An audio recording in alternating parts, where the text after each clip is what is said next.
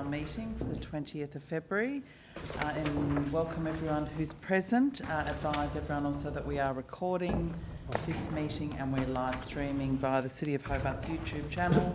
I'd like to request that all mobile devices either be switched to silent or even ideally turned off so we can concentrate on the meeting and the debate. I'd like to note that everyone is present and there's no leave of absences. I'll start by acknowledging the traditional owners of the land upon which the City of Hobart was built, the Muwanina people, who unfortunately due to colonisation didn't survive the colonisation process.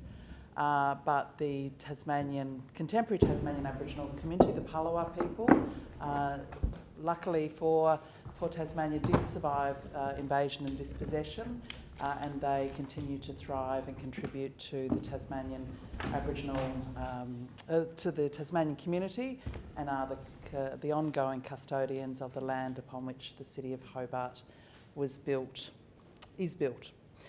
I'd now like to move to confirmation of our minutes and just note that there was a small error in the minutes with regard to the Economic Development and Communications Committee minutes that were included that we signed off on. The date should have read the 29th of September rather than, the date should have read the 1st of September, not the 29th of September 2022. Alderman Bloomfield, yes. The apology is under Section 5, notification of council workshops. I was also an apology. Okay, so that's noted. I move those minutes with there's an array of minutes there from various committee meetings previously, Lord Mayor, with those two amendments. Yes. Seconded by Councillor Dutta. All those in favour say aye. Aye. Against say no. Carried unanimously. Item 3 is the transfer of agenda items. Are there any items? Deputy Lord Mayor. Yes, Lord Mayor, I'd ask the indulgence of this council to move from the closed into the open. Item 6, which is the draft City of Hobart precincts plan discussion. Item 8, which is the e-scooter trial findings, and item 11, which is the future of local government review. Second that. Seconded by Alderman Zuko. All those in favour say aye. Aye. Against say no. That's carried unanimously. Is there another matter? Yes. Thank you, Lord Mayor. If we can consider moving items 22 and 24 to the position above item 10 to be the first substance heard, given the audience that we have tonight. Seconded by Councillor Sherlock. All those in favour say aye. Aye. Against say no. Carried unanimously. Communications from the Chair. I do have some communications. Oh, sorry, Councillor Dutta. Sorry, did you have another transfer? Another transfer. Yes. Item 27, the supplementary, that can be transferred to after 19. 27, the supplementary on Sand Bay to 19. Yeah, 27 to 19. All those in favour say aye. Aye. Sorry, there was a seconder for that one. Deputy Lord Mayor. All those in favour say aye. Aye. Against say no. Carried unanimously. Communications from the Chair. Yes, I do have some sad news to begin with. I'd like to pass on a message of condolence and support for the people of Turkey and Syria.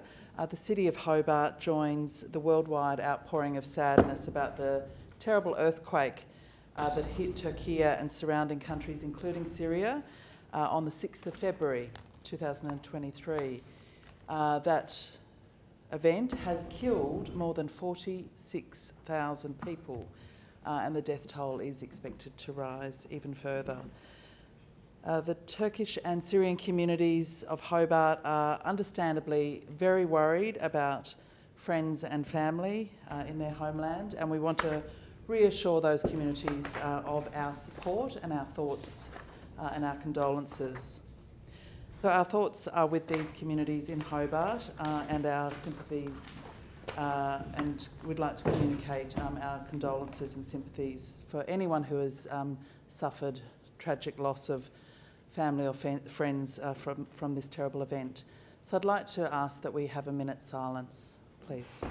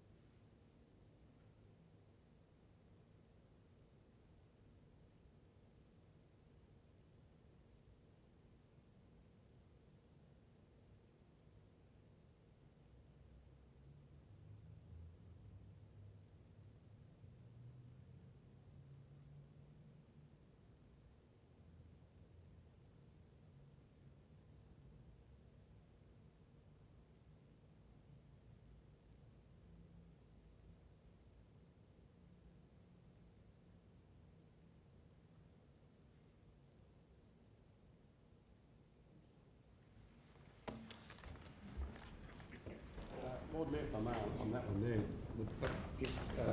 over the years there's been earthquakes in a number of cities that we've assisted in some way. Maybe if there's something the council or yourself can do and write to these organisations, if there's anything the council can do, whether it be small or anything, even fundraising assistance or something like that, and just asking if maybe you could write to both those organisations, the organisations within our community, to see what the council can do, but do it on your own behalf. Sure. Thank you. Thank you. We'll certainly take up that suggestion. Thank you for that. Alderman Zuko. I wanted to raise a question. Not at this stage. We'll come to that in a minute. I've got some. It's not yet at that stage. Thanks. And that would be appropriate. Thank you. Okay. Now the other item on my communications from the chair is just regarding the Lord Mayor's annual report. So as part of my role as Lord Mayor and the duties that are set out for the Lord Mayor or mayors generally under the Local Government Act 1993, I have produced annual reports, and this is the third one that I have produced in this role. And so I would like to table the most recent report at this meeting. It is the 21-22 annual report, so it goes from November 21 to November 22. And outlines the work that's carried out by me in my capacity as Lord Mayor to meet the 8 specific functions and duties under the legislation.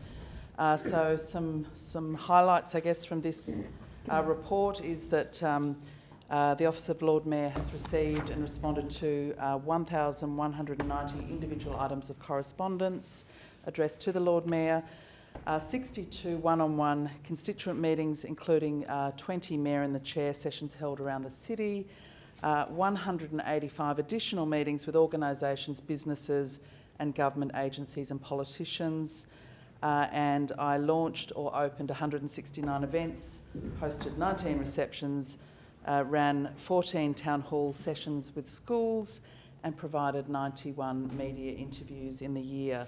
So the report will be on the council website for the public and distributed to yourselves and tabled in the minutes. Thank you. Okay, so the next item in the agenda is just reporting in on the council workshops that we've had since the last meeting. So on Monday the 30th of January we had a workshop that included e-scooter trial results, a ministerial briefing on local government reform, Tasmania's proposed arts, entertainment and sporting precinct at Macquarie Point. So in attendance at the workshop was myself, Deputy Lord Mayor, Councillor Harvey, Alderman Barakis, Councillor Dutta, Councillor Kelly, Councillor Elliott, Councillor Posselt and Councillor Lohberger, and an apology from Councillor Sherlock. And then on the 14th of February, there was another workshop which was on the Central Hobart Precinct Plan, which is on the agenda tonight, and the local government reform, also on the agenda tonight.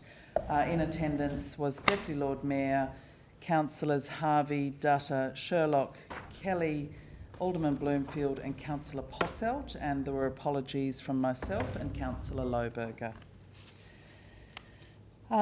Okay, now we're on to public question time. So we haven't received any questions on notice in advance, but I think this is the opportunity. If there is a question from the floor, is your opportunity to ask a question. Please come forward to the microphone and state your name before your question.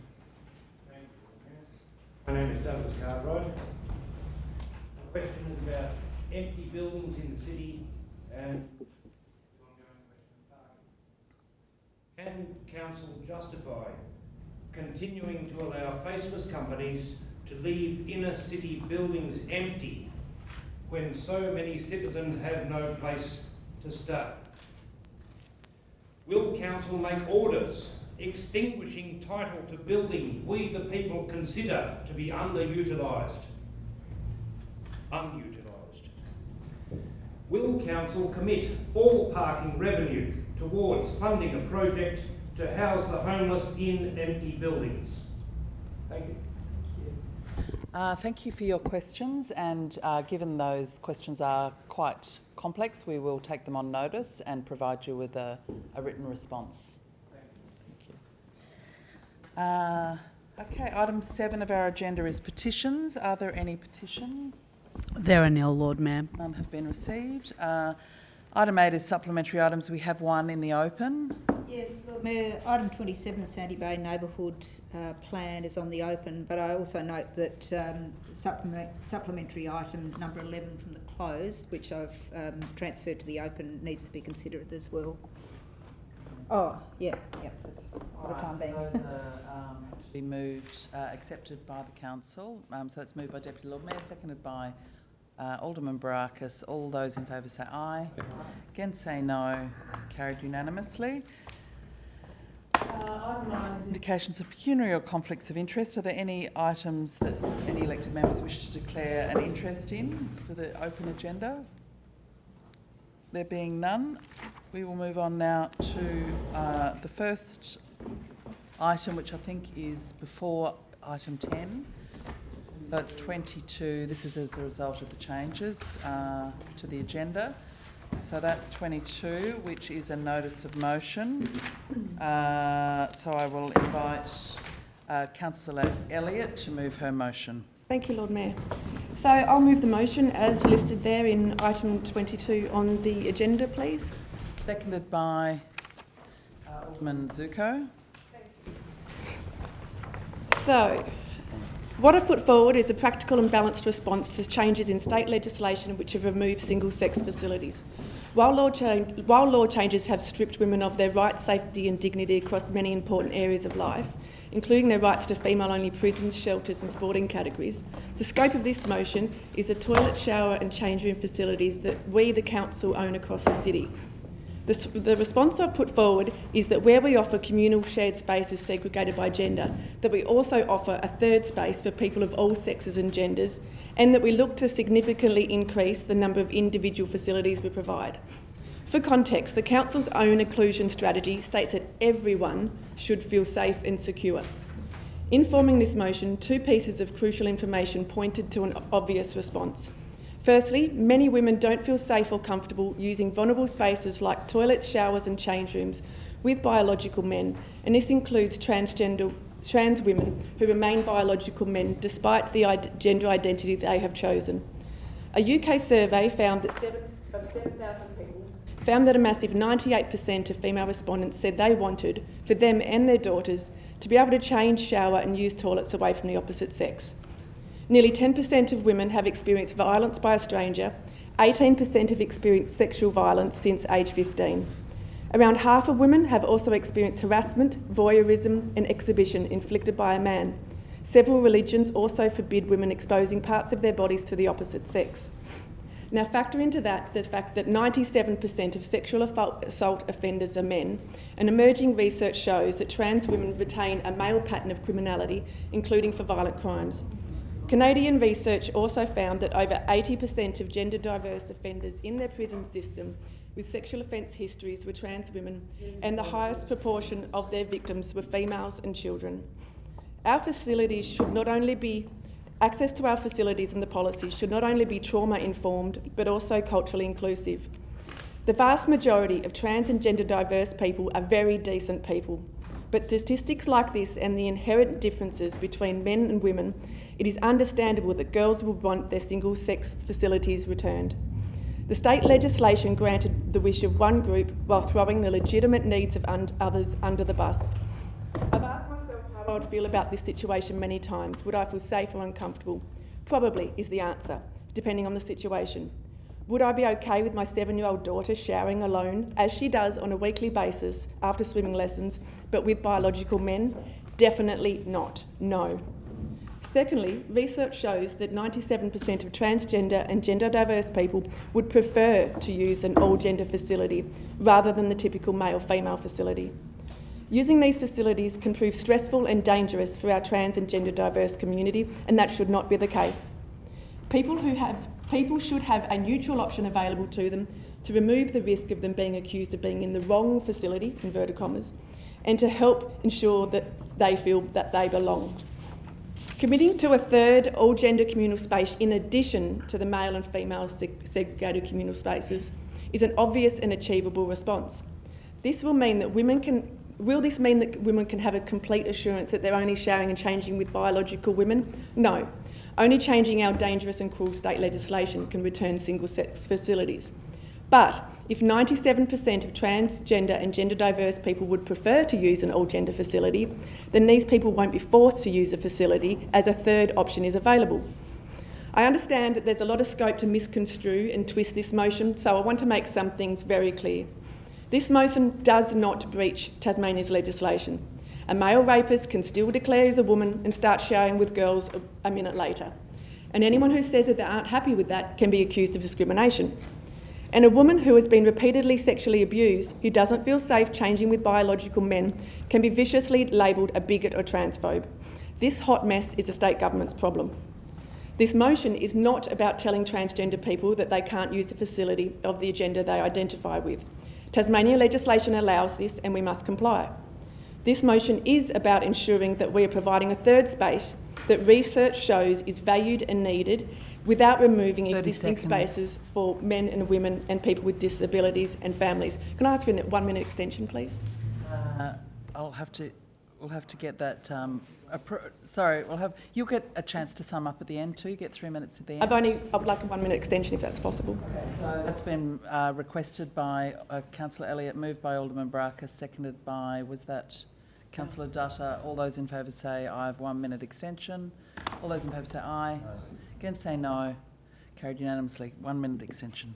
This motion is not about demonising anyone. Women who want their same-sex spaces are not anti-transgender. They simply don't want any biological men in their vulnerable spaces. This motion is not transgender. It is about providing an appropriate response to valid concerns from the community that I've been elected to represent. This is about providing additional options so more people can feel safe and comfortable. And finally, some will say that there's no problem. Those who do are clearly not listening, are only listening to those who agree with them, or simply don't care about the views of people whose opinion differs to their own. Some might say we're already doing this. No, we're not. This is bigger than the Aquatic Centre, where family change facilities have been overtaken as a band-aid response, and there are now long waits to use these. This is about all of our facilities, increasing the individual spaces we provide in our recreation areas, and a third communal space at sports grounds where 50 people often need to change simultaneously before a game. Some might say there's no need for this, that terrible things have happened. And I respond to this to say, look outside your comfort zone.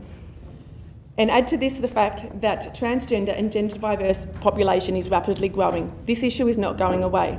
Ultimately, isn't it terrible enough that many women, girls and trans and gender diverse people don't feel safe or comfortable using our facilities? I think it is, and that's why I put this forward. Thank you. Councillor Sherlock, I think. Thank you very much. Thank you, Lord Mayor. Sorry, before my time starts, I was wondering if it was possible to ask a few questions to the relevant director, please. I've actually got about 9, so someone might need to stand up for a while, if that's okay. I just wanted to know, first of all, how long has the Aquatic Centre been operating within the Anti-Discrimination Act, specifically relating to our transgender diverse community? Who would like to take these questions? Is it Mr. Noy? Would you like to go up to the microphone, please, Mr. Oh, is it? Oh, you can be picked up there. Great. Thank you. Thank you. Thank you, Lord Mayor. Look, we sought advice in 2016 and we've been from the Anti-Discrimination Commissioner and we've acted on that advice since then. Thank you very much. So that's since 2016, so about 6 or 7 years ago. Have we had any incidents reported in the change rooms of predatory behaviour? Ms. Noy? Through you, Lord Mayor, no, we have not. Thank you. Are there any individual private spaces, toilets and change rooms with lockable doors in the general and member rooms at the Aquatic Centre? Mr. Noy? Yes, there are many, depending on depending on the facility. So there are lockable toilets and showers. Thank you very much. With regards to our sporting facilities, what is the current arrangements for those facilities, just generally speaking? So for sporting facilities, so we have generally signed male and female change rooms within our sporting facilities. So, yeah. Thank you. Has there been any reports of incidences reported from sporting clubs or any of the sporting individuals using sporting facilities? Ms. Noy? In recent times, look, we have had one incident reported to us in relation to the athletic centre. Thank you very much. What practice does the Hobart City Council currently utilise when building new toilet facilities? Yes, Chair. So we generally incorporate separate showers and toilet cubicles, all lockable. Thank you. Where in the Hobart City Council area do we have individual or unisex toilets and the ability for a private space? Sorry. I think is that the last question? Yep. It's the last Mr. Noy? Look, we've put in place new toilets and facilities in recent times. They are non-gender specific and they include Long Beach, Swan Street public toilets, Fern Tree public toilets, Tolmans Hill park toilets and Clare Street Oval public toilets. So they're all non-gender specific. Thank you very much. Thank you, Lord Mayor. So as the Director has pointed out, we are already increasing the supply of those individual spaces for new facilities, making 2B of this motion somewhat irrelevant. Part 2A talks about segregated communal shared spaces, and questioning things is important. So what are we actually saying here? Are we saying that segregation is a viable option? Is this motion saying that we would want to actively segregate people and prohibit certain people from going into certain places? The city must comply with the Anti-Discrimination Act. What's the point of placing ourselves within a framework where we could potentially be breaching the Act? Are we saying we are okay with potentially passing unlawful motions? So what is this motion hoping to achieve? I'm unsure of that, and as the chair for the Welcoming and Inclusive City Portfolio, I don't find it entirely inclusive. Let me preface my remaining commentary with the statement in this motion, and I quote, that this motion is intended to provide a logical response to a complex issue. So let's begin the process of looking at whether this motion is a logical response. To be clear, there is no negative meaning inherent in an action such as providing more facilities to the community. On the face of it, increasing the choices of the community seems that it would be better for each of us. It enhances our agency. However, looking more into the detail at the research provided for this motion, the linguistic choices and rationales offered to support this motion, one can locate some concerning elements. I would now like to turn my contributions to the rationale provided in this motion and focus on 4 main aspects. First, as noted in the motion, the Anti-Discrimination Act does permit trans women to use women's facilities and vice versa for trans men. These facilities are not for cisgender women and cisgender men only. So there is no need to deploy the language females women and males men. In fact, the language betrays a problematic cis-normative worldview. Second, the primary rationale provided concerns perceived safety and risk. However, there is insufficient evidence from the context in question, and let's remember the context in question is the Hobart City Council's purview, and that a clear and present danger exists. Absence of genuine risk means the item is not justified. There are 3 issues here for point 4b of the rationale. Number 1, this research article is from Sweden and therefore out of the purview of the Hobart City Council. Number 2, this research was conducted between 1973 and 2003. The data collected is during a period of time in which the proximity of it to this particular issue is considerably outdated when we're talking about social change, therefore arguably invalidating any correlation with clear and present risk. The outdated nature of the research is important because societies change, for one thing, but for another, it's hard to imagine that the original study was undertaken without some basis in prejudice. Again, cis-sexism or even just cis-normativity are likely to be at work here.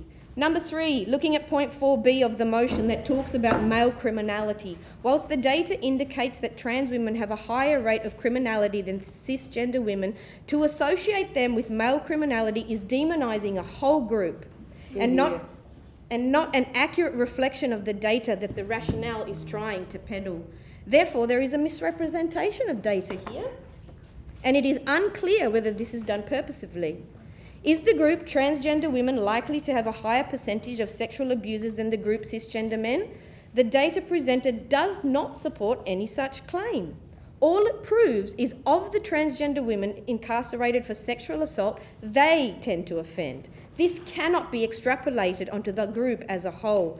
The data only proves, in the original context of Sweden, that trans women who have already committed crimes have continued to do so. But this is not representative of trans women as a whole. It's invalid to universalise the association of sexual predation and male biology.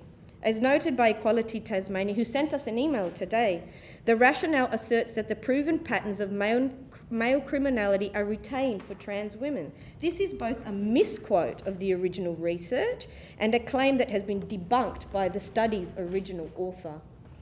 Of all the men in the world, only some of them go on to assault women. It is true that violence against women is a problem of cisgender men's behaviour. I am not discounting that in any way.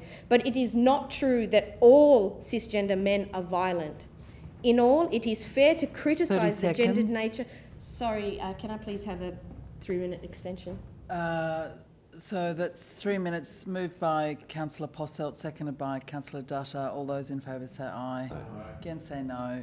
Carried in all, unanimously. it is fair to criticise the gendered nature of violence against women, but erroneous logic leading to the impression that all men are violent is clearly problematic.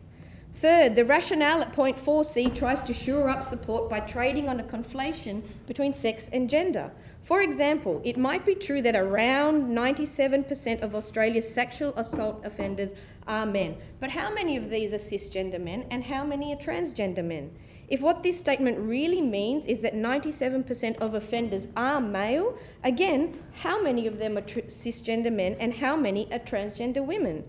I suggest that conceptual slipperiness plays into fear-mongering discourse to the unfair disadvantage of the trans community. Fourth, the UK study that was mentioned in the opening, again, irrelevant. The fact that 97% of respondents say that they value single-sex spaces and services should have no impact on the council whatsoever.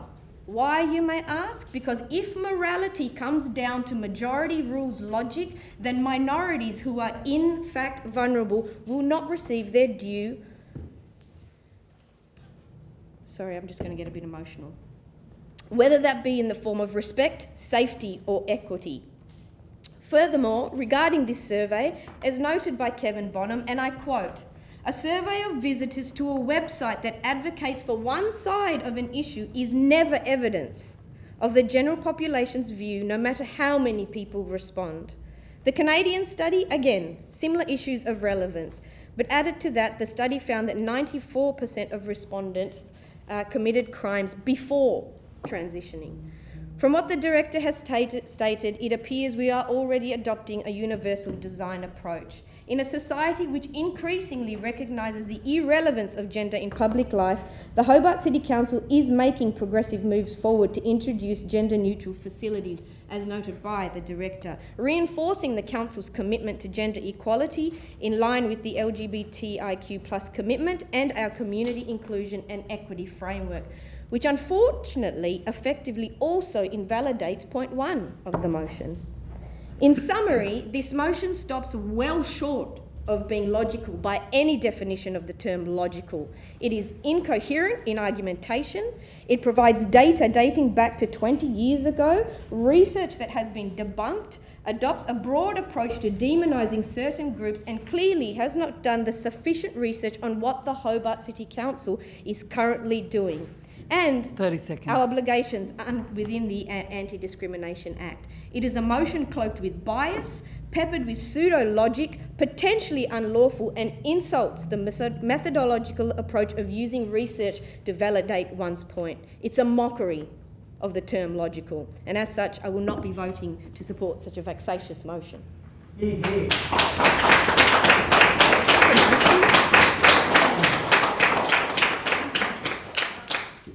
Lohberger. Thank you, Chair.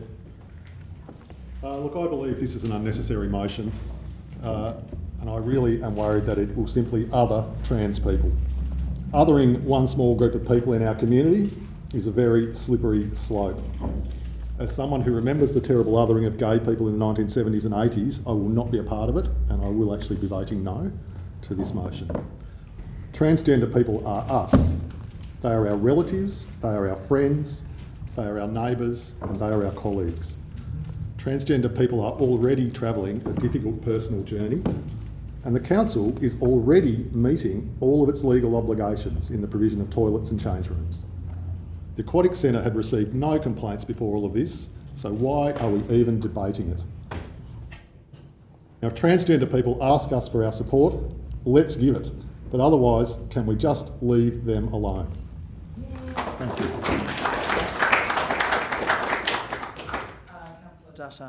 Thank you, Chair. Through you to whoever is able or in a position to answer the question. I've got one question, and the question is, what would it cost the Council to refurbish the existing change room, toilets and shower facilities, and how much will it cost to put or build a whole new facility for the Aquatic Centre? Thank you. Mr. Noy, you might, might need to take it on notice, maybe. I don't know. Look, I'll give it my best shot, Lord Mayor. If it was a refurbished existing facility, which we don't have really the capacity there, it would be in the order of 600 to 800,000. If it was to be a new built facility, it would range in the order of 1 to 2 million. Thank you. Further discussion? Is there any? Alderman Bloomfield. I feel that the Hobart City Council adequately ensures that all community members are safe and comfortable using change rooms, toilets and showering facilities at the Aquatic Centre. This is demonstrated by the fact that there are no recorded instances of men using gender identification as a reason to gain access to areas they would not otherwise be entitled to, since gender identification was installed as law. My family, in fact, has several LGBTIQ+ members within its midst.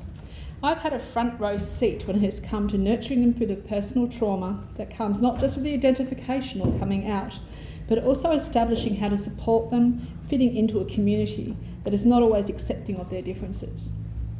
The experience, in fact, taught me love and compassion. It taught me how not to judge, but to listen, nurture, and then when the time came, as it does now, to stand up for what is right. This debate has been going on for a few weeks, and it was established right before Pride Week. I am grateful to the Mercury that they chose not to allow this distressing and divisive debate to hijack what should have been a celebration of a minority group whose only request is to be allowed to fit in with us all. Each elected member around this room must remind themselves they have a legal requirement and a responsibility not to cause a reasonable person offence or embarrassment. Community division sadly has given rise to a highly vulnerable trans community feeling even less included than before. I recently saw and got permission for a tweet that I found on Twitter. It said, "Going to the beach while trans femme.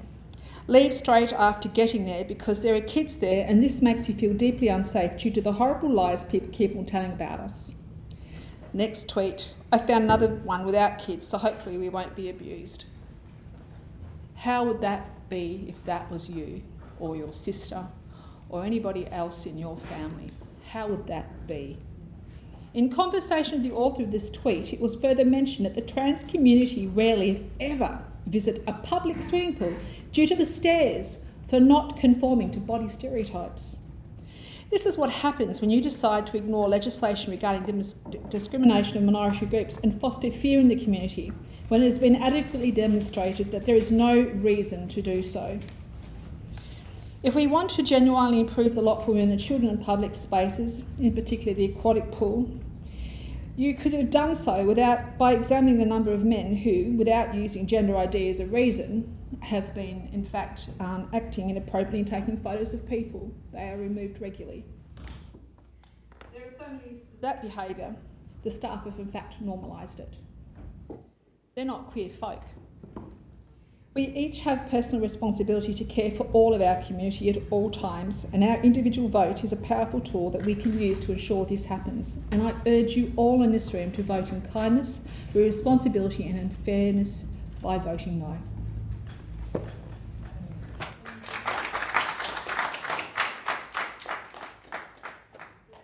Discussion, Councillor Posselt. Thank you, Lord Mayor. Look, I just want to point out a couple of things, I suppose, with regard to the motion under debate at the moment. You know, I support everything that is said, particular Councillor Sherlock's interrogation of the evidence used as somebody with a science background. I concur thoroughly that it's a very, very poor use of research to try and back up an argument, something that, you know, we term in the scientific community cherry picking. But, you know, I'm so disappointed. I'm so disappointed to be here. Why are we even having this debate? Like, we have a city to run, and throughout the election campaign, certain members of the now council ran or tried to prosecute an argument that this council's a circus, but I only see one clown here.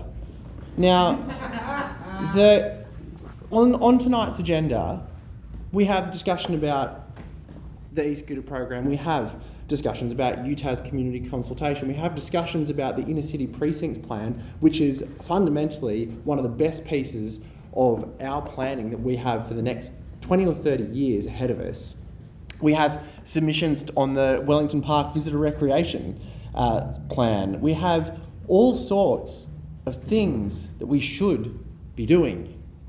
And instead, we're here debating a motion that is completely superfluous, that is completely debunked, that the organisational response has said is already in place. And I'm just at a loss as to why we're even here. So, you know, I would call on all councillors around this table to consider what notice of motions they put forward and if they are productive to us as a functioning council. Because we're doing some really, really good stuff in this council. As I said, the inner city precincts plan, mobility planning, we are absolutely hitting the ball out of the park. But the distraction will be in tomorrow's paper, and it won't be the doing of anyone here who has a productive agenda in their mind. Thank you.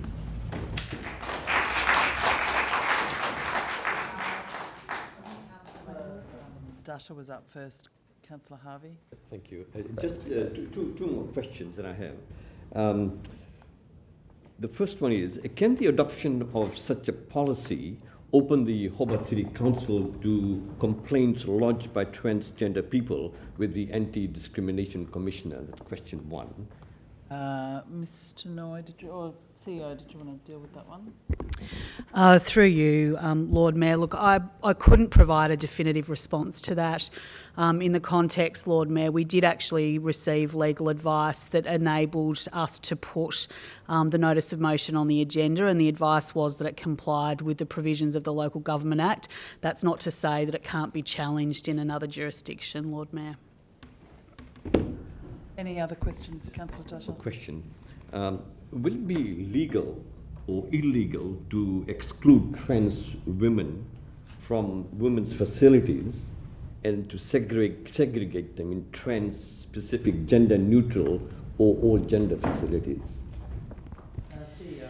So through you, Lord Mayor, I think it's important at this point to acknowledge I'm not actually a lawyer, so I can't again provide you with a definitive response, albeit that I will say that Council currently complies with its requirements under the relevant legislation and will continue to do so.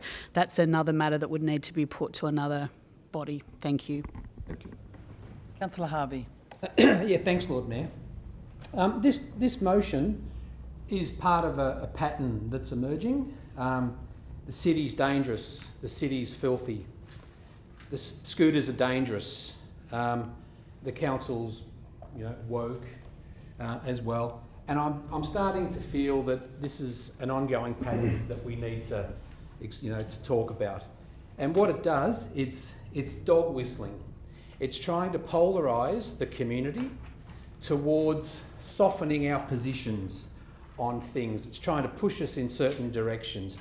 And calling our toilets and change rooms unsafe and trying to criticise other groups of people, I think is part of this.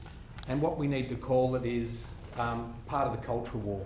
And I think it needs to be really called out that what's being engaged in is a culture war against transformation. It's against moving forward.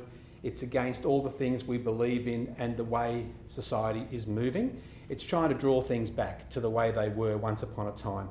And I think we need to understand that this sort of populism is not welcome, that we need to be really careful and not engage in this sort of culture war and this sort of dog whistling approach to politics in the council.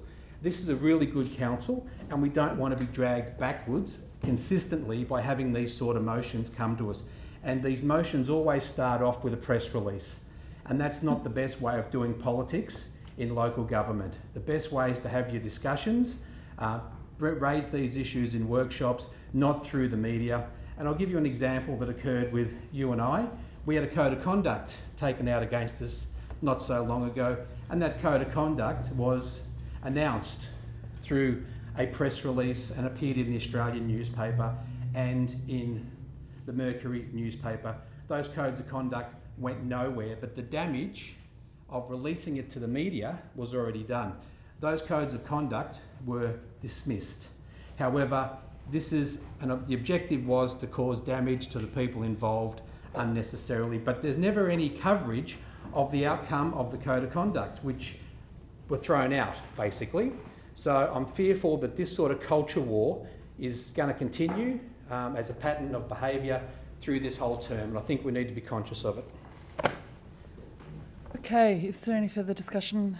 Yes, Lord Mayor, I won't speak for long, but what I will do is read you an excerpt from something that was sent to us today in relation to the direct impact of this kind of motion for all the things that have been said by Councillor Harvey, Councillor Sherlock and so forth, and Alderman Bloomfield in particular. So I'll quote, "I am a trans non-binary person who has been a member of the Doon Kennedy Hobart Aquatic Centre for just under a year now. I frequent the centre 3 to 4 times a week, whether it is to use the gym, swim laps or play water basketball. It has become almost a second home to me since starting to use the facilities to recover from gender-affirming top surgery last March. On the day of the protest held by LGBT Tasmania, I was at Doon Kennedy Centre to use the gym." I arrived half an hour after they left but heard about the events. And I might add, I had a patient who was accosted by the protesters when she was entering the facility and felt that they overstepped what was reasonable in approaching patrons who were attending. I arrived half an hour after they left but heard about the events, what they were protesting and the pamphlets left behind. I decided to use the gym regardless, as I didn't want to feel intimidated by the events but felt incredibly anxious the entire time. While working out, I recall looking at everyone in the gym and wondering if they were part of the people protesting, which made me feel very on edge. Usually I would use the gym before work and use the members' change rooms after to shower and get ready for the day. However, since the day of the protest, my anxiety levels have increased significantly around using the change rooms and bathrooms. I have only used the change rooms once and felt on edge and unsafe, and continue to wonder if the people in the change rooms were there that day and maybe read some of the content that was handed out to the public. Now, this is the worst bit from a member of this council. I have since decided not to use the gym before work so I don't have to navigate the stressful situation of using the change rooms for fear of being confronted by someone there. It has been quite the shock experiencing such hostility to our community so close to home. Using change rooms was already a very vulnerable and anxiety-inducing experience after this event, despite the efforts and support of the centre. I don't feel comfortable using the change rooms, and thus has resulted in me accessing the gym less and less. This in turn has led to less physical exercise and thus had a significant impact on my mental health. And I'll stop there, but whatever the intention of this motion, whether it's coming from the best of places, this is the result. This is the unfortunate and very real result for the transgender community, and I deplore the fact that this is hurting so many people.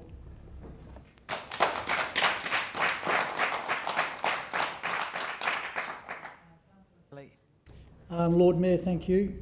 I've had a number of emails that actually support this motion tonight. However, based on all evidence, I just see there is no clear and present threat that justifies this motion. There is no breach of government legislation. There is no way that such a proposal could be policed and effectively implemented, I don't think. Based on this, it's all been said tonight, and I'm going to leave it at that, and I will not support this motion. Thank you.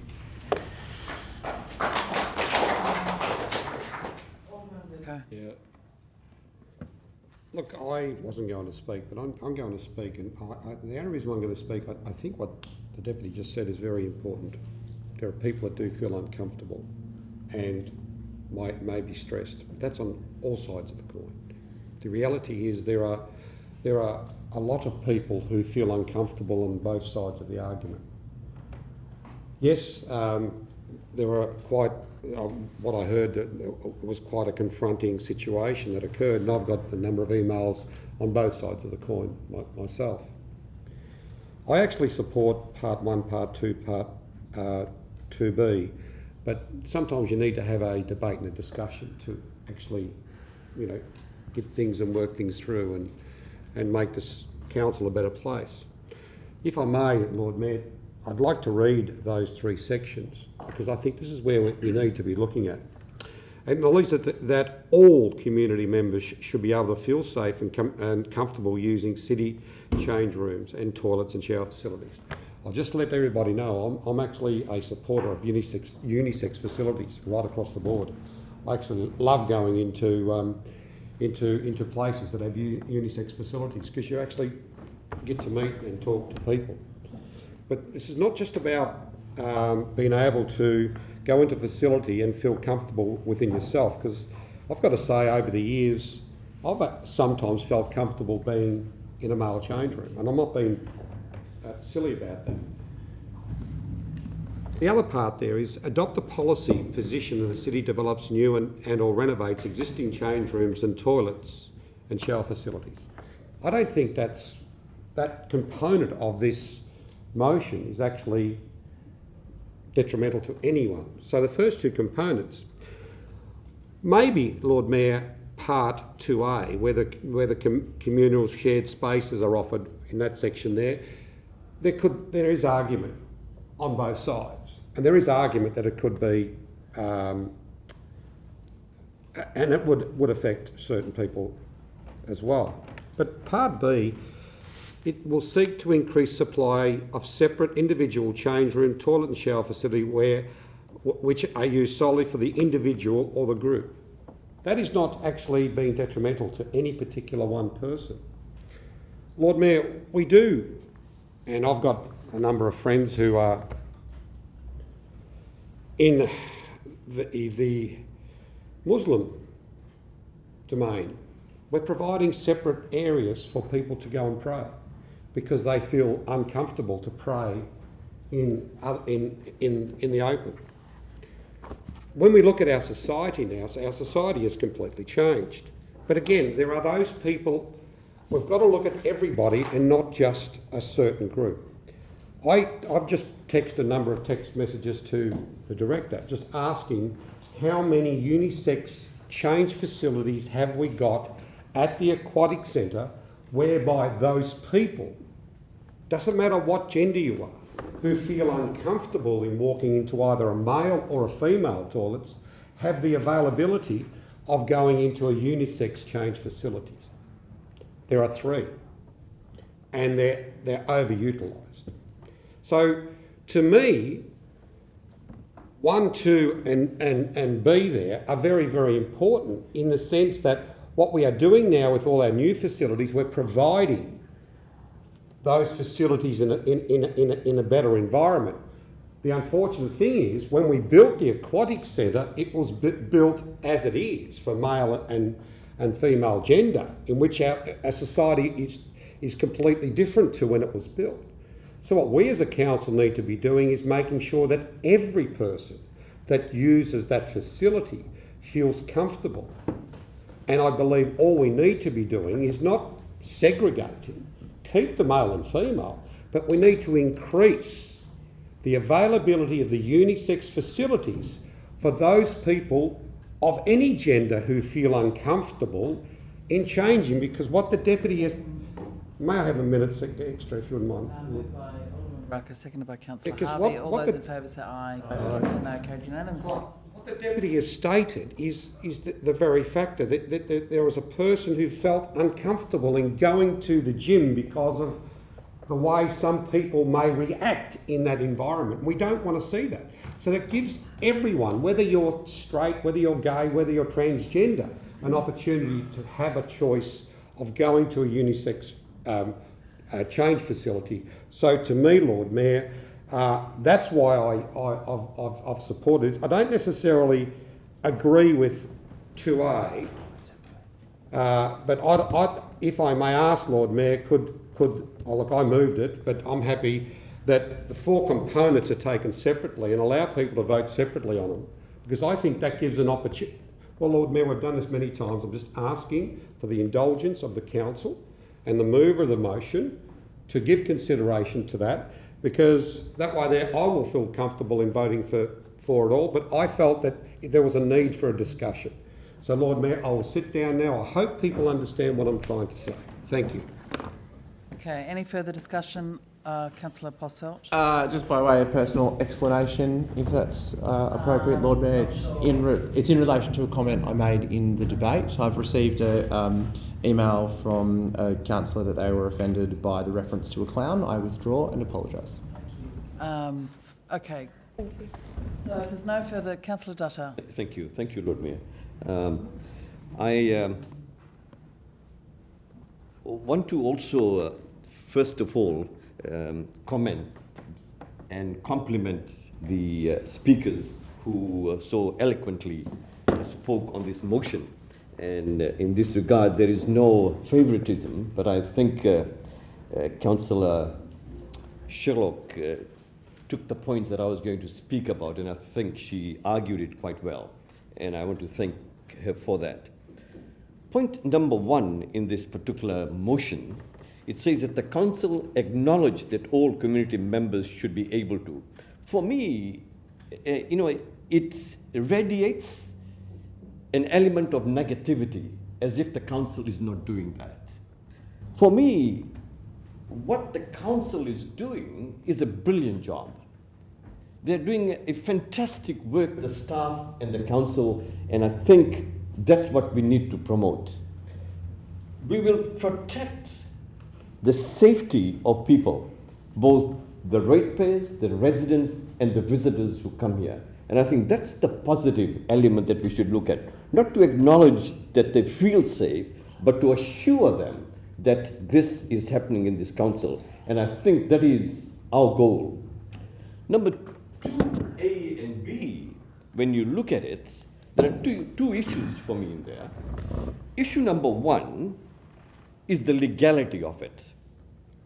Now, legally, the council has not done anything wrong. We have been compliant, and there is nothing there that can be brought against us. So therefore, what I'm saying is that the facilities we have is quite okay. There's nothing wrong with it, and it gives options to people as to where they want to go and use whatever. So legally, we are on a very solid ground.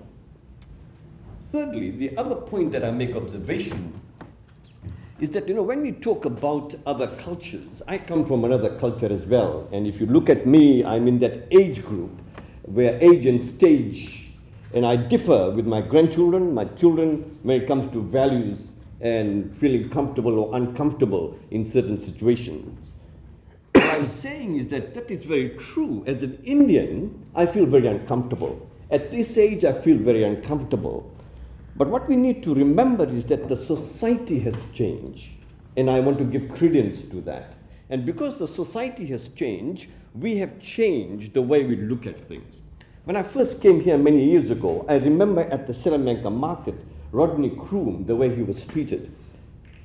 It shocked me, but that's the way it was.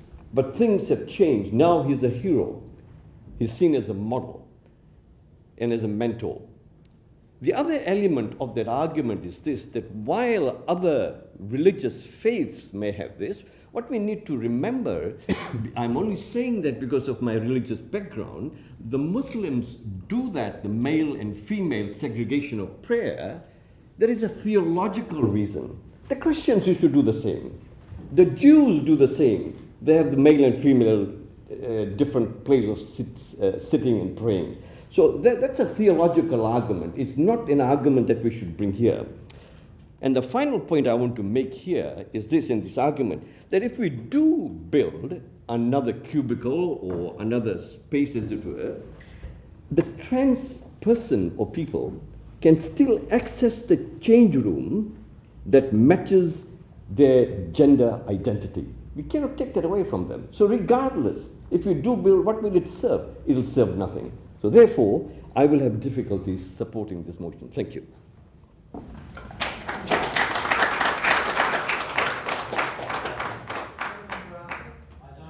So thank you, Lord Mayor. I don't seek to speak for very long on this. Actually, I don't seek to speak really at all. I just wanted to ask a question. Hypothetical, through you, to whoever's best able to answer it. Should this motion in its entirety get supported by the council, would it actually, and these policies were implemented, would individuals be prevented from going to a bathroom or restroom that matched their gender identity?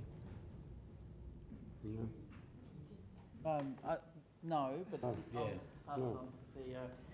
No, that's correct, Lord Mayor. Okay, so legislation covers it. whether Ellie would like to sum up at all? No, I'm fine. Thank you, though.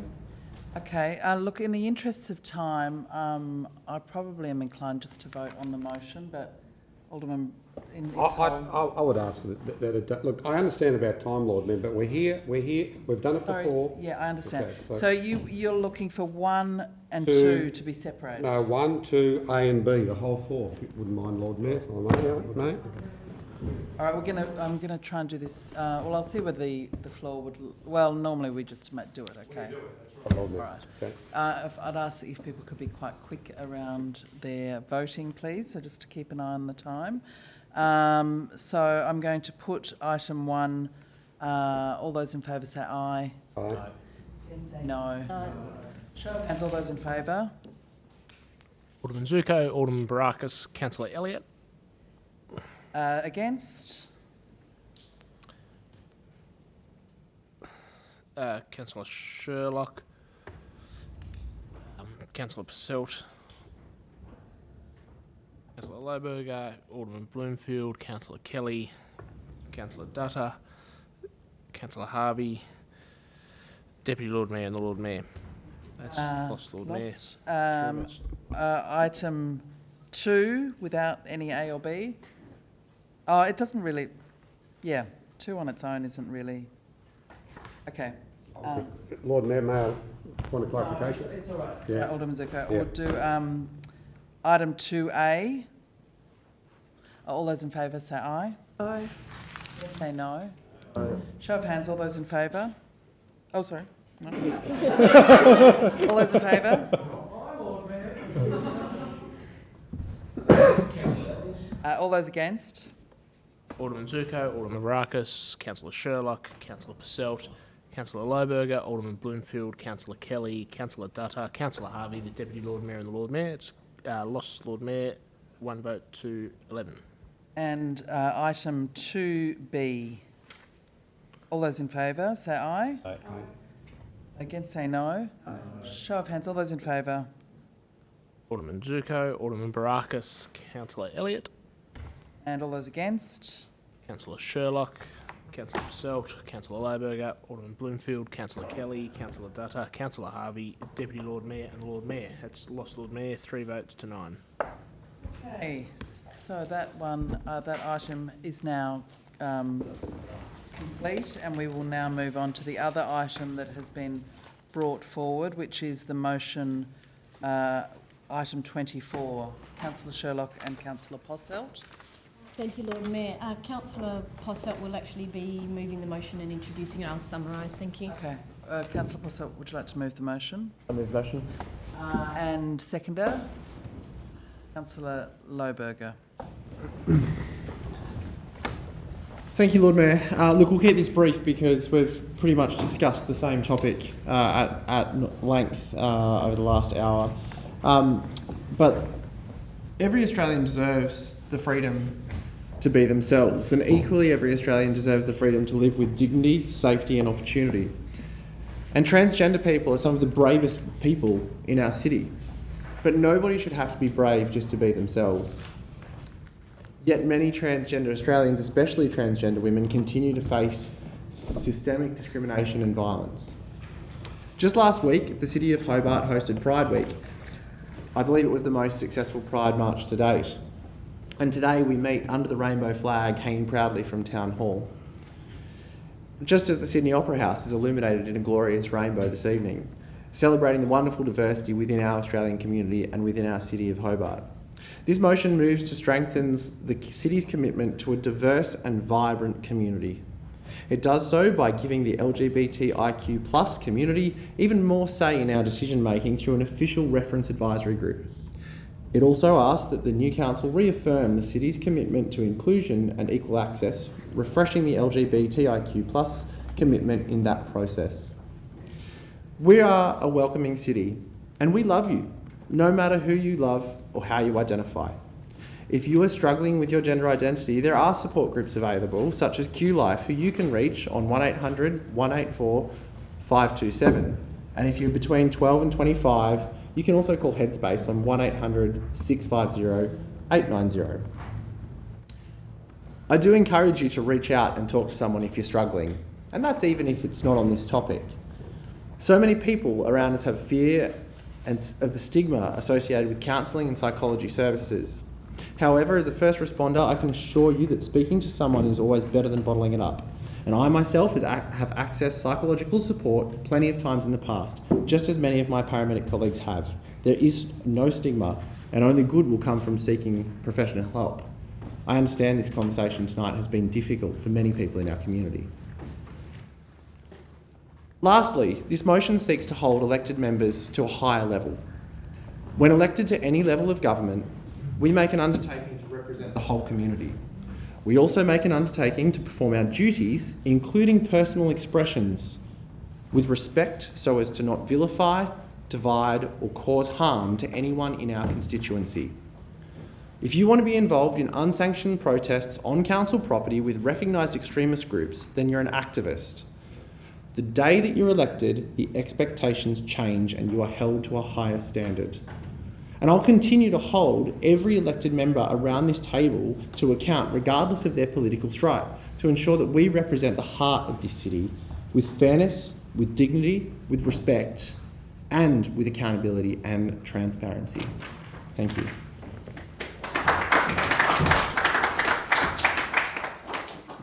Further discussion on the motion? If not, I will Alderman Barakis. Thank you, Lord Mayor.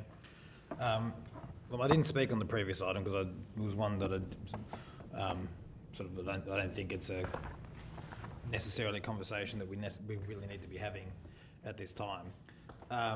But on this one, I will note, Councillor Dutta said in the previous item that there was with part one of the previous item that there was an inherent negativity in implying that council wasn't already doing a lot of these things as far as making sure that people were safe.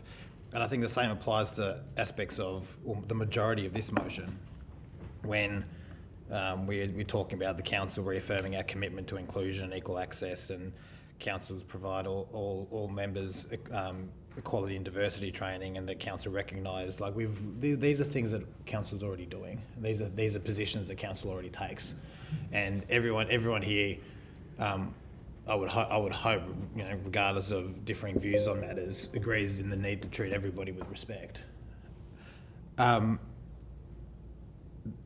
What I do have issue with is part 4 of this motion.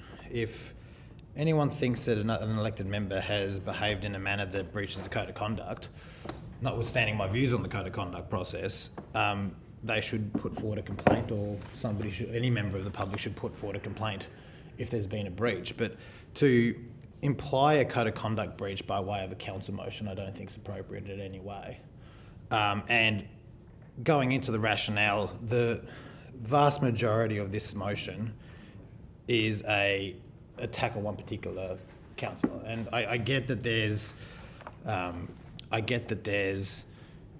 this is a sensitive issue, and I get that there is political to and froing that happens during debates such as this, and I'm not innocent in that either. But to have motions specifically aimed at attacking a particular councillor, I won't support. I didn't support it when it happened a couple of months ago, and I generally don't think it's appropriate. So I won't be supporting this. I think the majority of it is work that's already being done by this council, or positions that this council already takes, and part 4 is intended as being a specific attack against one councillor, and I don't think that's something council should be doing by way of policy. Any further discussion? Alderman Bloomfield. When we first took our allegiance to become aldermen, our world's changed, and so did our responsibilities. We are seen as the community leaders. Our behaviours are seen and looked to as this is how Hobart thinks, breathes and acts. So anything that we do in this room is seen as representative of our community. That makes it absolutely vital that whatever we choose to do, it must be done in a way that properly reflects our community. And I suspect this is why this motion has come to be, because with the amount of things that come through the paper, like Councillor Harvey so rightly noted, often we see the negative, we never see the outcome. So we need to shine a light and say this behaviour, this type of discussion, this kind of motion that we have seen coming through, we need to also supply leadership. And we need to supply leadership that tells the community that they are safe, and that it tells the community, no matter who they are, that they are respected, and they can expect, I would hope, to feel no longer othered, as Councillor Lohberger replied. Discussion, Alderman Zuko. Look, Lord Mayor, I went through a similar motion a couple of months ago, and these types of motion do not help the environment of this council. It really beggars belief where a little while later in the agenda we're going to talk about the Code of Conduct. And here it talks about the Code of Conduct. Everyone knows what we can and cannot do as elected members. There's no restraint whether we are elected or not on what we do, who we decide to lobby with and not lobby with. Whether we're a lobbyist prior, whether we're a lobbyist after, we are here to represent the community. I just find this, we talked a moment ago, you mentioned, Lord Mayor, about, well, let's hurry up because we've got a lot on the agenda, and also mentioned by other people. But yet we have to stand up and discuss motions like this, in which we know that's governed by the legislation. But this is not about the transgender community or the LGBT community. This is about an attack on one particular person on our council. This is what it's all about. Lord Mayor. Point of order, Lord Mayor. I didn't. Yeah. I appreciate that this is a sensitive issue, but we've had constant interjections and. Where is that coming from? From the gallery, Lord Mayor. Oh, okay. Yeah. Look, I will ask gallery not to interject, but it is the section 41 of the Act does ask that the public must not hinder or disrupt a meeting. I only just heard a murmur, right. But it is a warning, I guess, to not call out. It was the second time. The first time I let it go. This is the second time. It's just, okay. I don't try and interrupt other people, so it's good. Lord Mayor, whether or not we have an individual dislike or we don't agree with a fellow elected member or elected members of the public, like elected members, have a right under the legislation to go down the Code of Conduct trail, as mentioned by Councillor Harvey. Whether we like it or dislike it, that's the mechanism that we have in place. And I think, and I'm going to ask, in particular, the newly elected members who have been part of the two motions that have come forward so far on the attack of certain individuals, that maybe it's time that you actually decided your role here in not attacking individual elected members if you want to work with those individual elected members. Because this type of motions does not help the situation if we're going to be sitting here around this table trying to work with each other for the next 4 years. I'll say it, as I said it before, I was going to say it again, I'm not going to tolerate this. Because if I see another one that comes up, I'm just going to simply walk out that door and write again to the Director of Local Government. Because I don't think the Director of Local Government is very impressed on this council, because the Lord Mayor stated to us most recently about a letter that went to each elected member across the country. But the Lord Mayor didn't read all of that. If you actually read the crux of it, it's about the way all elected members behave with each other.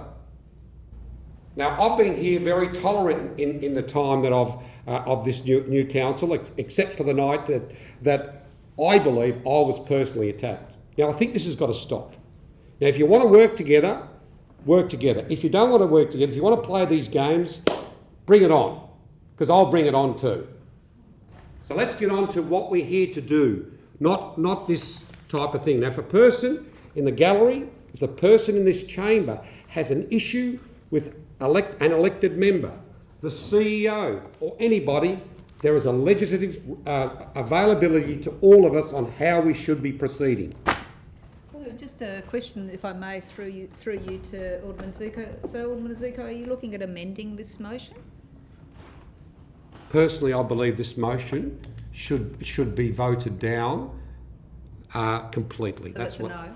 No. Further discussion? Any further discussion? Deputy Lord Mayor, you're up. Thank you. I won't speak to the motion, but I will on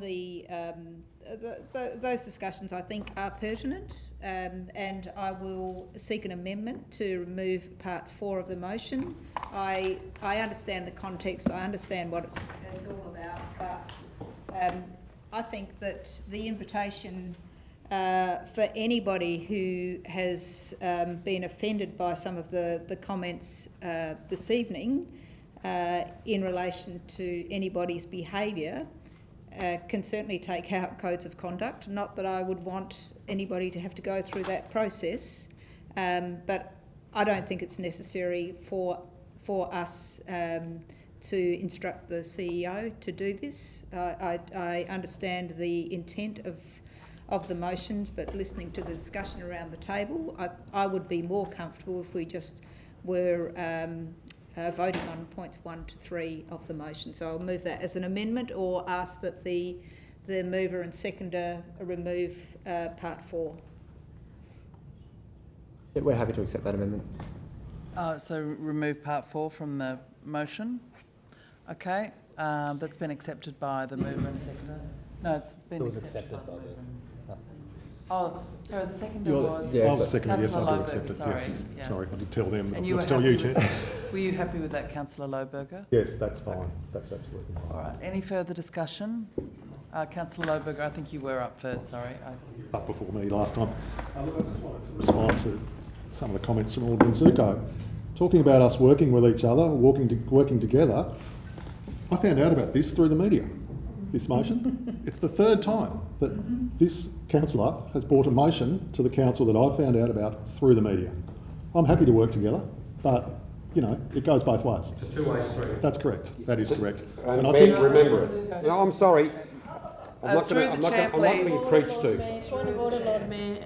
A councillor is interrupting another Look, councillor. I sincerely I'd like you to apologise, rule Lord on Mayor. that, please. Thank you, Lord Mayor. Yeah, I sincerely apologise, but Councillor Lohberger should know what words he's stating. I'll rule on it that you don't interrupt another councillor. And through me, please, Councillor Lohberger, not to other council members. So just through you, Chair, I'm happy to work together, but we all do indeed need to work together, and you know, you can't just stand up in here having not done that and accuse everybody else of not doing it. I just think, you know, it does cut both ways, so I will accept Alderman Zuko's comment.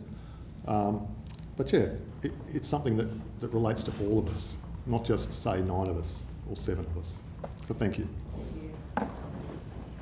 Okay, if there's any further discussion, Councillor Kelly. Yeah, I'd just like to reinforce comments made by Alderman Zuko and Barakis. And we'd had this discussion before. Motions about motions, it's just, we're just wasting our time here. It's just a joke. It puts a whole new definition to the slant on the word perpetual motion, doesn't it? Because that's what state this chamber is in at the moment. I just hope that people would just stick to the game and the core issues. Everything that's been said in this motion almost has been said and has been the case of the councils anyway. So I'd just like to reinforce what was said before by these other 2 aldermen. Thank you.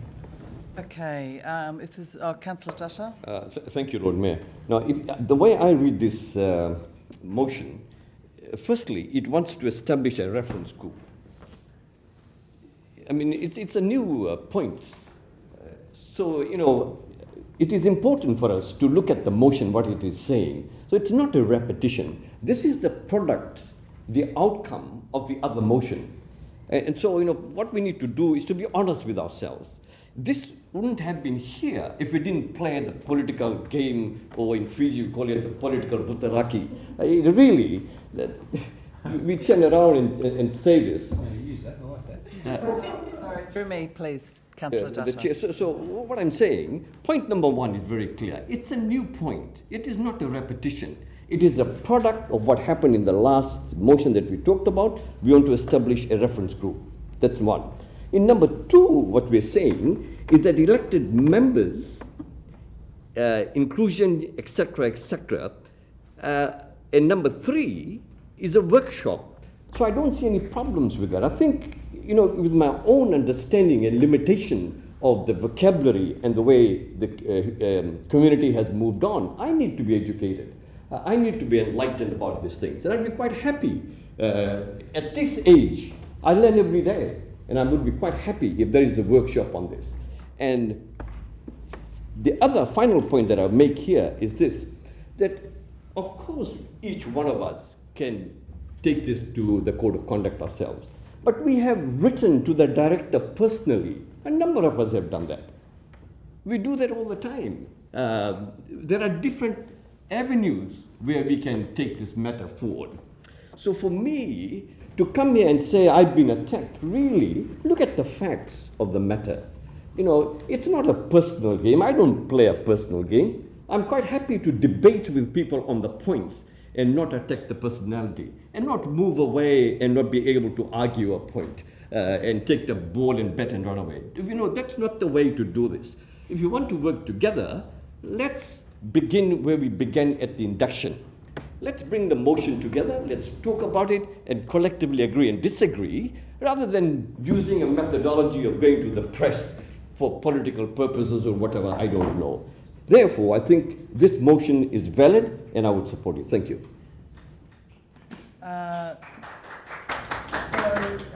Further discussion, Councillor Elliott. Yes, I want to move an amendment, please, to item 24.3, and basically change the wording. Change the wording in that so that it reads, Council note that gender identity is a prescribed attribute in the Anti-Discrimination Act 1998, and that the Act prohibits discrimination on a range of attributes, including gender identity. My reasoning for that is that I think as it's written there, there's been an overlay of personal belief rather than, ideology, rather than what the actual Act is all about. The Act states itself. The amendment. Is there a seconder? Okay, it's lapse. It'll lapse for a seconder. Our meeting procedures, sorry Lord Mayor, the meeting procedures haven't changed, have they? Okay. Yeah, because I've spoken, I can't, that's right. Yeah. I just wondered that. There's a seconder. Yeah. There's no seconder. That'll lapse, Councillor Elliott. Okay.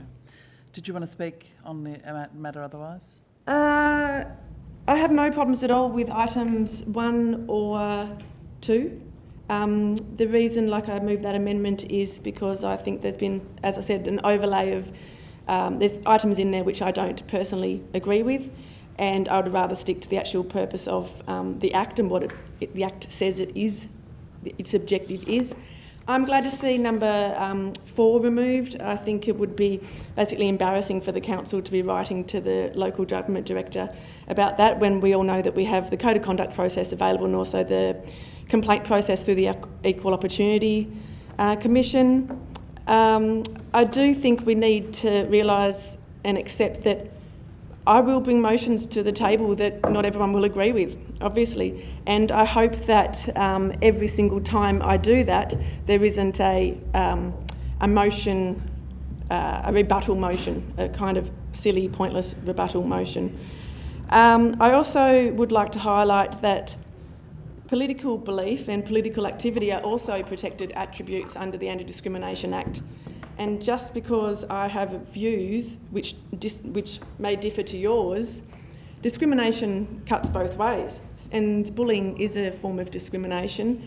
And especially point number 4 here is threatening bullying. So I think just a reminder that tolerance works always as well. I don't think I should be bullied or threatened or shamed into some sort of submission and groupthink for having an opinion that differs to everybody else. Point of order, yes. What is it, Councillor Lobo? Point number 4 does not refer to Councillor Elliott. What's the point of order? I believe. I think... Attachment A. It's off the table. Which is all of me. Sorry. So the point of order is misrepresenting another elected member.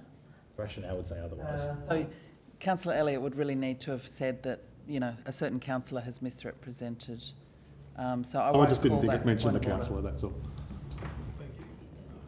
There's a whole attachment of my screenshots which I would stand by and completely share to the world again, no problem at all. Because I have a view that differs to other people, and yeah, just a quick reminder that political belief, political activity are also attributes where discrimination can occur, and I hope this isn't a continuous cycle. Thank you. Okay, if there's no further discussion, would you like to sum up, Councillor Sure, Sherlock? thank you very much, Lord Mayor. I did just want to ask two questions before I begin.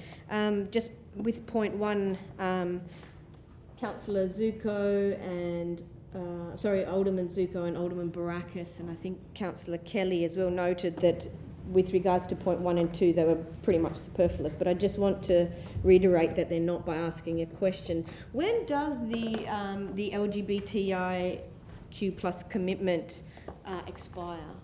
Through you, Chair, to the relevant. 2023? Lord Mayor, I don't have the exact date. I think it's the end of this year. Great, very good. Thank you so much for that. And point number 2 is, do we actually have an LGBTIQ plus reference group at the moment? Through you, Lord Mayor, no. Okay, great. So point 1 is not superfluous. We're actually trying to achieve something here, and that is in 2023, this commitment is actually going to expire. So as the motion actually states, we need to review that commitment. It's valid. Number 2, we do not, as already reiterated, have the LGBTIQ plus reference group once again needed. Once again, that point 1 is not invalid at all. Next question. Point number 2, when we're talking about elected members having training, have we as a new council, elected members, had equality, inclusion and gender diversity training through a formal workshop? It's through you? No, we haven't. Okay. So once again, point 2 is not irrelevant either. So I think it really needs to be reiterated when you want to talk about a motion that you think is, what was it? A silly rebuttal motion, or it's in fact a perpetual motion, a motion on a motion. We must actually be really accurate in the facts, because that is not the case. The other thing I do want to note is that this is not a personal attack. This is also not, as Councillor Elliott noted, something that should be considered embarrassing. It's not to write to the Director. As Councillor Dutta already stated, we've done so in the past. What I do want to finish with is this. Let me just bring it up, I'm so sorry. Is that I'm delighted that Equality Tasmania, who wrote to all of us today, actually pointed out that we note, and I quote, "We note there is another motion put forward by Councillors Sherlock and Posselt. We endorse the motion's support for inclusion, equal access, relevant training, respect for the law and respect for codes of conduct." And I think that's really, really important to reiterate, because that's exactly what this motion is doing. And as Alderman Bloomfield already pointed out as well, we expect higher standards of conduct from all of us now as elected members and representatives of the community that we endeavour to represent. In summary, personally, I would really encourage those who hold standards of behaviour, transparency and accountability as important. Thank you. Okay, I will put the motion, which is now, it's been amended, so it's just items 1, 2 and 3. Item 4 has been withdrawn. I'll put that. All those in favour say aye. Aye. Against say no. No. Show of hands, all those in favour. Alderman Zuko, Councillor Sherlock, Councillor Posselt, Councillor Loberger, Alderman Bloomfield, Councillor Kelly, Councillor Dutta, Councillor Harvey, Deputy Lord Mayor and the Lord Mayor.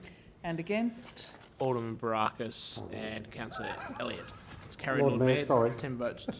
Sorry, I'm withdrawing my vote, sorry. So I'll need to put that again. One little component in there that all I those in misread. favour say aye.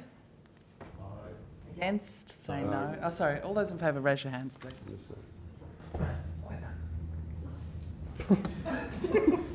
Sherlock, Councillor Posselt, Councillor Loberger, Alderman Bloomfield, Councillor Kelly, Councillor Dutta, Councillor Harvey, Deputy Lord Mayor and the Lord Mayor. And against? Alderman Zuko, Alderman Barakis and Councillor Elliott. That's carried, Lord Mayor, 9 votes to 3. Okay. Okay, Very good. thank you, and thank you for those attending for those two motions. We're now going to move on to item 10, which is the elected member model code of conduct. Deputy Lord Mayor, would you like to move that? Anybody wants to leave the chamber at this point, Chairman? That's all right. People are. Yeah. All right. That's So item 10 is elected member model of code of conduct. It's really basically to support Councillor Sherlock. the model that's come through from the office of the local government division, I think. Anyway, move that. Discussion. I'll put that. All those in favour say aye. Against say no. Carried unanimously. Item 11 is the response to the Keep Council local petition. Would someone like to move the recommendation? Councillor Harvey, seconded by Councillor Posselt. Any discussion on that? There being no discussion, I'll put that. All those in favour say aye. Against say no. Carried unanimously. Although I do, is someone noting the people that aren't here? Councillor Dutton hasn't been here for the vote. Okay. Item 12 is the response to a petition on the name change of Macquarie Street. Moved by Deputy Lord Mayor, seconded by Councillor Sherlock. Just a point, if I may, before we vote on this. I think the intention, and I believe, because I couldn't access the original report last night with some computer problems, but I believe this was initiated by school children, was that right? Yes. Yeah. So whilst there's a report which suggests that there is difficulty in, well, there are a number of hurdles to actually doing name changes, I think it comes from a really good position to try and consider some of those reflections of Aboriginal place names and so forth, and apart from the fact that the question around Governor Macquarie and who it was named after, and I would be interested to see, as the discussion around the referendum and a voice to Parliament of Aboriginal people, whether there will be more discussion around place name changes reflected in our city as well as elsewhere in Tasmania. Is there any further discussion on this at all? I might say something. I'm just wondering, I can't move an amendment myself because I'm in the chair, but I do wonder whether there might be some additional item 3 potentially that could allow for the petitioners, given again it was school children, and I guess it's in the theme of truth-telling about history and telling a more complete history, that there could be some sort of amendment to suggest that the community arts team or the community engagement team work with the petitioners, particularly the school group, about some sort of community art project that reflects the issues raised in the motion about truth-telling and history and that process. So it does, obviously this formal process of name change is not practical in the current context, and the staff's report makes that very clear.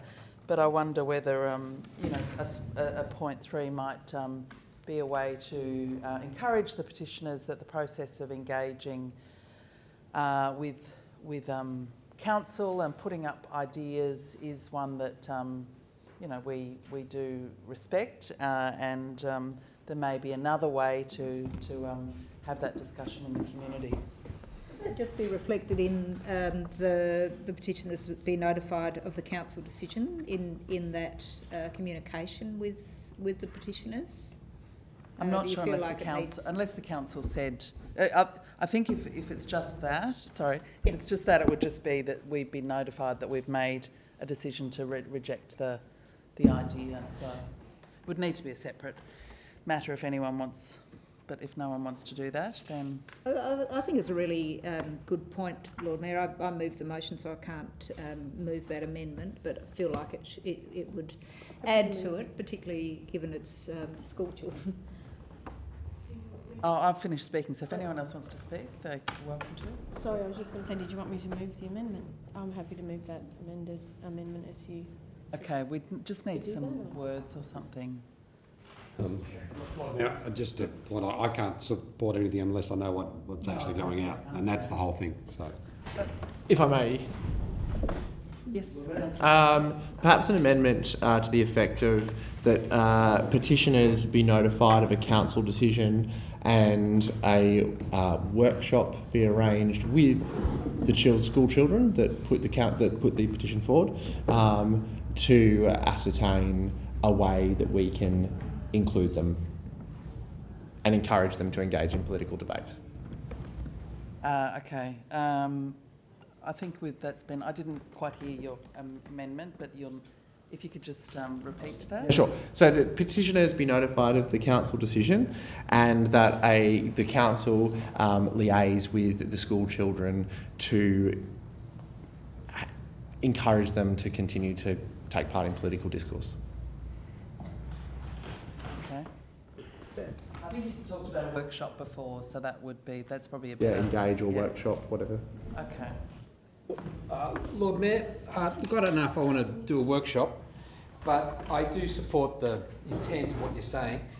But could we include something? I'm looking at the wrong motion here. Could we say something like that the students be encouraged to continue their investigation into the topic, and that they consider applying for a Hobart City art grant in the future to create an artwork or a short. What do you call it? A short. What are those, the short grants, what are they called? The quick, Creative Hobart grant or a quick notice grant, something like that. Yep. Have we got the, are people clear on that amendment? it's going everywhere at the moment, that's all I can say. I'll have another go. Are we doing what on this one? This is a new item 3. That the students be encouraged to continue their investigation on the topic and that they apply for a City of Hobart art grant to create an interpretive piece of work that might represent what they're seeking. The issues that the petition addressed. Is that closer? Yeah. Okay, is everyone clear on the amendment that's been proposed by Councillor Harvey? We'd need a seconder for that amendment. Not a workshop. Okay. I need another seconder because Councillor Lohberger. Okay. All right, I'll put the amendment first. All those in favour say aye. Aye. Against say no. No. Show of hands. All those in favour. Alderman Baracus, Councillor Sherlock, Councillor Elliott, Councillor Passelt, Councillor Lohberger, Councillor Kelly, Councillor Dutta, Councillor Harvey, the Deputy Lord Mayor and the Lord Mayor. And against? Alderman Zuko, Alderman Bloomfield. It's carried, Lord Mayor, 10 votes to 2. Okay, so now the motion as amended, all those in favour say aye. Against say no. No. Show of hands. All those in favour. Alderman Baracus, Councillor Sherlock, Councillor Elliott, Councillor Passelt, Councillor Lohberger, Councillor Kelly, Councillor Dutta, or Councillor Harvey, Deputy Lord Mayor and the Lord Mayor. Okay, moving on to... Oh, sorry, carried, sorry. Alderman Zuko. All those against? Alderman Zuko and Alderman Bloomfield, and it's carried, Lord Mayor, 10 votes to 2. That's carried. Item 13 is procurement, quotation exemption report, moved by Deputy Lord Mayor, seconded by Councillor Harvey. Is there any discussion? No discussion, I'll put that all those...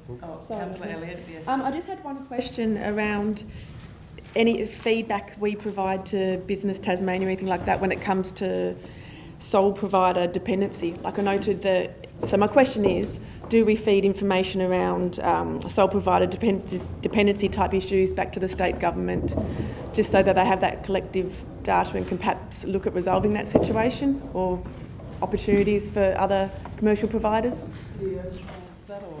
Through you, Lord Mayor, it's not something I'm aware of this evening, but happy to take that on notice, just to understand what our practice has been previously. Thanks. Yeah, because I just note, with the line marking item that if we only have one provider, then we're kind of hamstrung. So there could be an opportunity for another player to enter the market if we can feed that into a central point. Thanks.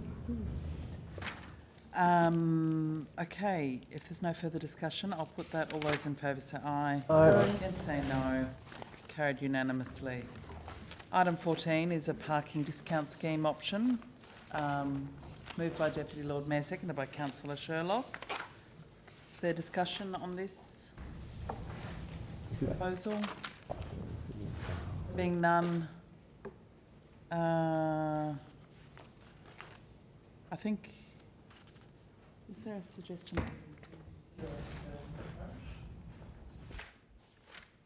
The recommendation seems to leave it a bit open.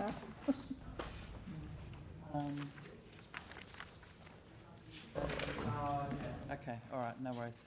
I'll put that. Oh, sorry, Councillor. Sorry, just a question related to this, the parking strategy. It's been about 18 months since we had the parking situation in North Hobart, and I think also a community petition. Do we have a rough time frame on when the parking strategy will be available for community consultation? CEO? Through you, not tonight, but we have been providing regular progress reports on that to Council. I just need to take that on notice and get some advice from our mobility team. Thanks. Thank you.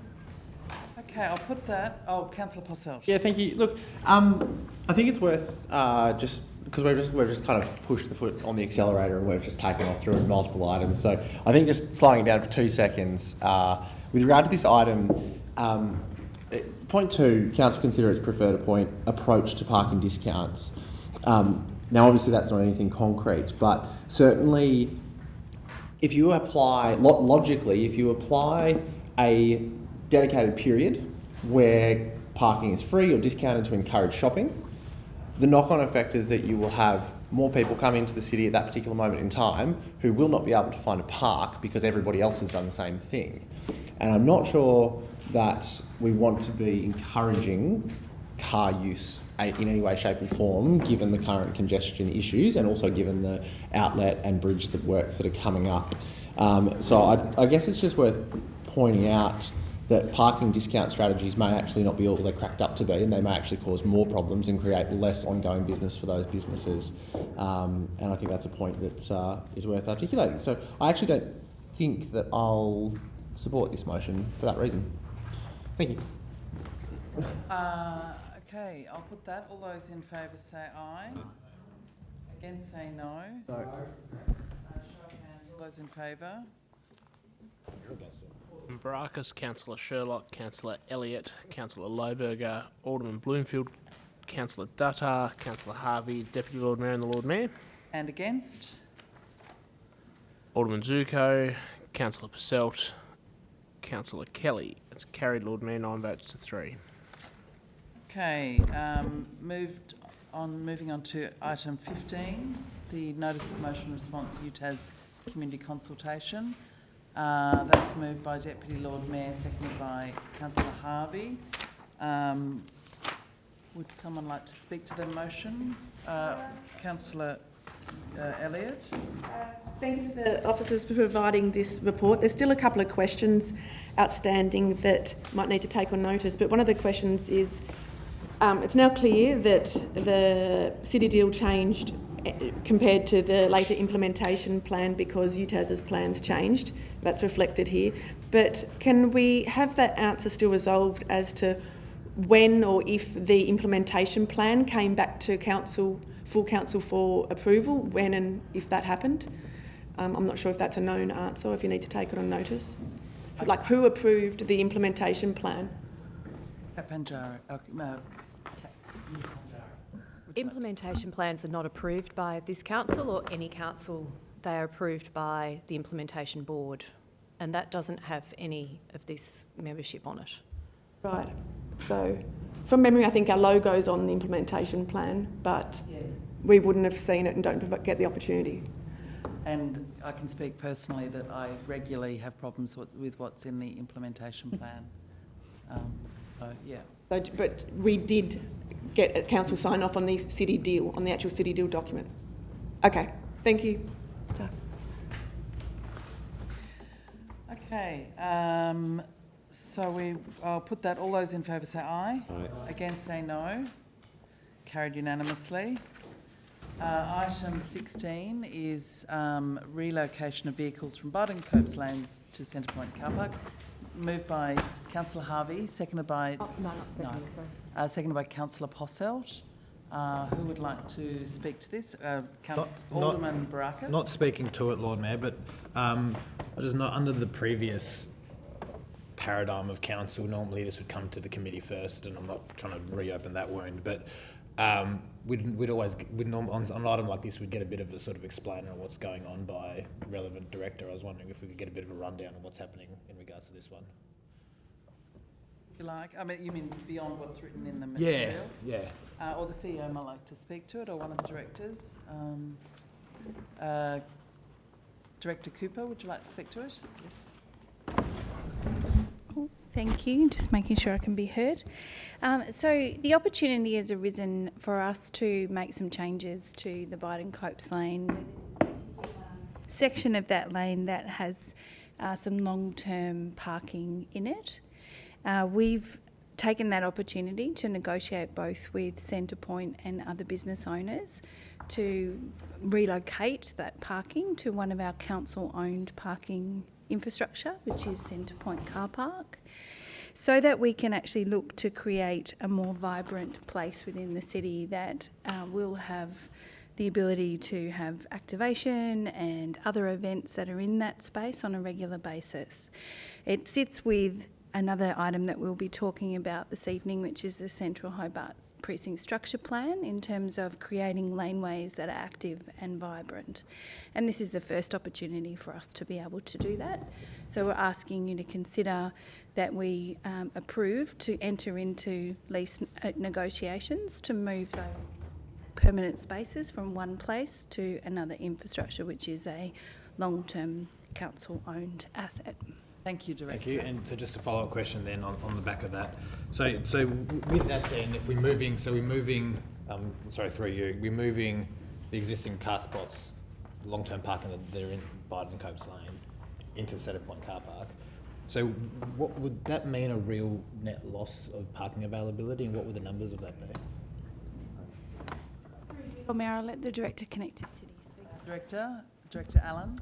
Through you, Lord Mayor, it's not anticipated that parking will be displaced as a result of this. There's only a very small number of occasions where the Centrepoint car park is fully occupied, I think a couple of days during December. So the advice from the parking team is that we would not be displacing any currently used parking in the Centrepoint car park. Okay, further discussion. Yep. Councillor Harvey might have beaten you to it, Alderman Bloomfield. Oh, go on, you go first. I want to hear what you got to say. Alderman Bloomfield. Thank you. When I examined this report, I examined it through the lens of supporting small business, and I felt we had a few issues that I wanted to bring to the attention of the room. One is calling out that Centrepoint parking is less than an average of 100% capacity is mathematical nonsense. To get 100% average, you'd have to have 100%, 100%.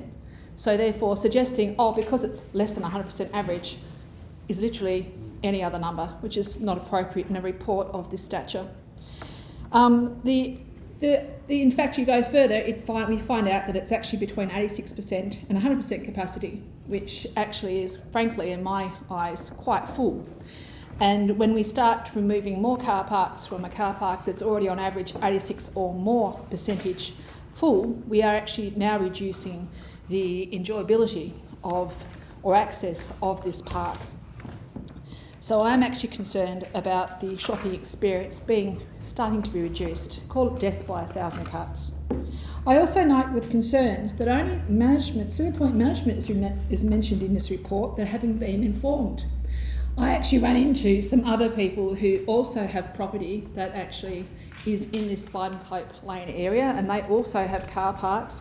They have not at any point been contacted at all regarding this, and they were quite concerned. And in fact, I'm equally concerned that there was actually no map about this as to which car parks, what it was going to look like, how it was going to be assessed and done.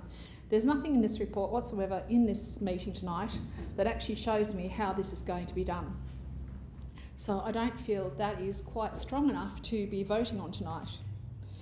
The area itself is also subjected to regular antisocial behaviour with a lot of graffiti. A lot of the graffiti the council may not be aware of because it's actually the people who own these buildings are doing all the care themselves. And given the commentary that I got when I asked about this was, well, we've already got a problem with Wellington Court, are we going to make another Wellington Court in this area? So what are we going to do, how are we going to do it? I can't answer it because there's nothing in this report that tells us how this is going to be done. So frankly, I am quite interested in having a Blyden Cope Lane development, and everybody is. What everyone is not happy with is the fact that we don't have any detail, but we're very happy to strip parking, but we don't know which parking, how it's going to look and what it's going to do. And we're actually acting on a way too much good faith on a report that starts off, as I said, with a mathematical nonsense. So frankly, at this point in time, I would say, look, can we defer this until we get better information? Because I, like everybody else, would like to see something good come of this, but this information is simply not good enough. Councillor Harvey. Oh, thank you. It was worth waiting. Lord Mayor, I walk through this laneway fairly regularly because I like to look at the art. And when I've got people in tow, I take them into the laneway to look at some of the heritage art up on the back of the main wall there, because there's some really, and I can't remember their names, but I have done that walk with experienced art, folk who know the names of some of those artists. And there's several pieces of work on that wall from artists that now work professionally in other countries that have built a name for themselves elsewhere. It started off as graffiti, and now it's become quite significant art of very significant people around the world. But the other art walls in that area, I walk through deliberately to look at what's going on there, but often it's obstructed because there's cars parked in the space. So I'm pleased to see an arrangement that the council has come up with the management of the arcade there, to put those cars into another location, which is not going to cost us much, because we know our car park is not at capacity very often, only a couple of times apparently during Christmas when it's at full capacity. So there's opportunity to shift those cars without creating any detriment to the availability of parking in Hobart. But what getting rid of those cars does is provide a better experience when you walk through that laneway, which is one of our special areas for street art. That laneway's changed a couple of times. There's been festivals in that laneway that have drawn a crowd, and the art's been upgraded. And some of those younger people and older people that have done that artwork have gained valuable experience in that laneway, and that helps to redirect your energy towards creating art rather than creating graffiti. And those walls, if you remember, going back a number of years, were covered in graffiti. Now they're covered in lovely artworks. So I think this is actually quite positive for the city, and will provide a better opportunity to view those artworks into the future. Further discussion? I just had a couple Councillor of questions through you, Chair. These are the car parks that are being removed and put into the Centrepoint car park, just through you. Will they be allocated car parks in Centrepoint so that they'll be there waiting for those car drivers, or will it be a free-for-all for those 8? Through you, Lord Mayor, they will be allocated specifically to the person that currently has their car park in the Blyden Copes Lane. Thank you. Now, I've spent the last 4 years walking through this laneway pretty much every day of the week, every working day. I worked up in Barrack Street, and I walk into town every day at lunchtime just to get away from my workplace and have a break. And it is seriously congested by cars. In particular, there are a couple of cars that park at the top and the bottom of the set of stairs. There's a set of stairs in there. Will those car parking places be removed through you, Chair? Director Cooper? At the bottom of the stairs, may I clarify through you, Lord Mayor? There's one set of stairs actually in the laneway, and there's a car that parks right at the top. It's actually right near the access onto Liverpool Street. I think and it's there's one of another one the parked eight. at the bottom, and it's very hard to use the stairway.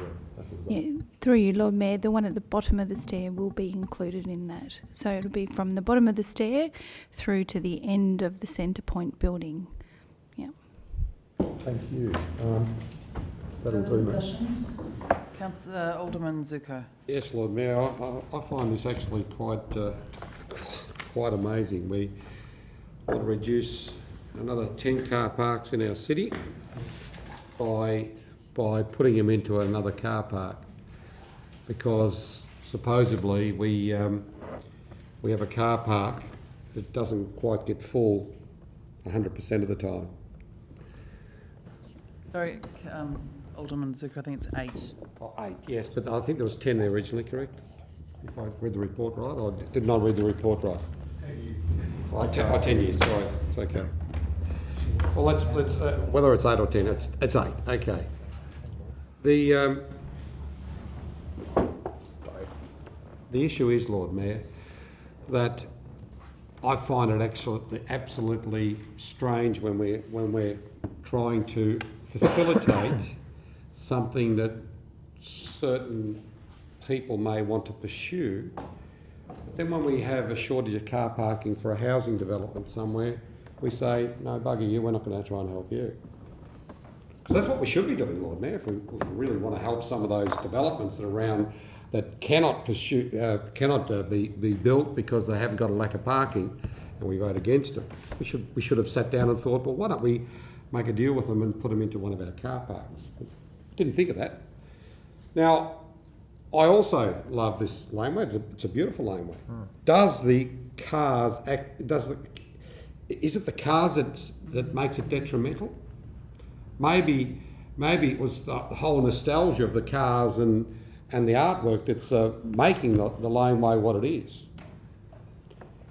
I don't think it's a joke, Councillor Basalt. I think it's a reality.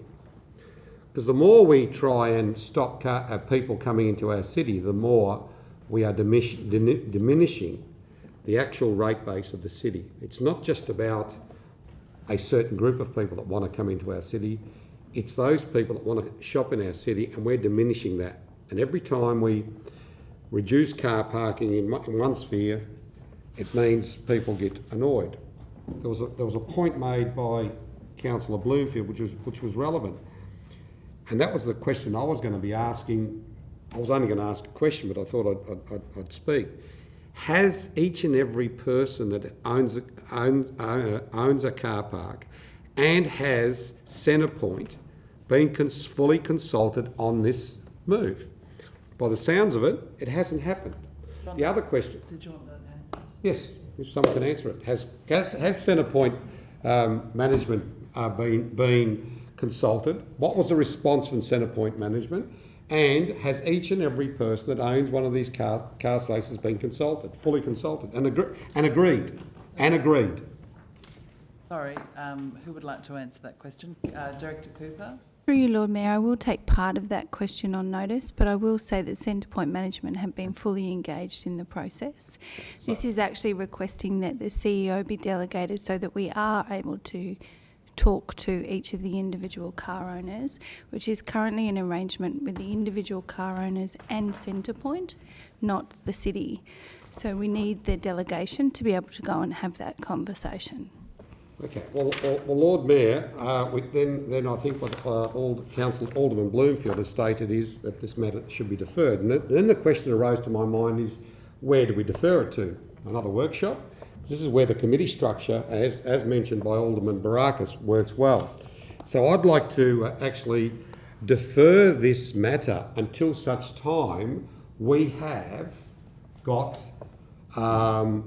affirmative response from Centrepoint, and to allow our officers to go and discuss the matter with Centrepoint and come back with their response. That's my amendment on a deferral. This is a deferral motion, so it gets precedent. Thank you.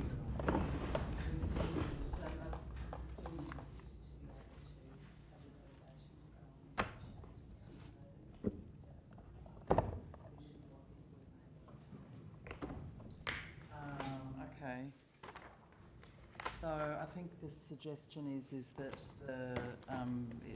it needs. Thank you. Sorry, Lord Mayor, and apologies for speaking. Just quickly, just in relation to Alderman Zuko's motion, I do understand the intent of it, and obviously it would be a deferral motion to Council for further consideration. I do, however, think that the report does require myself as the CEO to be delegated. So in order for us to effectively negotiate with the Centrepoint car people and those involved, we'd actually need Council to resolve accordingly. So we could come back to you with a more comprehensive report as part of that item, Lord Mayor. Sorry, can I just intervene just slightly? It needs to be not just dealing with the Centrepoint management, but also the building and business owners, because they actually own a lot of those car parks that are in that area. We don't have a map, so I can't show you. Yeah, sure. So through you, Lord Mayor, just for clarity, what I'm suggesting is that it would be terrific if Council could actually resolve a position that would enable us to have delegation to go and have those discussions, and then we can prepare a further report for consideration, Lord Mayor. So I think, yeah. I'll slightly amend my amendment, Lord Mayor, that the Chief Executive Officer be delegated to negotiate and bring back terms of agreement to the Council in the possibility of a licence agreement for 8 car parks to be used in the Centrepoint car park in consultation with the Centrepoint management, landowners and business owners. Alderman Zuko, I think that's a foreshadowed motion. Well, you move it as a foreshadowed motion, Lord Mayor. Quite different to that. That's fine, Lord Mayor. That's fine. That gives the CEO the opportunity to go and negotiate for 8 car parks with all the relevant players and come back to make sure that all the relevant players saying we agree, we agree, we agree. Thank you. Councillor Dutta. I'm just a bit confused and I need clarification. I thought there was a procedural motion. Where are we now? I've withdrawn the procedural motion for foreshadowed motion now. Okay. A slightly different motion to what's here. I wasn't aware of that. Thank you. Who would like to speak now? Thank you. Deputy Lord Mayor. Thank you, Lord Mayor. I welcome the intent of this motion. We are looking at consolidating car parking and moving it from what is precious public, or could be precious public open space. We are so short of this kind of space which is dedicated to people, not cars, and I feel that this is a really sensible way to go in a pretty prized area of the city. Biden-Copes Lane has changed over the years that I've been on council, and in fact you would have seen in the CEO's newsletter that the Vibrant Art Festival, which has been the street art festival, and Councillor Kelly, you'd be interested in this, no doubt, as this being your portfolio. But they received the best street art, or a bronze in the best street art laneway category at the Australian Street Art Awards last week. So, congratulations to the folks at Vibrant's Festival and the work that the City of Hobart does with them, because it's an amazing festival. It's really grown legs. We see amazing artwork work through there, and it's really changed the feel of that space. We have very few public open spaces that in which people can congregate in our city. Most of the council's space is under either car parks or roads. So we need to take these opportunities. So I think this is a really good chance to have those conversations with the business owners. And I take Alderman Bloomfield's point, but we have the chance also to consolidate just a handful of car parks into a multi-storey car park. So I think it's a really good use and a good outcome that we have here tonight. Further discussion, Councillor Posselt. Yeah, thank you, Lord Mayor. Wackadoo, you know, we have an opportunity to create our very own Hosier Lane right here in the centre of Hobart. And it is the centre, and it's right next to a place called Centre Point Car Park. Fantastic. And I'm not sure how removal of 8 car spaces on one side of the argument versus, who are business owners and operators as I understand, versus the potential attraction. If you walk down Hosier Lane in Melbourne any day of the week, morning, afternoon, night, packed with people. So I'm not sure how the 8 car spaces kind of, for business owners who will get those 8 car spaces back in said Centre Point car park, kind of would affect business in a way that is negative in compared to having a gross increase in the number of people visiting the area. This is consistent with the Central Hobart Precincts Plan. This is supporting culture within the city of Hobart. It's supporting artists, it's supporting emerging artists, it's placemaking, and it's great for the surrounding businesses. So I absolutely applaud the city for pursuing this, and I'll be voting wholeheartedly to support it. Thank you. Any further discussion, Alderman Brock? Thank you, Lord Mayor. I was actually going to vote for this until I heard Alderman Bloomfield speak. The parking was a concern to me, and Alderman Bloomfield made some good points, and we've had the conversation about creative interpretations of averages when we in the past when we've discussed Condell Place, but more so, and I think the other point was, to start off with, Biden-Copes Lane, as was said, is a point of order. Yes, what's your point of order? Use of the phrase creative interpretation of averages. I don't think the staff have been creative with the averages. They've stated the average, so I think that's offensive towards the staff. Fair enough, Lord Mayor. I'll withdraw that because it wasn't intended as a reflection on the staff. But that's the point of order I've had in years. I'll accept that. I'll accept that. Fair enough. You try them on. I'll keep going. No, all good. Thank you, Lord Mayor. Look, Biden-Copes Lane is a fantastic place. It's visually a great place with the art on the wall. Do go and visit there, and it would be nice if that place was usable. I appreciate that when the place is clogged with cars, it's a bit difficult to get through and enjoy the place outside of the weekends. That said, and Alderman Bloomfield makes a very pertinent point, we're having serious issues, which has been widely acknowledged in Wellington Court, which is a piece of public space, open space, that is underutilised, and because of its underutilisation, has left itself be open to becoming a rather unpleasant place. It's used by people engaging in antisocial behaviour, say, and we haven't yet been able to address that in a meaningful way. I know we're working on it, I know there's work underway, but if we can't get on top of our existing public spaces, I'm worried that what's effectively an alleyway, and it is a visually stunning alleyway with the art, and it's one that I would like to see people be able to enjoy.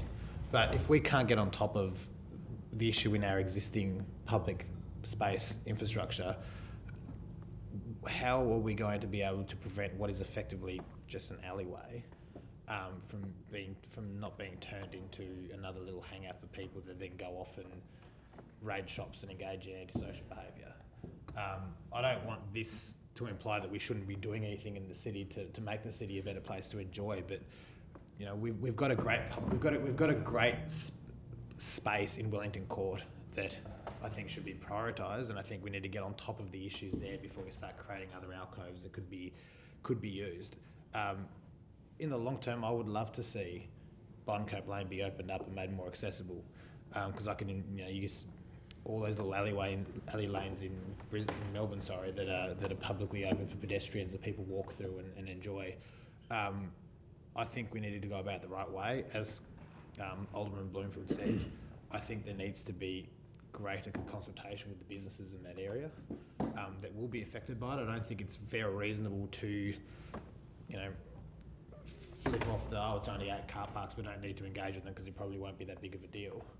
You know, we've done that before, and we've antagonised small business owners in different precincts before by having that sort of attitude. I think if we are going to do it, we should consult in a better manner, in a more fulsome manner.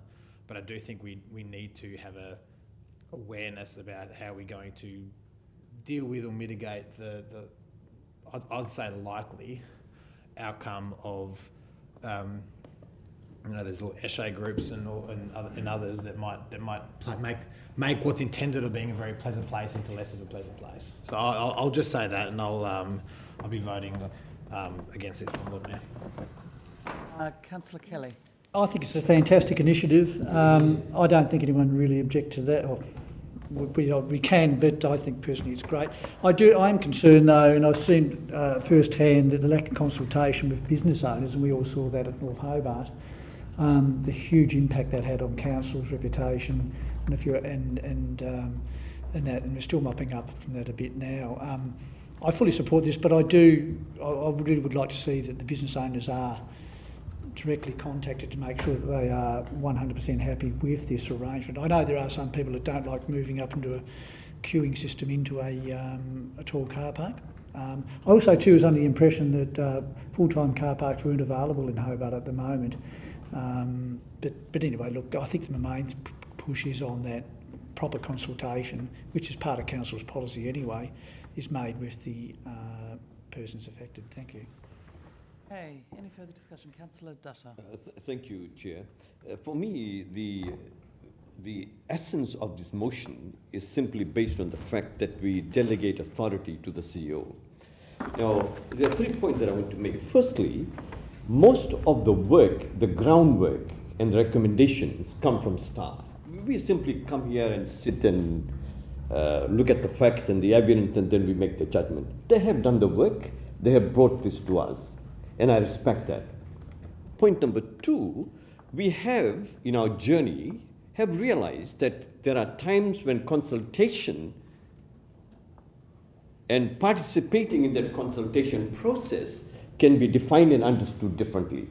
And we acknowledge that from our experience in North Hobart. When I'm delegating this to the CEO, I completely trust the CEO that she will take on board all those factors because she has been through that journey already. And therefore I have complete confidence that they will come back to us, taking all those points we have made, and then make a recommendation. So I would support this. Thank you. Further discussion? Councillor Lohberger. Look, I won't take too long. I was a little bit concerned about this particular proposal regarding the car parking spaces, but hearing that they are going to be given 8 allocated spots that will always be there for them on level 1, so they won't have to go too high, I think that's a pretty good outcome for them. And I really would like to see that laneway opened up. So I'll be voting for this. Thank you.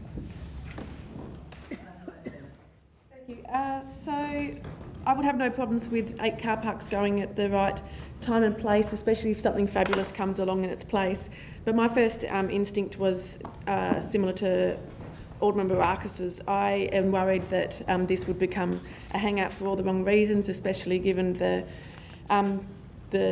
cool, gloomy sort of setting it can be in, would actually attract more people that we, more antisocial behaviour, really. And also I'd worry that, like Alderman Barakas said, that we have Wellington Court which needs major attention, and I wouldn't want to see council's focus or resources diluted at this point in time. Let's get the open spaces that we do have functioning well and representing our city well, and yeah, I won't be supporting this just because I don't want to turn into another failure, to be honest. Thank you. Further discussion? No further discussion. I might just say a few words. I'll support the proposal. I think it's a win-win in the sense that the plan is to provide a reliable parking space for all of those 8 people that have the spots at the moment. And you know, part of our job is creating new public spaces, creating places that people can be inspired by, that create new attractions for the city, and we shouldn't I guess, feel fearful or negative as we sort of take these new steps to create new places. Because if that was our approach and we sort of thought we couldn't cope with you know, the fact that there are sometimes unfortunate things that happen in public places, but if we were going to have that approach to everything, we'd say that, well, perhaps we better close Franklin Square or Salamanca Lawns because antisocial things happen in those places occasionally. Ultimately, you know, we have our job, and one of the exciting things about being involved in council is to create new and interesting public spaces and to make those as appealing and vibrant as possible. And given what the elements of Barton Copes Lane that's already there, the fact that it's just won a national award, I think it's a fantastic opportunity with very limited impact in terms of the current 8 users who are going to be fully compensated with an additional a car park very close by. So I think it's a great initiative and I'll certainly be supporting it. Okay, I'll put that then. All those in favour say aye. Aye. Against say no. Show of hands, all those in favour. Councillor Sherlock, Councillor Passelt, Councillor Lohberger, Councillor Dutta, Councillor Harvey, the Deputy Lord Mayor and the Lord Mayor. And against? Alderman Zuko, Alderman Barakis, Councillor Elliott, Alderman Bloomfield, Councillor Kelly. That's carried, Lord Mayor, 7 votes to 5. Okay, so moving on now to item 17, the financial report. Oh, Lord Mayor, can we have a break sometime soon, please? Yeah, sure. I just thought I might do this one unless there's a lot of... would people like a break now or right now? Okay, I'll adjourn the meeting till 7:30 and then we'll reconvene 7:30 or a little bit. 15 minutes enough, or maybe 7:35? Yep.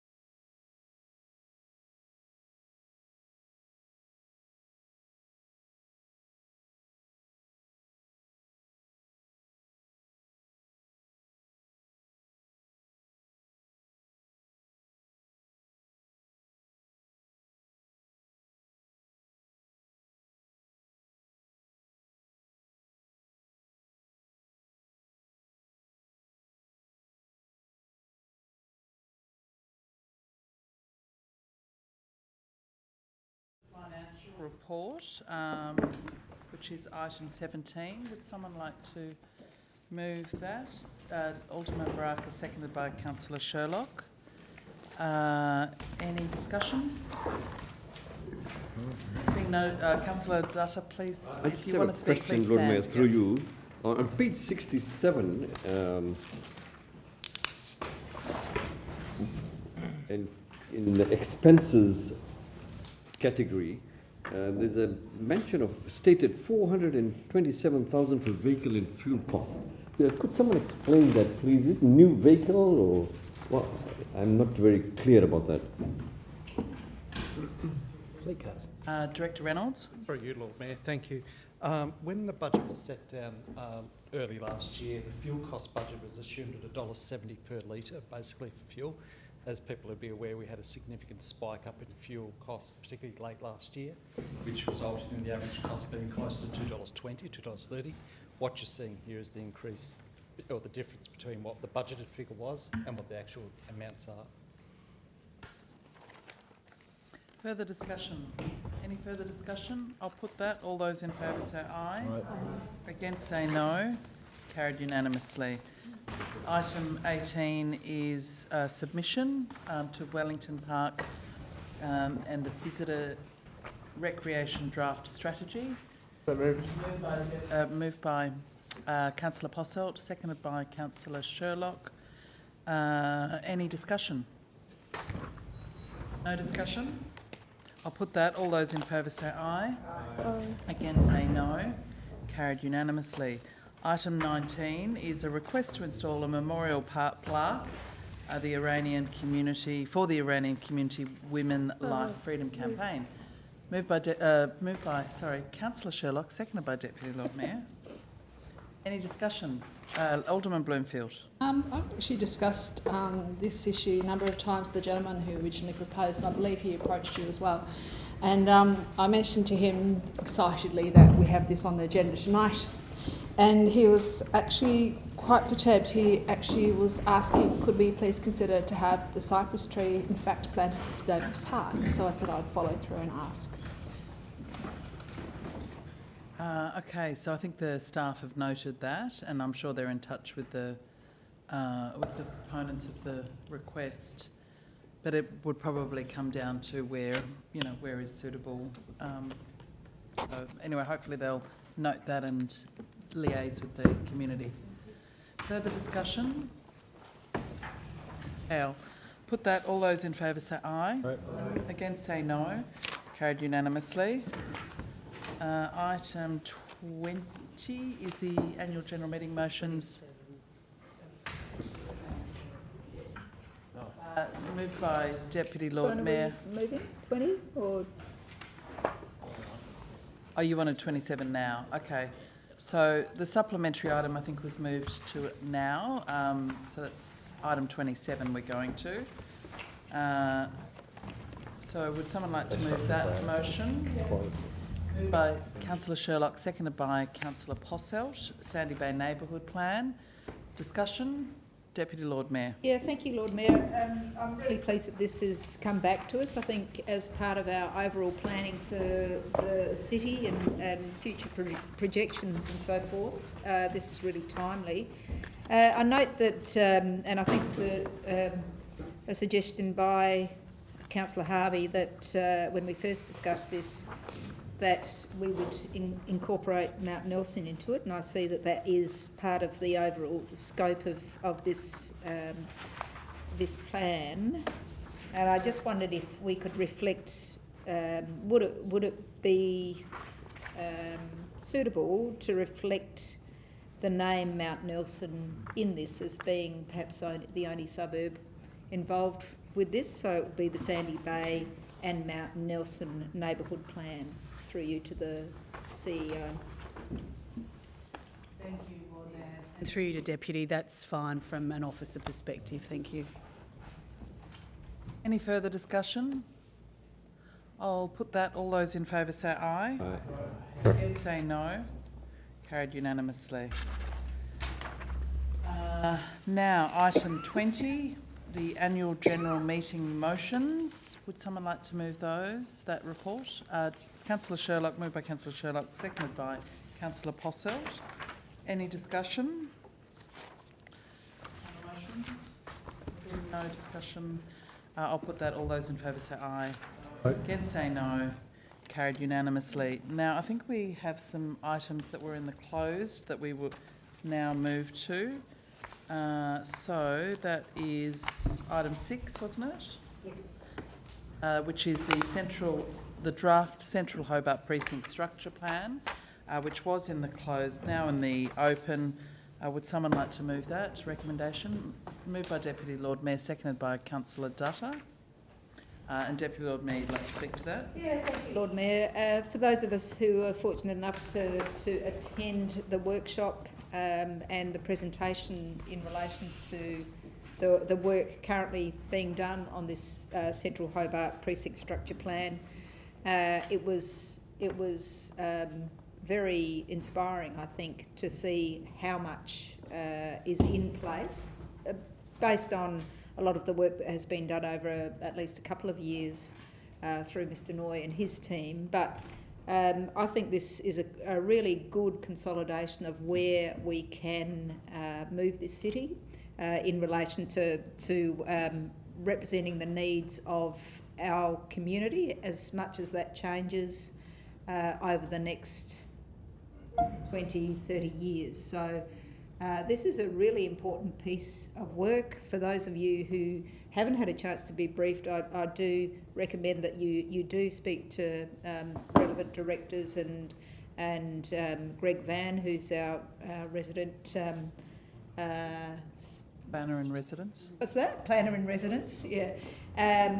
Because I think this is so important for our city to be ready to face those that infill demand, the housing demand, and so forth. Today I was at a Southern Tasmanian Council's Authority Planning Day, and every council that was represented at that meeting talked about housing and homelessness as an issue for their area. So it's right across the region, and we need to be finding solutions for that missing middle housing stock within our inner city, and those 64 blocks that this encompasses.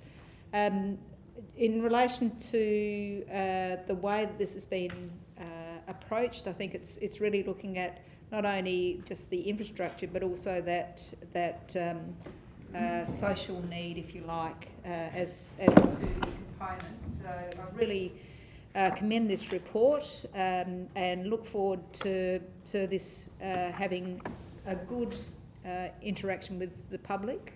It's really important that we get a representative view from the public in relation to this and their input. But I do think it's a fabulous document, and really looking forward to hearing that input from public. Further discussion? Councillor Posselt. Thank you, Lord Mayor. Look, just to reaffirm Deputy Lord Mayor's statements, I think that this is a super important body of work, and arguably one of the most important bodies of work that this council is looking at over this term. I was involved as a civilian in some of the consultation process, and it was really well run, and I felt listened to and heard, and that was wonderful, and I think that was largely accepted across the room on that particular night. These structure plans are setting the Central Hobart's precinct plan, in this case, is setting the agenda for the next 30 years or so. And in my view, this is how we're going to plan for our future. It's how we're going to determine the needs of our city moving forward. And it's how we're going to make sure that we can attract business, attract culture, and make Hobart a great place to live. So I really do commend the staff for their work on this to date. I really love as well, just to mention the notions of green belts and blue belts through the city. What city doesn't want to have more access to waterways and to greenery? So to see that planned out in a document like this is just fantastic. So thanks again to the staff, and thanks to all the community who have contributed along the way to this point. There's a little bit more community consultation to go, which is what we're voting on tonight. And I look forward to seeing this implemented as we move through the term. Alderman Barakis. Thank you, Lord Mayor. Look, not to echo what's being said because you might end up in an exercise of redundancy, but I think this is a great piece of work. It's one that sort of kicked off early on in the last council term, obviously around the rather heated debate that we had around height limits. And the discussion that we had at that time that we needed to make sure that any changes that we made to built form and the way that we develop our city is done in a way that incorporates and considers our transport needs, housing affordability needs, ability, cultural and societal needs. And I think this document is doing all of that. I suppose just a question. So we go to page 60 of what's in the closed report, but page 60, which is the item about build form and design and building heights. So just to confirm, and I think I'm hoping the answer would be yes, but the height limits that we've got there in that map on page 60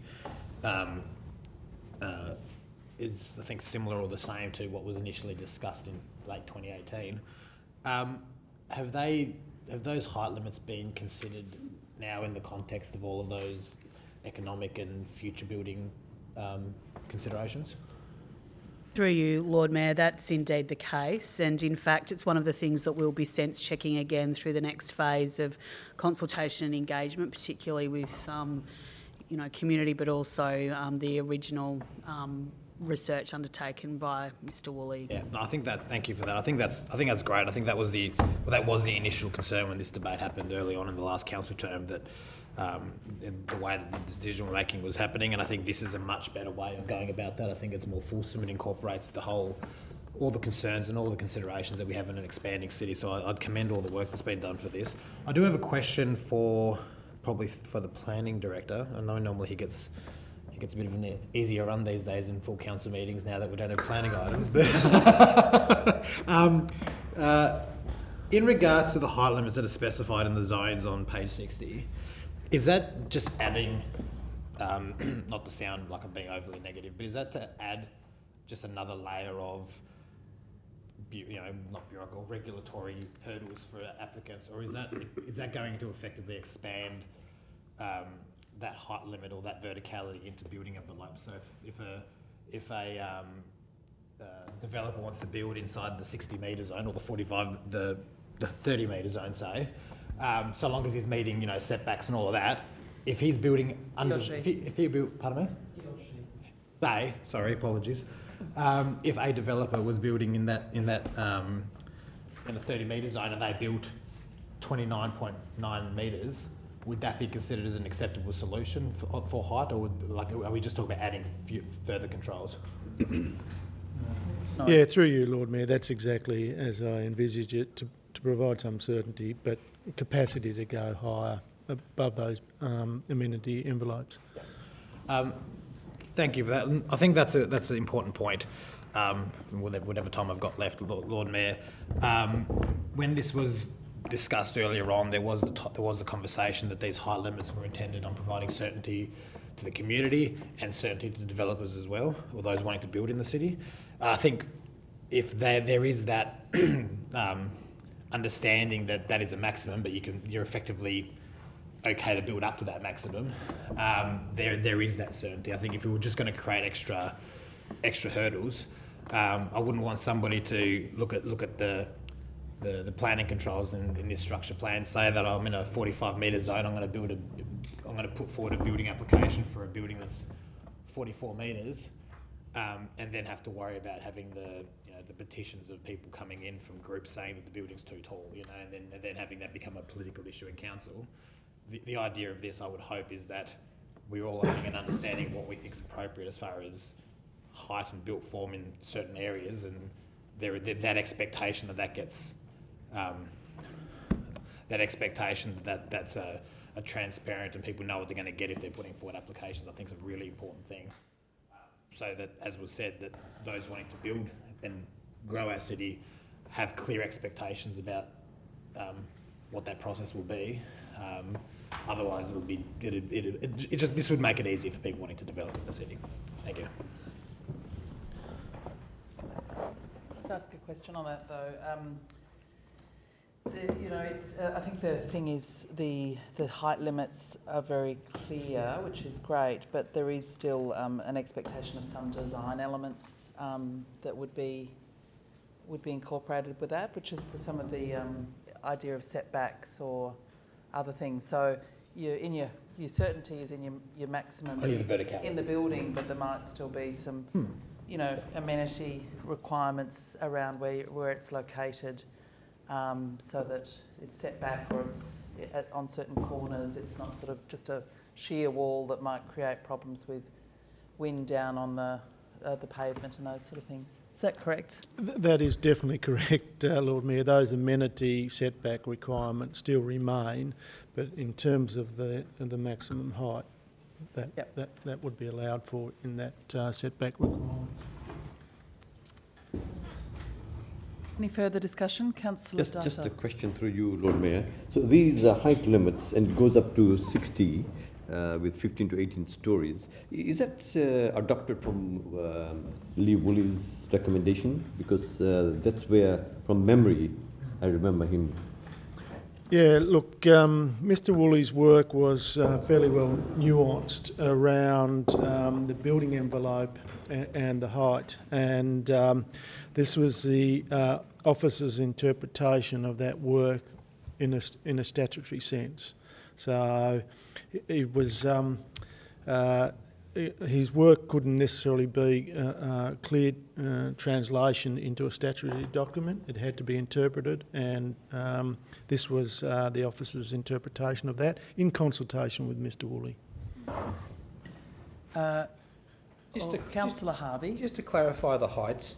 So those height limits, they're the acceptable solution, and there would still be a performance criteria if someone wanted to propose higher than those acceptable solutions. Through you, Chair. I mean, I think that's work that's still yet to be done. Whether I know the intent was to have a maximum to provide certainty, and this is the work that was done with Mr. Woolley, and this was the officer's interpretation of that work. So that's that will need to come back to council for endorsement before going before the TPC. Just on that then, well, just hypothetically, it could very well it could very well be an acceptable solution with no performance criteria, couldn't it? Yeah. Yes, that's correct. It could be an acceptable solution. For example, in the core area at 60 metres. Any further discussion? So that's going out for consultation. That's not the final approval of the document. Excuse me, Lord Mayor, when would that be going out to consultation, and when would this become a public document? It's becoming, well, it's in open now. So it is public from now on? It's public from now on. Of course. But in terms of going out officially for consultation, I'll ask the CEO what the plan is. So through you, Lord Mayor, there's actually a timetable that's provided that takes us through the engagement process. We'd be aiming to come back to council, I think it was May, and then through to June, but I stand corrected there. So it'd be a two-stage process following feedback. Lord Mayor, just, I won't speak to the motion, but I've got some suggested amendments, you know, so can I just give that to the Director Cooper in relation to this, or...?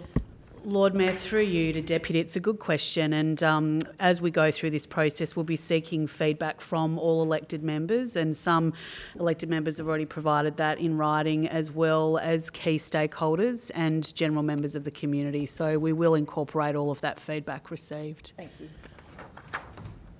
Okay, if there's no further discussion, then I'll put that. All those in favour say aye. Aye. Against say no. It's carried unanimously. So the second one that's gone out into the is the e-scooters. Okay. So that's item 8 that was in the closed agenda, is now in the open agenda. It's the e-scooter trial findings. And there is a recommendation.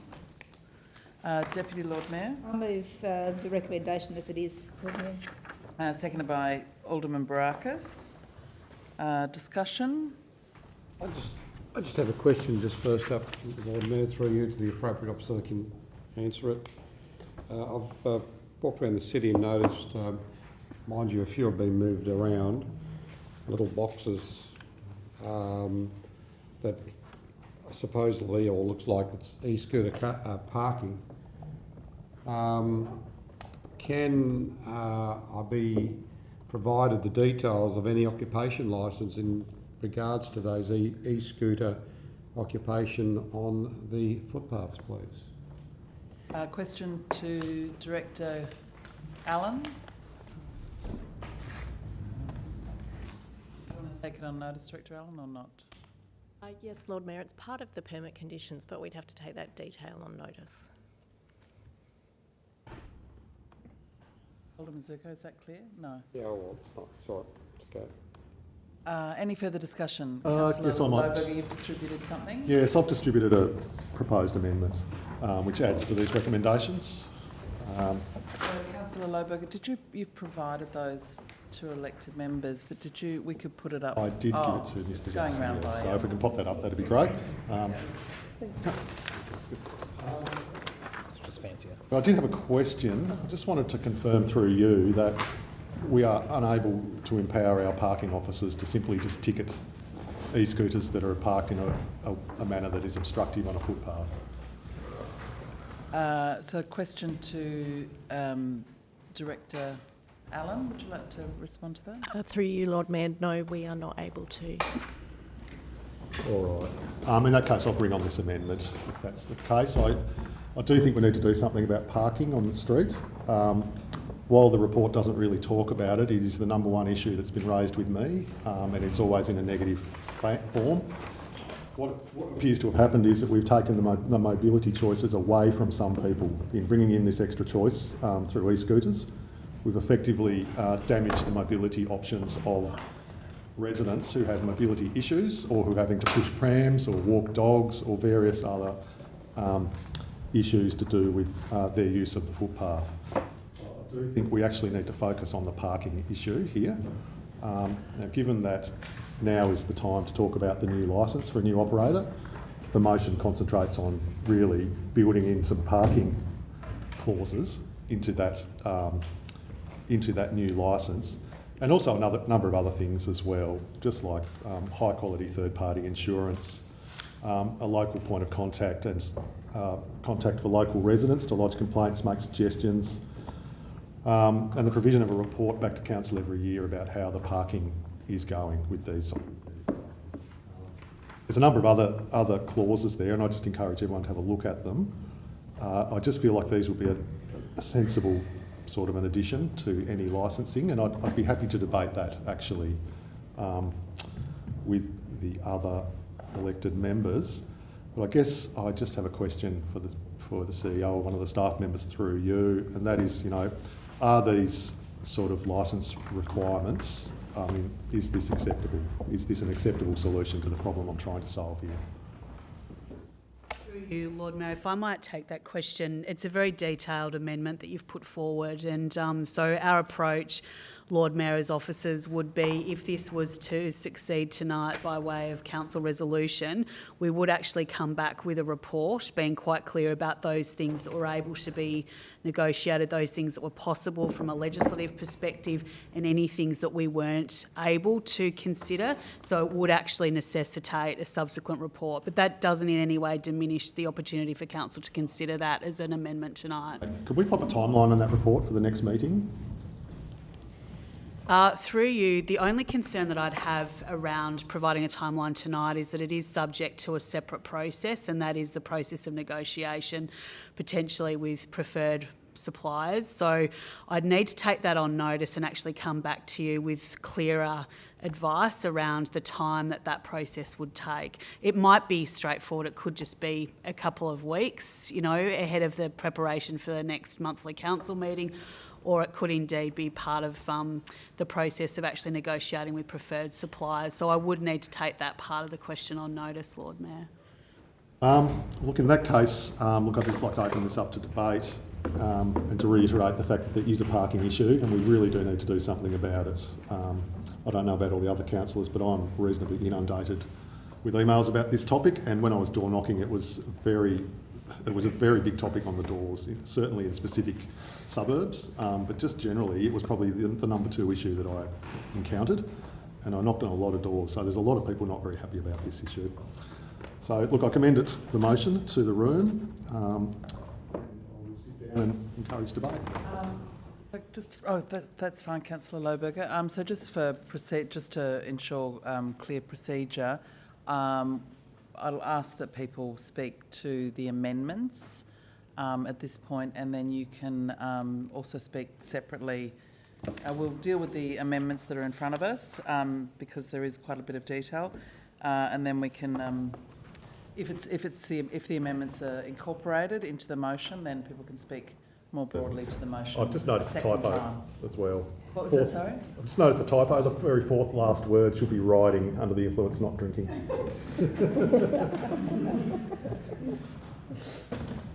Okay, Councillor Harvey. Lord Mayor, I'm going to speak against Councillor Lohberger's amendment. Most of what he's talking about is underway with an experienced operator rather than... Okay, we'll start at the top. Expression of interest process be run to identify an operator for an e-scooter hire business in Hobart, and that the preferred operator demonstrate the ability to meet the following licence conditions.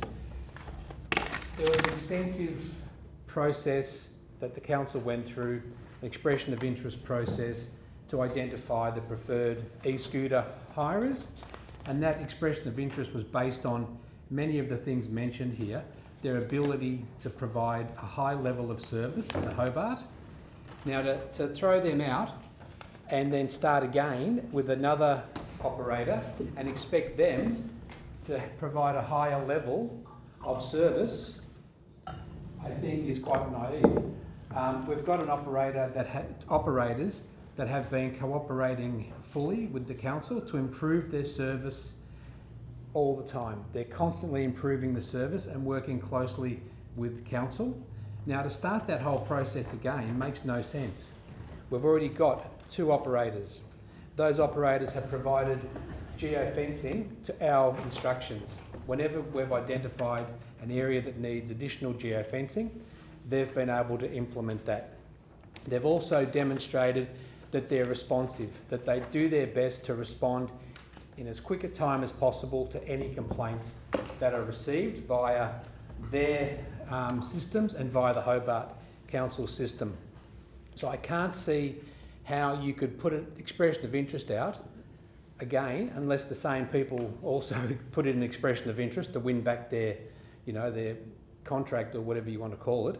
But I just don't think it makes sense to start again. The licence is up though, isn't it, Councillor Harvey? Well, but it's also, we're going through a process.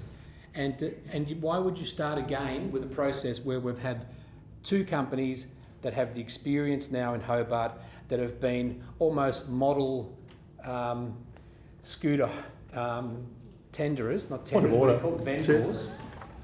Yes, Councillor. There's nothing in here that excludes the current operators from applying. But the trial I don't period's think it's over. a point of order, but it might be something that you want to clarify with the staff in a minute once Councillor Harvey's finished. Yeah, look, I just think it's superfluous, and I'd encourage everybody to stick with the recommendation from the officers and not start trying to reorganise things when there's no need to. Just work through the process rather than creating a whole new process.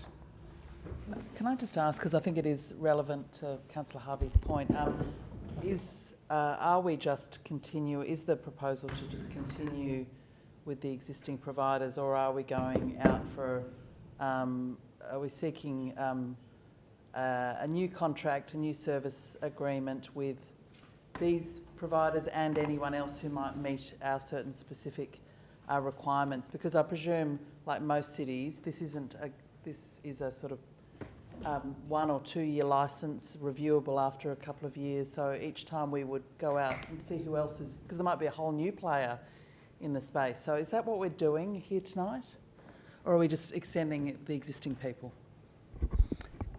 Director. Lord Mayor, what we're proposing to do, the arrangements with Beam and Neuron were developed as a contract process. So we ran an expression of interest process and entered into contract arrangements with the two providers. What we are proposing is a different arrangement. So we're proposing to offer a restricted number of licences and enter into a licence arrangement. It hasn't yet been determined how we would identify those operators, because the process that we need to work through first, and we're working with our legal advisors on this at the moment, is what the conditions of the licence that we offer will be. And then there will be discussions with all of the operators, I assume, around what those licence conditions are and who is interested in applying for a licence. So can I clarify? So there will be potentially an open tender process. Director. We go back to the market to see who's prepared to offer something, not just for the two current providers. We won't be operating it as a tender process. We'll be offering a to be determined restricted number of licences, let's say for the purpose of argument 2. So we will be going to market with licences with conditions, and operators will have the opportunity to apply to us for those licences, but we won't be running a tender and procurement process in that regard, which is what we did for the trial. So no expression of interest will be run. I'm not clear how we will go to market at this stage. The steps are determine licence conditions and go to market to see who can meet those licence conditions and wishes to operate hire and ride under the conditions of the licence. Further discussion. Alderman Zuko. Yeah, Lord Mayor, I'm trying to read 6. It says expressions of interest process be run. I'm just wondering whether or not it actually is a foreshadowed motion, because it's actually completely changing the intent of the original motion. So I just want to ask that question, if someone can answer that for me, because I think it is. I agree with you. Who would... I'm not being difficult, I'm just being... Councillor Lohberger. I mean, I don't know who would make that call. I guess I would. I think it sits within... If it's under 1, it's basically saying that 1 is the principal decision that we just continue a service, and then 1.1 is that the, probably isn't an expression of interest, that the next licensing process includes looking for some of those conditions be met. So I don't think it is. Making that point because of what the director just said. We're not going out for expressions of interest. We're going out to. It's similar. It's looking for well, either we are or not. I need to know what we're doing. About expression of interest, and so we just let a process be run. Anyway, I just thought I'd bring that to. We're just talking on the amendment. Yeah, it's the amendment.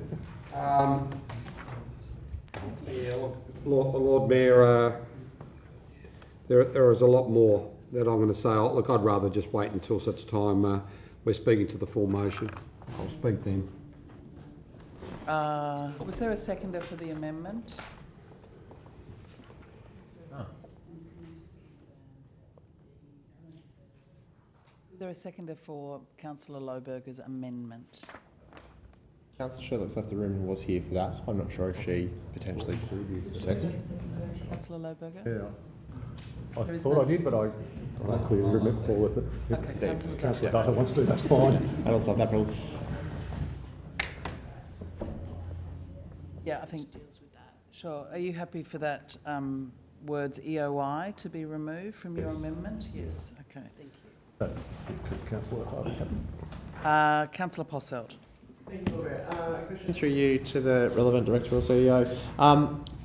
I think the point that is trying to be made here is that we be involved in the decision making around the licence arrangements rather than delegated specifically to the organisation. Is that possible, that the full council be involved in crafting the licence arrangement? Through you, Lord Mayor, I'm really wanting to be clear that I'm not entering into the debate in terms of the advice I provide, just to reassure Councillor Lohberger. But in terms of the process, we would need to come back with a council report detailing how we would do this with an appropriate provider, and that's what I've given commitment to doing. There might be elements of this that we need to come back to council and say you can't do this because of X, Y, Z. We can do this because of A, B, C. Yeah. Can I ask a second question, which is it possible to have a workshop to try to workshop the licence conditions specifically, assuming that this is carried?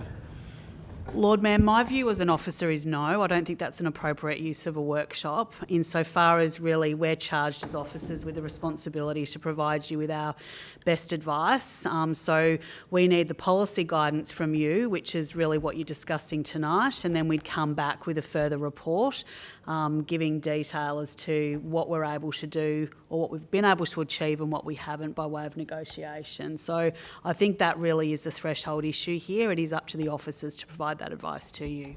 And final question through Lord Mayor is that advice that would come back to us, we could amend and influence and change the potential licence agreements as we see fit as a council. Through you, Lord Mayor, yes, but however, we would be providing advice to you that may say that it's ultra-virus or not able to be achieved from a legal context. So that would all be within the remit of the advice that would come back to you. Okay, cool. Thank you. Look, I'll just very briefly speak to the amendment. I think this is super well intentioned, and I agree with almost all of the points made in the amendment. It sounds like we're going to get an opportunity to contribute to the licensing arrangement, which may cover off some of these points that are made in this document. So I probably would suggest that the amendment in that context is superfluous to the original motion. Thanks. Further discussion? Thank you, Lord Mayor. I'm largely in agreement with what Councillor Basalt just said.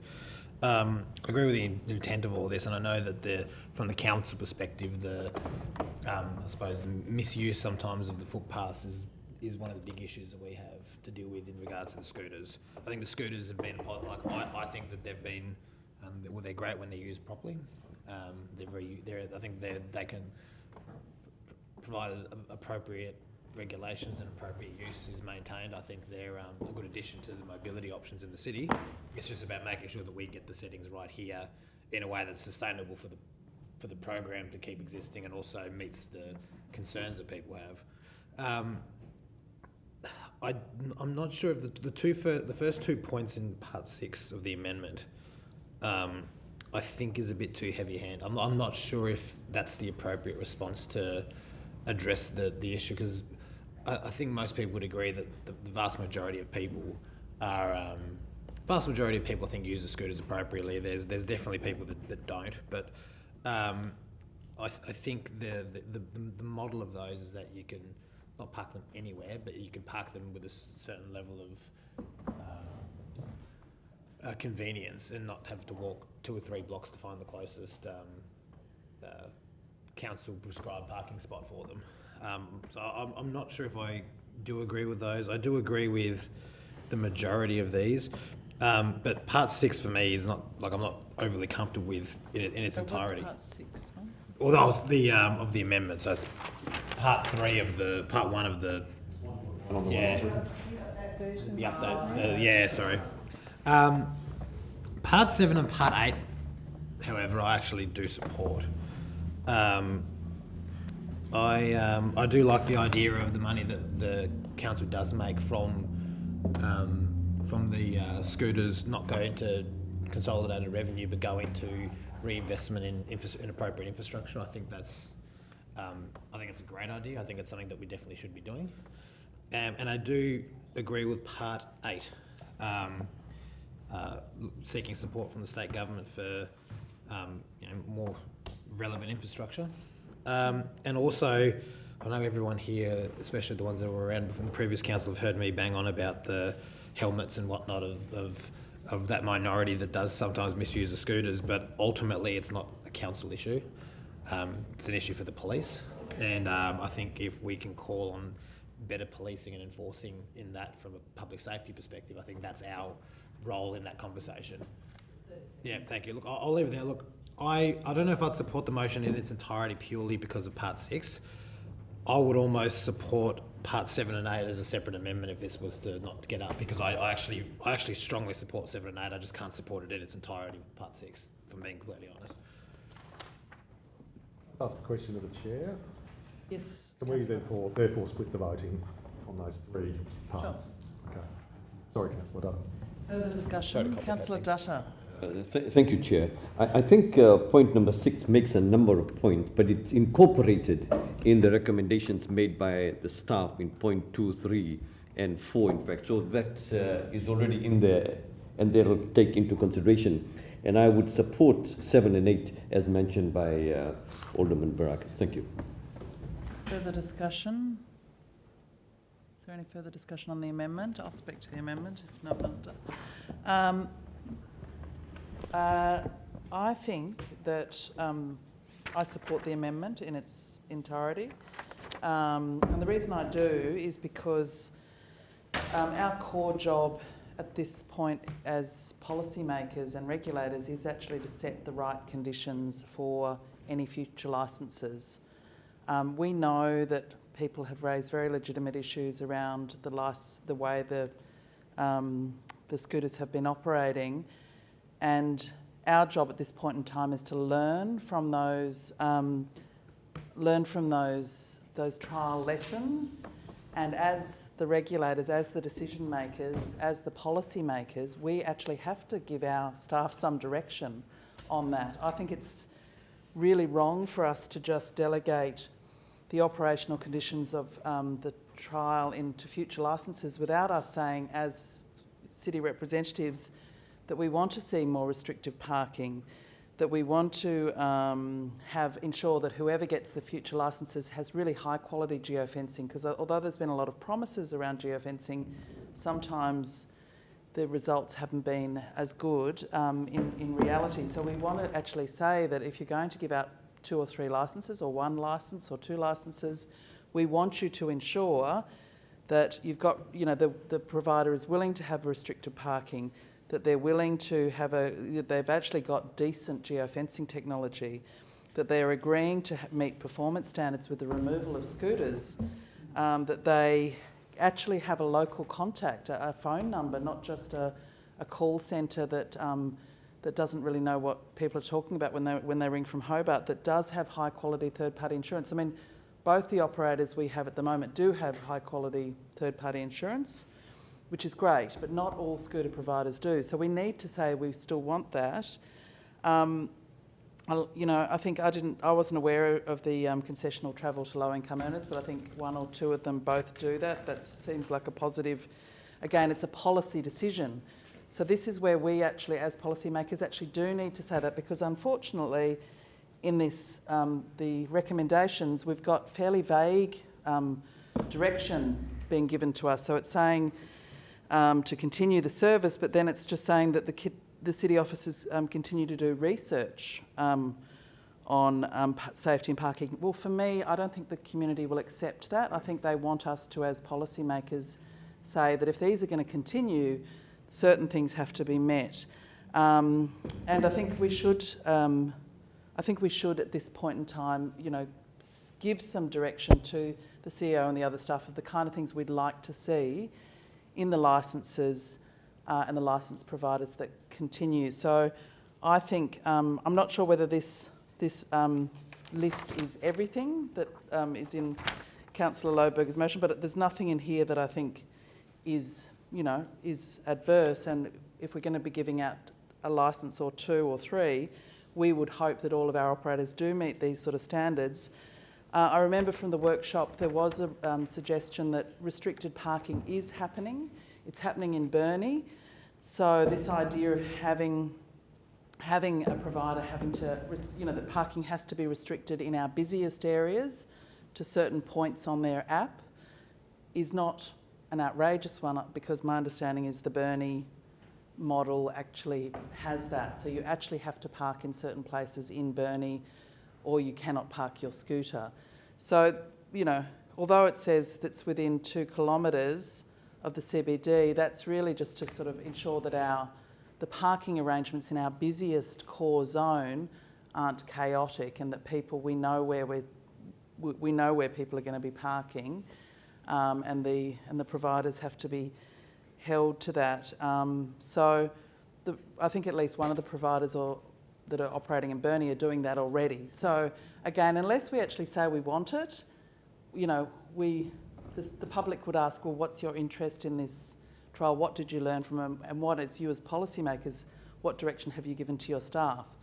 Because if you just say, go for it with these sort of the more generic recommendations, I think it would be really hard for me to actually support the recommendation as it stands, even though I generally support this program and the scooters, but the recommendation is way too vague for what the public expectation is that they want us to be setting some policy direction. So I'll support the amendments. Sorry, just a question, Lord Mayor. Apologies. Just on that, and on like the second point of part 6, the item about preventing the parking of e-scooters on footpaths within the 2 kilometre radius of the mall, except at the discretion of the CEO to address specific issues. Would that, and it's probably more a question to Councillor Lohberger, but would that rule out or include those sort of bays on the bulbing of intersections where we've got those specified, the specified e-scooter parking where there is space for it, or is that effectively suggesting that that entire circle there's no parking at all anywhere?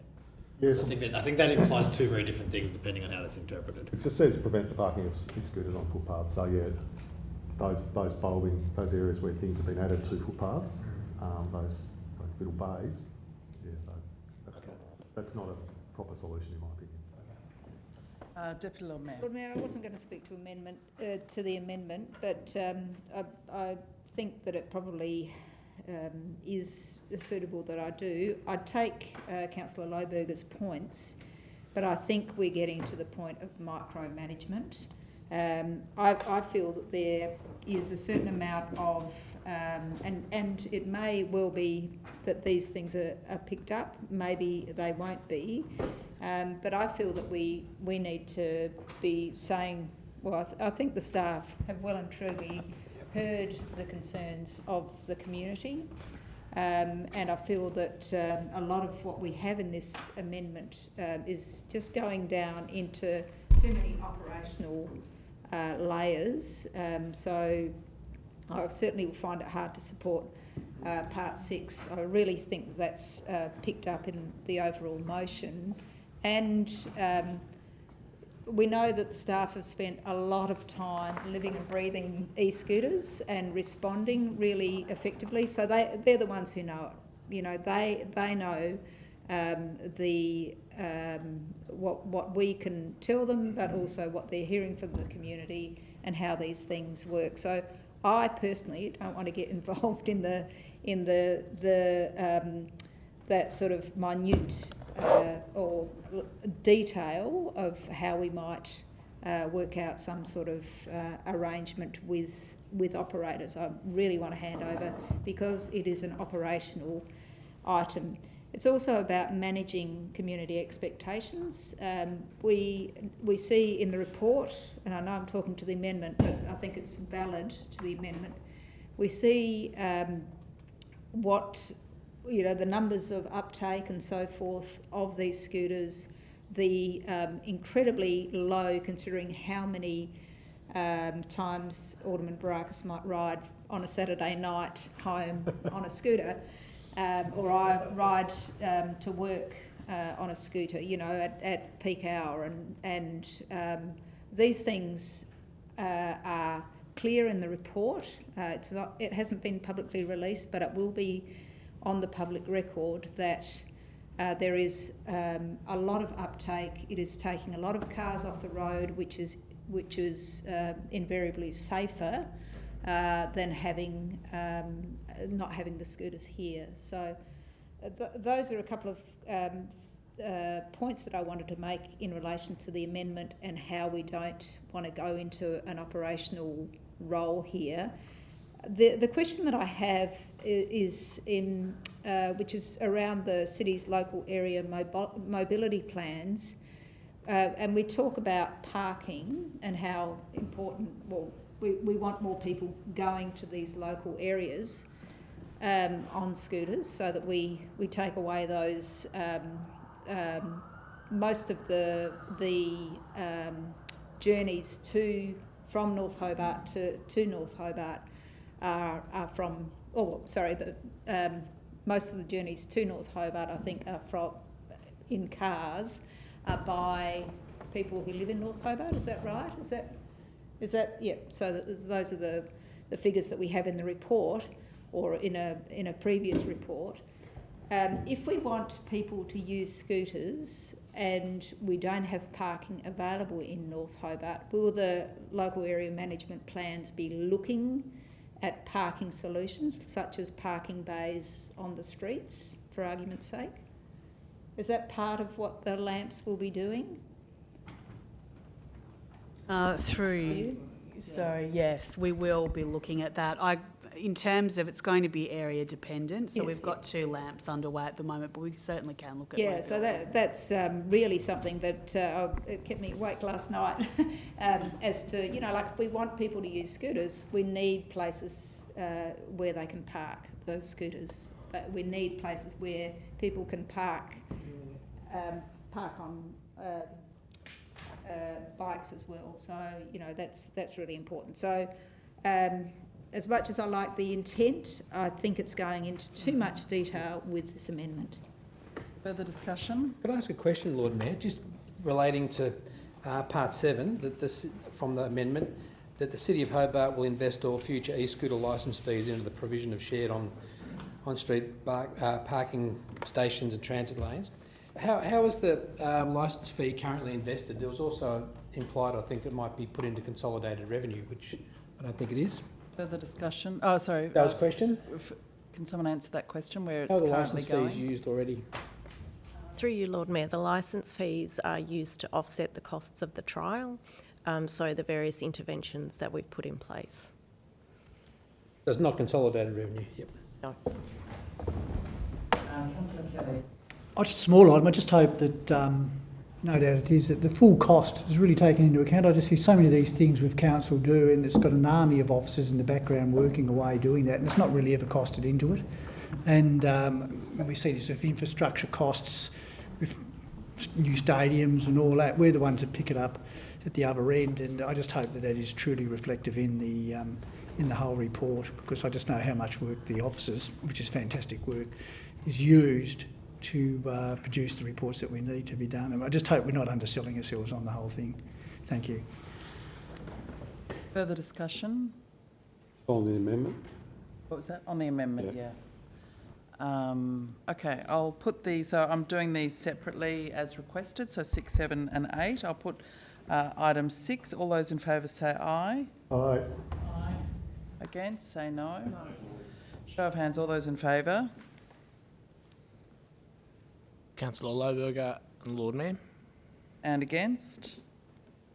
Alderman Zuko, Alderman Barakis, Councillor Sherlock, Councillor Elliott, Councillor Passelt, Alderman Bloomfield, Councillor Kelly, Councillor Dutta, Councillor Harvey, the Deputy Lord Mayor. It's lost, Lord Mayor, 2 votes to 10.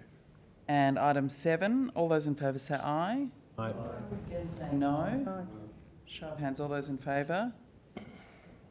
Alderman Barakis, Councillor Sherlock, Councillor Elliott, Councillor Passelt, Councillor Lohberger, Alderman Bloomfield, Councillor Kelly, Councillor Dutta and the Lord Mayor. And against? Alderman Zuko, Councillor Harvey and the Deputy Lord Mayor. It's carried, Lord Mayor, 9 votes to 3. And item 8, all those in favour say aye. Aye. Against, say no. Carried. Was that no, Alderman Zuko? No. So all those in favour? Alderman Barakis, Councillor Sherlock, Councillor Elliott, Councillor Passelt, Councillor Lohberger, Alderman Bloomfield, Councillor Kelly, Councillor Dutta, Councillor Harvey, the Deputy Lord Mayor and the Lord Mayor. And against? Alderman Zuko. It's carried, Lord Mayor, 11 votes to 1. Okay, so we're now debating the motion as amended with the additions of 7 and 8.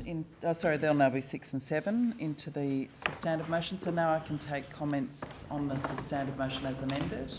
Alderman Zuko. I'm happy to start, Lord Mayor. But there is a photo of a parking bay that I took. There's a number of them around the city. Anyone in the restaurant industry would have to pay an occupation licence, and I've got to say that space there with one bike on it's quite a considerable amount of space. They're all around the city. So I understand that we have just been told that the cost of the trial, what we're earning, is offsetting the cost of the trial. It's great, isn't it? So what are we doing? We're actually assisting a business to thrive. And I've heard it around this table over the years that why should we be helping business to prosper?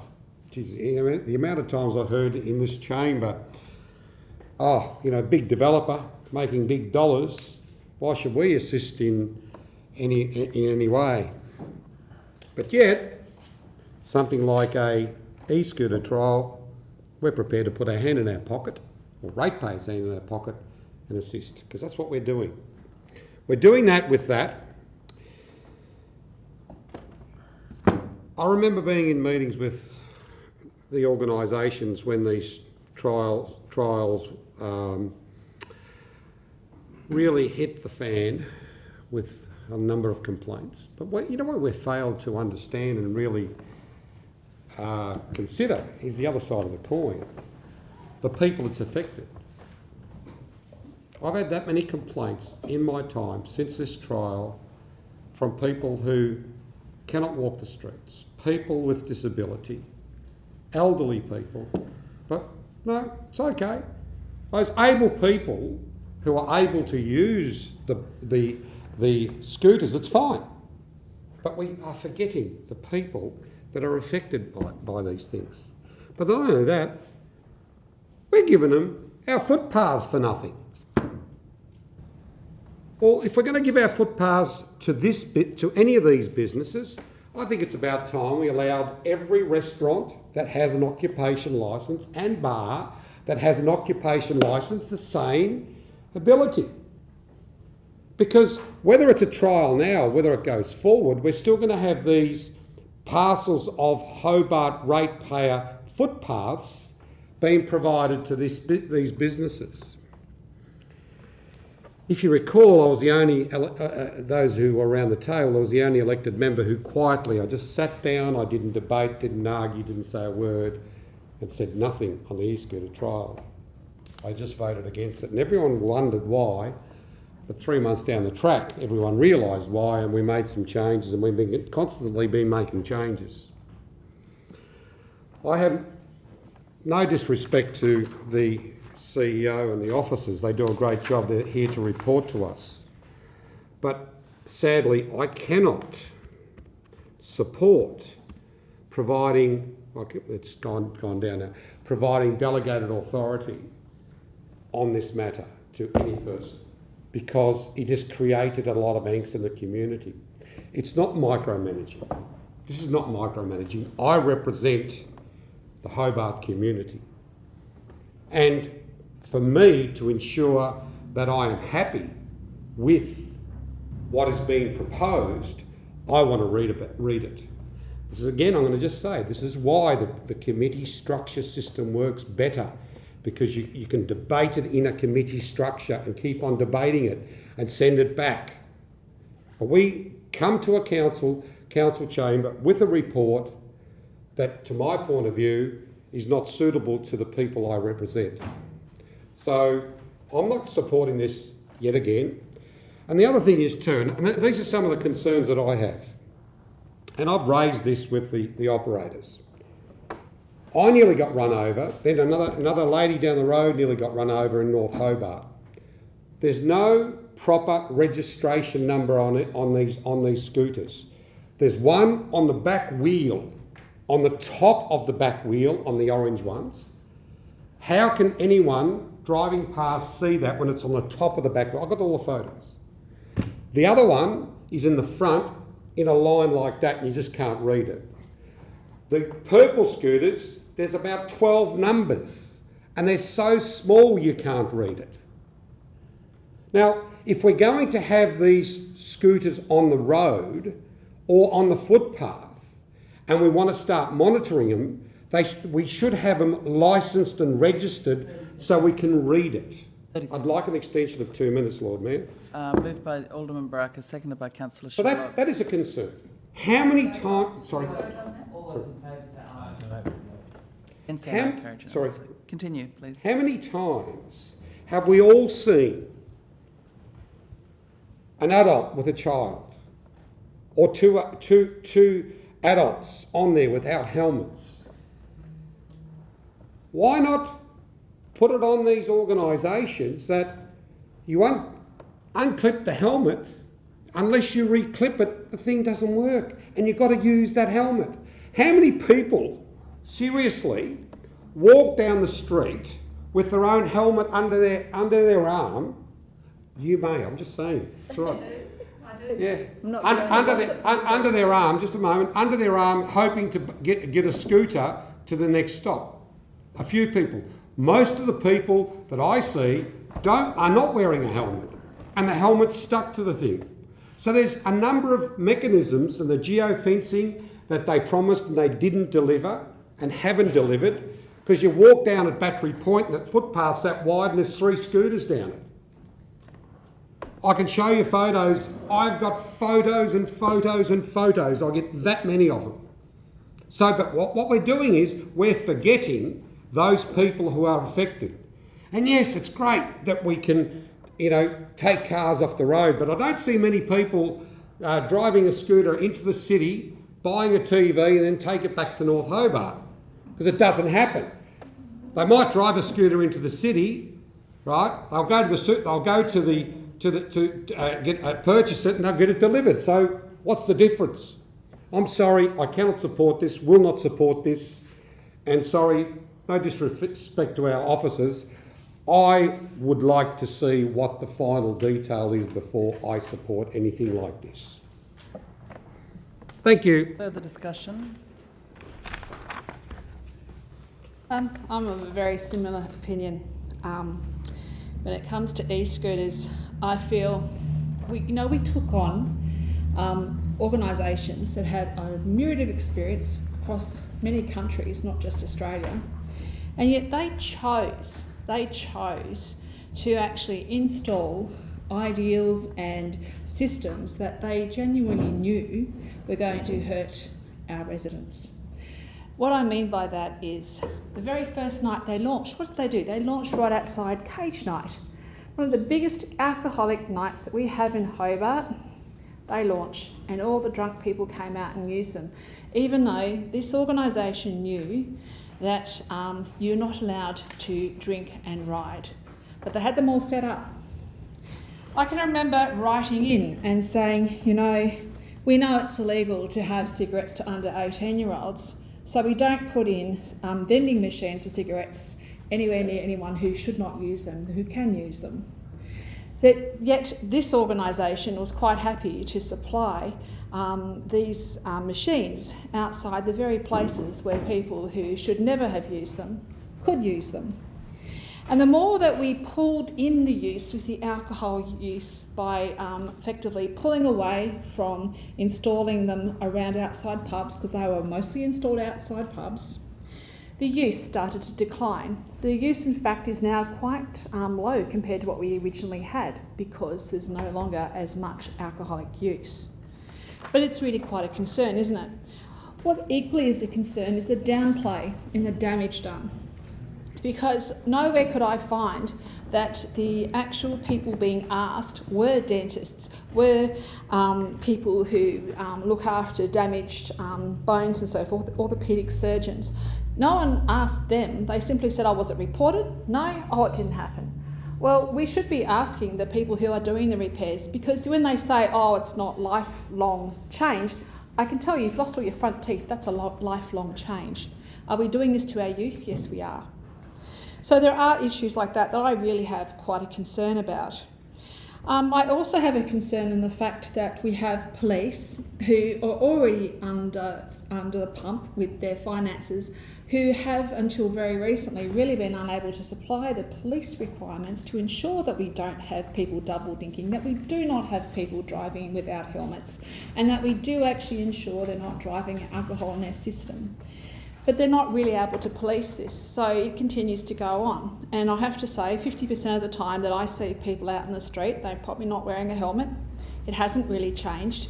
And I think we have a culture of, it doesn't matter because we don't really get done for it. And that's not a council issue, it's a police issue. But if we can't get police support for this, then perhaps maybe we should be looking twice at this and saying, well, look, if we can't keep our community safe, let's think about it. So the other thing that I have a concern about is also the fact that we celebrate that it took cars off the road and so forth, but we're not really celebrating a truly green choice, because the CO2 savings are actually lost with the cars needed to actually corral them and fix them up and all the rest of it. What would be a far better choice overall, by having people who choose to be more committed to our community, would be to actually turf these organisations completely. I have never been in support of them. I'm still not in support. And instead actually encourage the use of private use machines, because that way we have people who know that if they stuff it up, they lose it. They have something to lose, they have part of the community that they're actually going to be more respectful of, and then we can use some of the money that we'll save, because I actually am concerned too, how much are we actually making from this? We're not really given how much it costs to install them, maintain them and adjust them. Was there really a profit being made? Let's invest instead in some bike racks, and then have some e-scooter racks. Let's actually corral this and make it something better. Let's make it something that we can actually all enjoy. Thank you. Harvey. Thanks, Lord Mayor. So, around the world, cars occupying cities is becoming a thing of the past. All cities are looking at how they can increase mobility options to limit the use of cars in their cities. Not to ban cars, not to prevent cars from going anywhere in the city, but to reduce dependence on cars. And bikes, scooters, walking, public transport, these are all the options that cities are now exploring and rolling out. Hobart's no different. We need to look at how we can reduce dependence on cars in the city. Our city is not really designed for an increasing number of cars, and as we look at the population growth, I think of 60,000 over the next few years, we need to work out a way of getting people out of their cars. Scooters, bikes, walking are all options, but this council decided a number of years ago, when it adopted the Sustainable Hobart action plan, that we would trial scooters. So that was, I think, what year was that landed? 2019. So it's four years ago we decided that we'd have a scooter trial, and here we are, 2023, and we have completed our scooter trial. And that scooter trial showed that about 45% of rides on a scooter replaced a car journey. So I think that's a significant number, around 45%, and I'll just correct me if I'm wrong, was that the figure we come up with? About 45% of scooter rides replaced the car journey according to scooter users. So I think that's a significant bit of data. Now, if that's replacing car rides, it's also helping with parking issues and congestion in the city. Okay, so let's just think about that. So if people are using scooters rather than driving, they're freeing up parking spaces for other people to use.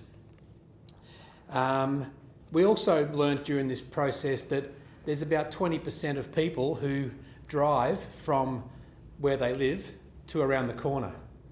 So they're short journeys of less than a kilometre. Am I correct with that figure as well? Yes, so about 20% of people drive short distances. We don't want them to drive short distances. We want them to walk or take a scooter, because that keeps their car off the road and competing for parking spaces in the city. So I think the report demonstrates this, that this scooter trial has been really important for Hobart in learning how to change the mobility options and provide better options for mobility.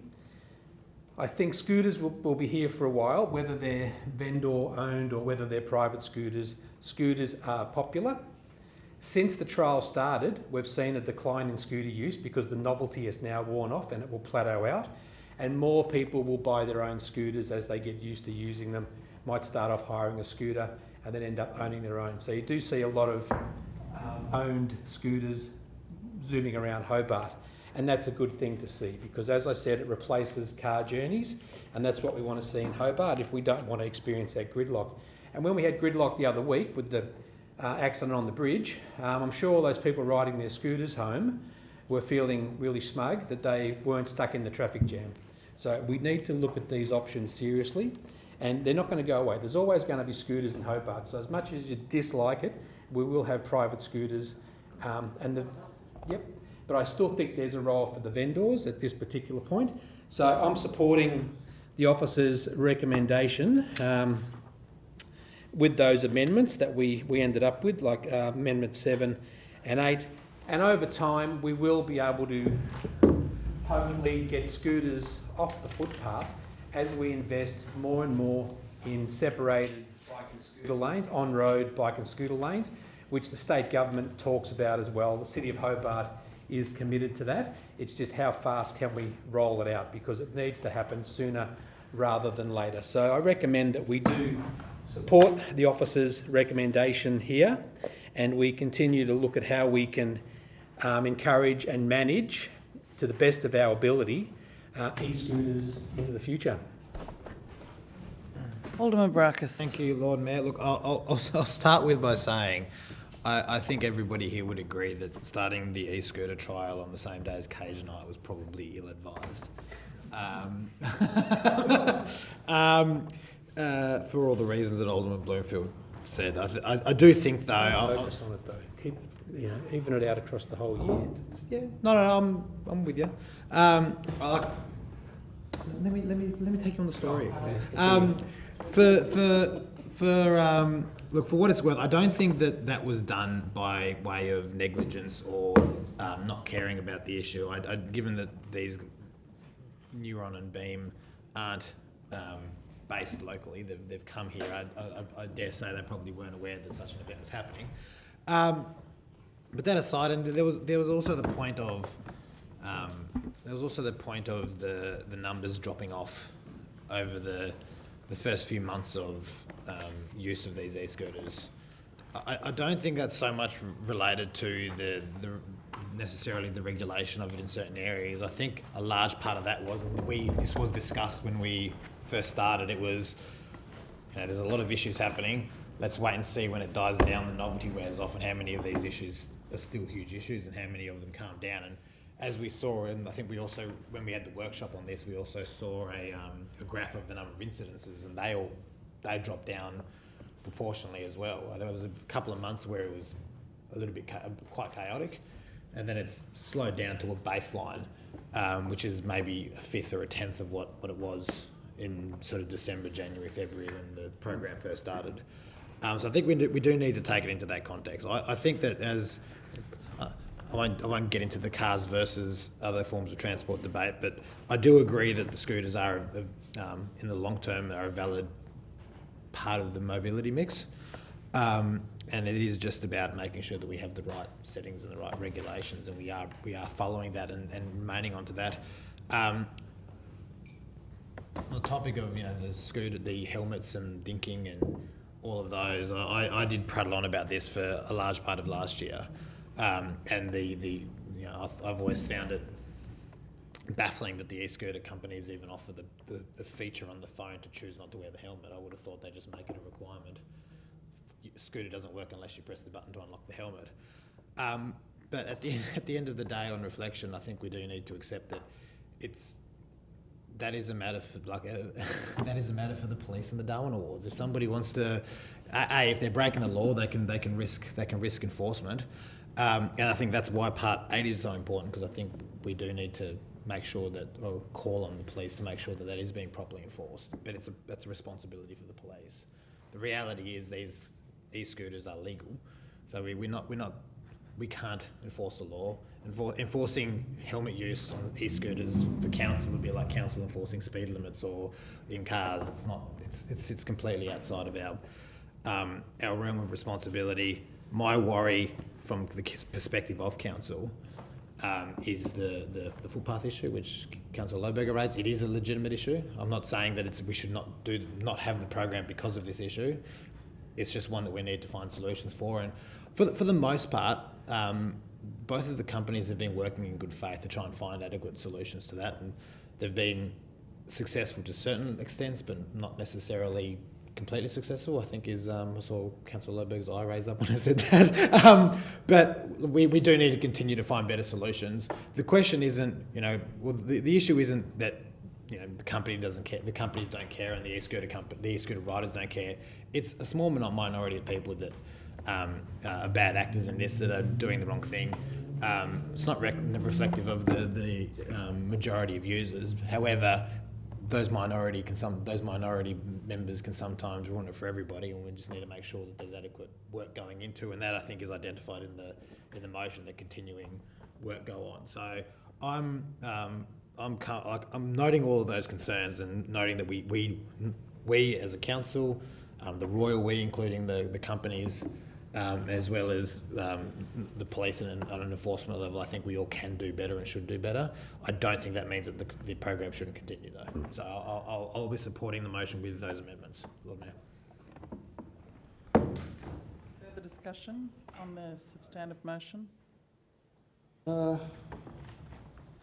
Yes, well, clearly the big issue. Councillor Loberg. Sorry, Chair. Clearly the big issue for me is not about scooters displacing cars, it's about scooters blocking footpaths and displacing pedestrians. And we're talking only about rental scooters here. I will note that the private scooter riders never park on the footpaths, never obstruct footpaths, and generally wear better safety gear, in my opinion, and I see quite a lot of them on the bike path when I'm walking to Moona and back. I did have a question for the staff. Through you, Chair, how many complaints have we received approximately? I don't need an exact number, but just approximately how many complaints have we received as a council about e-scooters, about rental e-scooters? Director Allen?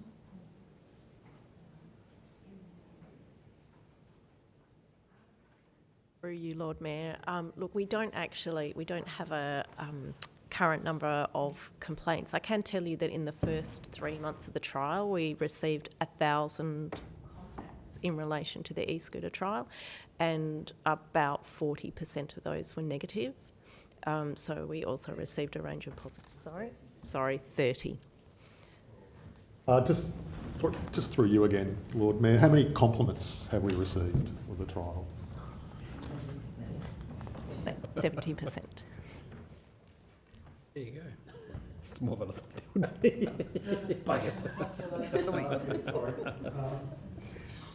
Look, I just do think we must deal with the obstructive parking issue. I do note that several points in the recommendation can deal with it, particularly point number 2. But it does remain my number one concern. And look, for now, I will be voting yes to this motion reluctantly, on the understanding that the council staff are well aware that we have some major issues about obstructive parking on footpaths. So I will be voting yes. Thank you. Further discussion? Councillor Elliott. Thank you, Chair. So every day I continue to see breaches which do worry me. It's the dinking, it's the no helmets, and it's the near misses in front of my own house where you see a scooter fly around the corner, nearly into a car. The car driver's beside themselves, and you know that it was only metres away from a bad injury.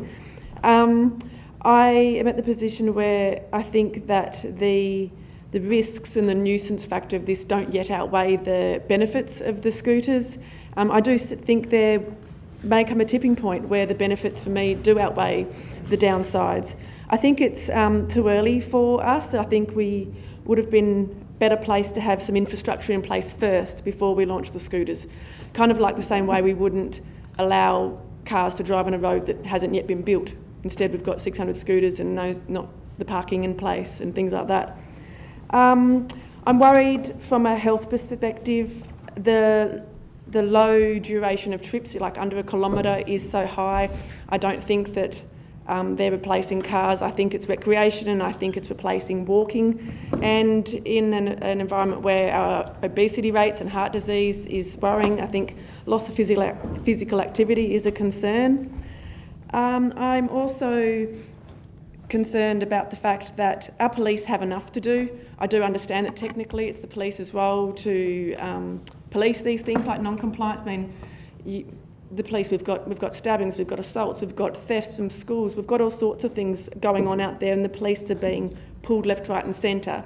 And I don't think it's fair to put on them having to police this nice to have, and I still do think it is a nice to have. I don't have any concerns with the private scooters, as other elected members have said. I think that they're much more responsible users. They're not left on the footpaths. They do take better care from a safety perspective. They understand and know how to use their vehicle. So yes, I won't be supporting the continuation because, I mean, I can imagine scooters coming back to us into our city in a year or two when we've got ourselves together. But I don't think we have ourselves together yet. And I'm also concerned about the amount of time it's draining taking staff away on this one item. Thank you. Further discussion? Oh, Councillor Posselt, sorry. Thank you, Lord Mayor. That's all good. So every day I see near misses. Every day I see people breaking the rules, breaking the law, going through red lights, pedestrians being almost struck, pedestrian crossings being ignored, in fact. I see this every day. I see every day people that present to the emergency department as a result of injury from accidents. And I also just put to you the notion that injuries could be so bad and so frequent that we would need to set up a statewide insurance body which every resident needs to contribute to fund the rehabilitation and management of patients that are injured. I'm not talking about scooters, I'm talking about cars. The rate of injury in motor vehicles is beyond anything presented and produced by scooters. And, you know, in the debate tonight, people have said, why don't you ask the people? You know, the people that attend to these injuries. Well, hey, everyone knows what I do for a gig. I have never attended, as a primary response, a scooter rider in Hobart in my capacity as a paramedic. Furthermore, my wife, who is an anaesthetist, which works at the Royal, has never performed an anaesthetic on someone requiring surgical repair from a scooter injury. So there's the anecdotal experience from people who are actually at the coalface of these supposed injuries, and the rates of injury that have been blown out of proportion have been actually brought to light with a report from council officers. So a lot of these facts have been kind of misconstrued and manipulated to suit people's arguments. I think that these scooters provide a great opportunity to help people to shift their mode of transport. Some people might take an e-scooter on the hire scheme for a ride, a few weeks later buy their own scooter, or decide, you know what, actually maybe I'll get a bike or I'll walk. How good's the weather? It's amazing. They help with that. And as we move forward with a growing population and a city that's expanding probably beyond the infrastructure capacity of the city, I'd note that reports have found that the road network is at capacity during peak. We cannot fit any more cars on our roads. And not only that, because of the constraints of the built environment, we can't build any more roads either. It's as simple as that. So we need, it's not a nice to have, we need the community to respond and to start taking other forms of transport. And this is part of that mode shift that we need to see. And you know, in fact, I'd like to see the program expanded. I'd like to see a geo-fenced corridor all the way to Claremont along the intercity cycleway, because the providers of these e-scooters have told me that on the day the Tasman Bridge went down, they had a magnitude they hadn't seen before of e-scooters that were dumped at the border of the geo-fence. Because everyone went, holy hell, I can get halfway home and then walk the rest of the way, let's do it. You know, so people will do it. And as you transition to a different form of transport, you realise the benefits. Just the other day, I was going to pick my kid up at 6 o'clock from daycare in the city from West Hobart. I took the car, terrible idea. I got down the bottom of the hill onto Murray Street and turned around and drove back to West Hobart, got my bike, drove past, rode down the hill and overtook cars that were sitting in front of me in the traffic in that time. There are benefits to taking different transport. Other elements include policing, which have been brought up here. TasPol is chronically underfunded, but again, look around you, look at vehicle compliance checks. Look at how many RBTs you go through in Tasmania compared to the mainland. How many cars have you seen that are completely defective on the road? We need to move to something different. And just to address Alderman Zuko's point about use of the footpath, this is a completely different proposition. Modal shift and transport benefits everyone because every day our roads are used by people who don't pay. People who don't pay. So what difference is it that our footpath, if it is improving the economic activity, the congestion and the health benefits, what difference is giving up a little bit of our footpaths to ensure that we have a more habitable city? So I'll be supporting this motion. I would like more line of sight over the licence agreements moving forward. I think that's excellent, and I commend Councillor Lohberger for bringing the amendments and strongly support his points 7 and 8 as well. Thank you. Can I just ask about what did you think in Councillor Lohberger's amendments dealt with the oversight of the licence conditions? Just a clarification. I was commending separately. It's a separate point. Yeah, a comment to point 7 and 8 being a welcome addition. Yeah. Further discussion? Councillor Dutta. Question, Lord Mayor. With regards to delegating this to the CEO, is it possible for us to bring the final report to us? Is that possible before we give the okay? You can move that amendment if you like, Councillor Dutta. It's the council's decision whether it delegates or whether it asks the CEO to bring the licence conditions back. That's in your hands. You're the... Yeah, I take the point, with regards to that, there's some concerns made, and I think I would be in that group as well, that I would like to see the final makeup and approve that. Not that I doubt the CEO, I'm quite sure he has heard our concerns and will take those on board. But with that amendment, at least we'll have one more opportunity, and that way we can't say we didn't see the final product. So if I would move that we delete the delegated to the CEO and put that to council. So you're saying this is an amendment to item 4, is it? Or be and be brought back, like add it to item 4, is it? Yes. And come back to council? Come back to council, yeah. Is that sorry, can I just clarify, are we talking about the licensing agreement or the day-to-day operational conditions?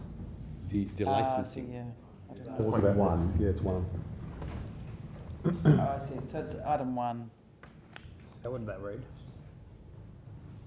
So it would be an amendment to item 1 that determined by the CEO, blah, blah, blah, and that a further report come back to council before finalising or something. Okay, is everyone clear on where that amendment? You need a seconder, Councillor Dutta. Does anyone want to second that? Councillor Lohberger? Okay. I'm just going to, because I just don't want to get this muddled up, we're going to Just hear the whole thing again. It's item 1? Item 1, it's as it reads, and then it says it finishes and that a further report come back to council on these licence arrangements before finalising. It's... Sorry, I'm just wondering, is that the amendment? Yeah. How can you have the final licence arrangements if it then comes back to council for our noting, not for our changing? Because if the CEO is negotiating the final licence arrangements, Point of order, Lord Mayor. Is this a question? Yeah. Is this a question, Lord Mayor? I'm responding to the rest of the amendment. Okay, let's just see whether that is an amendment that has been. Councillor Dutta, have you finished your intervention? Because I actually stopped you halfway through. I only brought that up because of the concerns that was made, and I thought I'd put it to the council to see how, what sort of a support we have for that. All right. So we've got Councillor Dutta's amendment, seconded by Councillor Lohberger. Alderman Harvey's got a question about how it would work. Yes. So so number 1 would read, hire and ride micro mobility be continued as a service in Hobart under a licence agreement with operational conditions determined by the CEO following the conclusion of the trial under new arrangements between the CEO and operators. that this then be brought back to council before for finalising. noting. But you can't finalise it if the CEO's already finalised it. How can you negotiate and then go back and negotiate again if we decide to change it? I guess, yeah. Yeah, for endorsement. But then I don't want to, I don't want it to be micromanaged around the table where we decide we're going to include and remove clauses. Okay. Any further discussion on this amendment by Councillor Dutta? Okay, I'm going to put that. All those in favour say aye. Aye. Again say no. No. Show of hands. All those in favour. Alderman Zuko, Alderman Barakis, Councillor Sherlock, Councillor Passelt, Councillor Layberger, Alderman Bloomfield, Councillor Kelly, Councillor Dutta, and the Lord Mayor. Against? Councillor Elliott, Councillor Harvey, and the Deputy Lord Mayor. It's carried, Lord Mayor, 9 votes to 3. Okay, any further discussion on the substantive motion as amended? Just, if I may make a couple of points, Lord Mayor. I think that we know in our heart of hearts there are actually more responsible e-scooter riders than irresponsible scooter riders, so we should make that point quite clear. And we see a lot of reports and a lot of information about people riding wrongly, but as Alderman Barakis has said, that's really something that is not really our responsibility. I'd like to make that point again about managing community expectations as to what council is responsible for versus what people's responsibility is when they actively break the law, and how we or the police or who is responsible for reinforcing that. The health and wellbeing aspects far and away outweigh the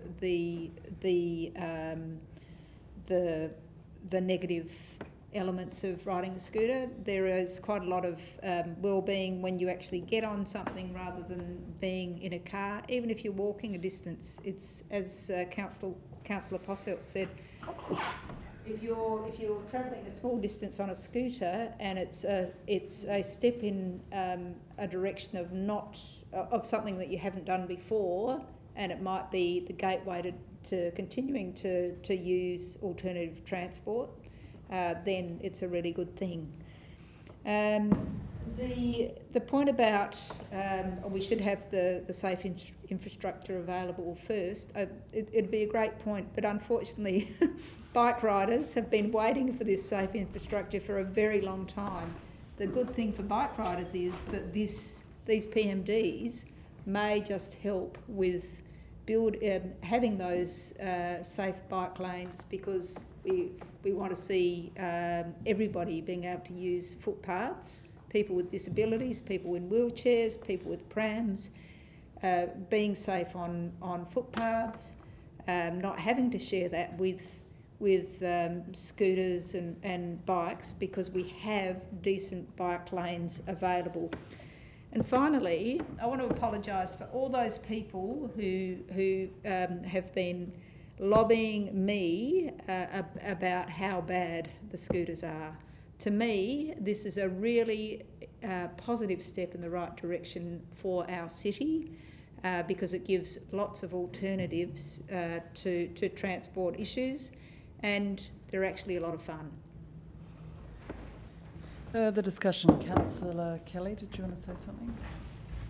I think we've been taken for a ride, literally, with some of these scooter things. I totally agree with Alderman Suko's comments about we're giving public land to it. Look, we're just one of these stick situations where we're damned if we do, damned if we don't, and I think I've got to defer to the greater judgment of the CEO to make the right call on these. Look, the solutions have been there for years. I mean, the parking's other places around the world, they park them in parks. It creates the biggest problem I see with it, and biggest complaint is the mess. And these private companies will get away with what they can, and I think we really have been played for it. And I'll just do it. Sure, I had a phone call today from one of the companies. Oh, great news! We've got parking bay things now all going. I said, yeah, well, they've been around for years, mate. You know, why wasn't that put on the table in the first place? And that's just the nature of private enterprise, I guess. They'll try and play us like a fiddle. Look, there's a lot to like about these scooters. I think as a as a capital city, we've got to support the goods that come with the bad. But I think the devil's going to be in the detail. It's going to take some good, strong, tough decision by the CEO to, and the officers there to really take this private company on to task to what we want. And as I said earlier, I really want to make sure all our costs are fully covered in the whole exercise. Thank you. So I will support the motion. Further discussion? I think everyone's spoken. I might say a few words if I can. Not that I want to drag it out, but I want to thank everyone who did contribute amendments because I think it's now at a point where I can support this recommendation. And my concerns are not related to the benefit of scooters, the benefit of these alternatives to cars, the need for micromobility. What concerns me is that we haven't been setting strong enough regulations.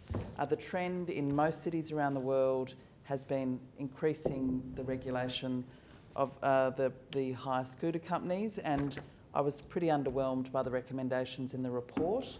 I think delegating it completely to the CEO was unfair. Having it enclosed was an error of judgment, because this is a very keen interest of public interest, and people expect their decision makers to be talking about this in the open, and they expect us to be setting some quality standards, best practice operations, best practice regulations, ensuring that these private operators do pay their fair share for public space, and meeting community standards for servicing their vehicles, so that if they're falling over and blocking a footpath, there are good systems in place.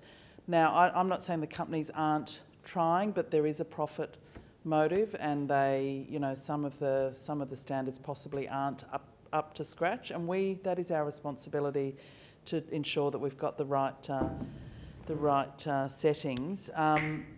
The problem, the allies of scooters, I have so many people are allies of scooters, but we're not making it easy for the allies of scooters when they see the parking of the scooters across footpaths and the company's just letting them sort of sit, fallen over, blocking footpaths. If we could fix that and fix it with good regulations and good standards in our licence agreement, then all of the allies who actually want these to work would come on board. But unless we actually set some higher standards, we will continue to have these people who want to be allies of micromobility and alternative to cars if we can't set these rules right. So I was disappointed that our report didn't sort of really articulate some more of those solutions, and it was just left a bit vague. Hopefully some of that might come through in the licence agreement, and I am pleased it's coming back to us, because I think we do have a responsibility. This is a lot of public land. The footpaths are precious, and we need to ensure that this is done correctly. I do have sympathies with the need for occupation licence fees, because I do think that outdoor dining is a great economic benefit as well. So, but our footpaths are precious, and we need to make sure they are being used properly. So, given the fact that the licence will come back to us to get to make sure we have set those standards at the right level, that we're meeting best practice in our licence agreement with these scooter companies, because we need to make sure we're not setting a standard lower than is in other capital cities as well, which have all got licence conditions, to make sure we've got that high standard that people expect. And the fact that we've got those other amendments on the where we're going to invest the funds. I also agree, I'm concerned about how much time this has taken out of our sustainability work. It's really occupied the staff in that space heavily, when there's so many other sort of sustainability strategy solutions that are of equal, if not more, impact on sustainability. So with all of those amendments, I'm happy to support the motion as amended. Thank you. So I will putting it all as one package. All those in favour of the motion as amended say aye. Aye. Against say no. No. Show of hands, all those in favour. Alderman Barakis, Councillor Sherlock, Councillor Passelt, Councillor Lohberger, Councillor Kelly, Councillor Dutta, Councillor Harvey, Deputy Lord Mayor and the Lord Mayor. And against? Alderman Zuko, Councillor Elliott and Alderman Bloomfield. It's carried, Lord Mayor, 9 votes to 3. Now we have another closed item. The supplementary agenda item, which is the Future of Local Government Review Phase 2 submission. So moved by Deputy Lord yeah. Mayor, seconded by Councillor Posselt. Well, Mayor, I think there's quite a lot of public interest in local government reform, and we had a workshop whilst you were away. Mr. Doyle presented a lot of the responses that the council has, but I think this, which will will be released after this evening, presumably, CEO.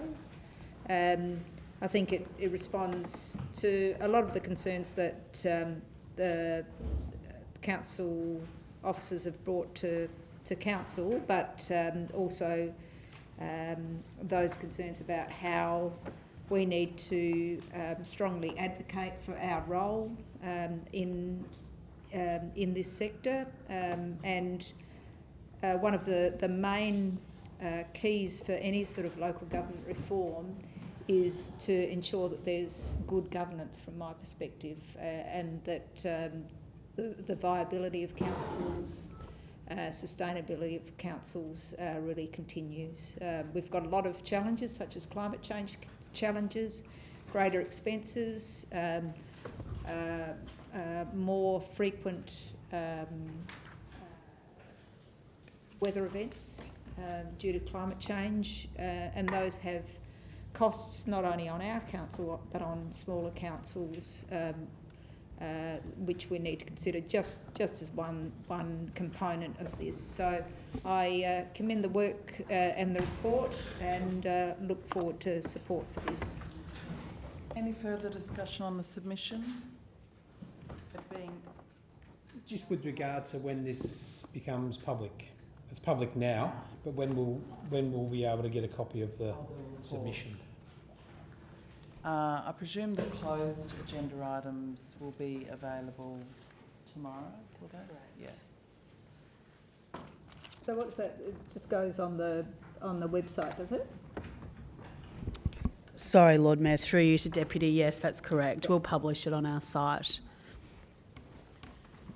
Okay, Councillor Posselt. Thank you. Just very briefly, just to echo the sentiment expressed by Deputy Lord Mayor, good governance is essential in local government. You know, we've seen councils, Glenorchy, a recent example, that have fallen by the wayside of poor governance, and it's timely and appropriate given the previous attempts for amalgamations and reform since 1993, I think, that we take a look at this in closer detail. I think our submission that has been put together by the officers is reflective of the sentiment at the table, and I look forward to seeing what the state government produce and the review board recommend at the end of this, to ensure the sustainability of local government in Tasmania moving forward, but also to ensure that every resident of Tasmania, not just Hobart, really get the best for their taxes, and that may be rates or it may be state or federal taxes, as we look at different ways that we can ensure financial sustainability among all councils, including our 2 island councils in this state. So I do commend the work, and I'll be supporting the motion. Okay, if there's no further discussion, I'll put that. All those in favour say aye. Against say no. No. Show of hands. All those in favour. Alderman Barakis, Councillor Passelt, Councillor Lohberger, Alderman Bloomfield, Councillor Kelly, Councillor Dutta, Councillor Harvey, Deputy Lord Mayor and the Lord Mayor. And against? Alderman Zuko and Councillor Elliott. It's carried, Lord Mayor, 9 votes to 2. Now we've got item 20, which is AGM motions. Would someone like to move that? Did we do 20? Oh, okay, sorry. Oh, okay, we'll do All it right, again. 21 is a motion from Councillor Elliott. Councillor Elliott, the floor is yours. Mayor, so this motion is, I'll put the motion as listed on the agenda. Seconded by Alderman Zuko. Thank you. So obviously us as elected members know that we're in the process of looking at our strategic plan, looking to update it, and looking through the document, it really struck me as how we are unable to achieve anything in that plan basically unless we have a healthy organisational culture and a skilled, resilient, supported and valued workforce that is appropriately structured and supported.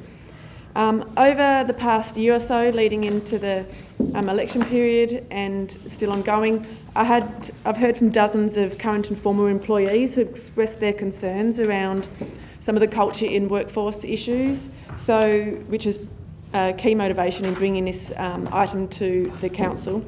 Some of the issues they're expressing are reflected, well most of them actually are reflected in the staff engagement survey which we were provided as part of the induction, which was undertaken in mid-2021, my understanding is. And there's issues that do need attention that we can't let lie. And in speaking with the CEO, I do know that there is good work happening there. So matters such as whether it's bullying, workload pressures, unacceptable behaviour that's being swept under the rug, staff feeling unheard and unvalued. I think as a council we need to elevate the importance of a healthy workplace culture and also the importance of having the workforce we need to deliver the goals. I want to see that, and that's what this motion captures, I want to see outcomes in the strategic plan which focus on those two issues and the strategies around how we're going to get there also captured. Because going back to what I said at the start, we can't achieve anything in our strategic plan without our team, without a healthy culture and without the right workforce. Thank you. Any discussion? Councillor Alderman Bloomfield. My understanding was that as aldermen, councillors, we're responsible for one employee only, that's the CEO. We're not responsible, it's not within our purview to supply instruction or influence the way staff are managed. As a result, I don't believe that this motion has any place. Okay. Look, I can bring up the section of the Act. Sorry to say to Councillor Alderman Bloomfield that all elected members have a responsibility. I think it's on the 26A or 28A of the Local Government Act. I can't remember the exact place, but somewhere around there, we have a responsibility for the well-being of our employees. So we do have a responsibility, and a serious one at that. We may not be able to direct our employees. We can only direct our CEO, but the well-being of the whole organisation, we have a responsibility for. So maybe our Alderman Bloomfield, there it is there. Yeah, section 28, I was right. 28.2. 28.2, that's right. The council of a council collectively have the following functions: to develop and monitor the implementation of strategic plans and budget, to determine and monitor the applications of policy, and I actually mentioned this in this council chamber before, the effectiveness and and effective provision of services, the effective and effective management and assets, and the fair and equitable treatment of all of employees of the council. So we have a responsibility. That there is very, very clear, our responsibility to ensure that all staff of this organisation are well taken care of, and I have mentioned this in this chamber. So I'm sorry, I fully support the motion. Further discussion, Councillor Posselt. Thank you very much. Just a question through you, Chair, to the CEO. Is there currently some sort of organisational review taking place that's looking at the broader organisation and how we can implement modern and supported practices? CEO. Thank you, Lord Mayor. Through you to Councillor Posselt. So there's a couple of points. It is detailed in the administration response. There has been an org transformation program underway since that survey was undertaken in 2021, which, as Councillor Elliott's rightly pointed out, surfaced a range of issues that we needed to address. these issues do take time, and that's why the org transformation program was really intended as a 3-year program. Detailed in the administration response there talks about those steps currently underway. I also think, just for completeness, Lord Mayor, it's worth noting that the document referred to in this motion is yet to be drafted. It's actually the Capital City Strategic Plan is in draft at the moment, and Council will be provided with a draft of that once it's completed to lead the Council over the course of the next 4 years. So just a second follow-up question, if I may. So there's been an organisational cultural reform program, or under a different terminology, underway for about 2.5 years, and we're looking to report back on that sometime in this calendar year. Through you, just to be clear about the timing, so it didn't actually start until toward the end of 2021, and that was as a result of the outcome of the staff survey that was undertaken, and also the co-design of a new organisational structure that was undertaken at that time that wasn't actually implemented until early last year, 2022, when new leadership members were appointed, as well as new staff to build capability in key areas of concern as it related to unmet need, as well as putting together a service review program that's commencing also. Thank you. And the last part of the question was when that's due to report back. Is that this year? There will be regular reporting back to Council. In fact, that's been happening through the bulletin items pretty regularly, but certainly formally we'd be reporting to Council quarterly as part of our new integrated planning framework and performance reporting through to the Chamber. So org transformation will be one of those categories for reporting. Thank you very much, CEO, through you, Lord Mayor. So, I mean, this is just another superfluous motion that we'll spend another half hour debating. I have faith that the program that is being investigated and implemented by the CEO, directors and our good leadership team will deliver on a better organisation for all employees. We've employed a new leadership team to undertake that process. And so I just don't know why you would want to hijack something that's 18 months in and try to redirect or to have your say in it, given that the directors and the CEO are the experts in this space. So, as I said, just another kind of waste of our time in front of the council meeting and superfluous. And I think these sorts of questions have better avenues by which we can liaise with directors if we've got concerns. So I won't be supporting the motion. Alderman Baracus. Thank you, Lord Mayor. I find it funny that we talk about superfluous motions here, given a motion that we had earlier today and a motion that we had in the previous meeting. We've had motions to note motions that we've done, and I think Councillor Kelly put it so beautifully earlier tonight when he called it a perpetual motion.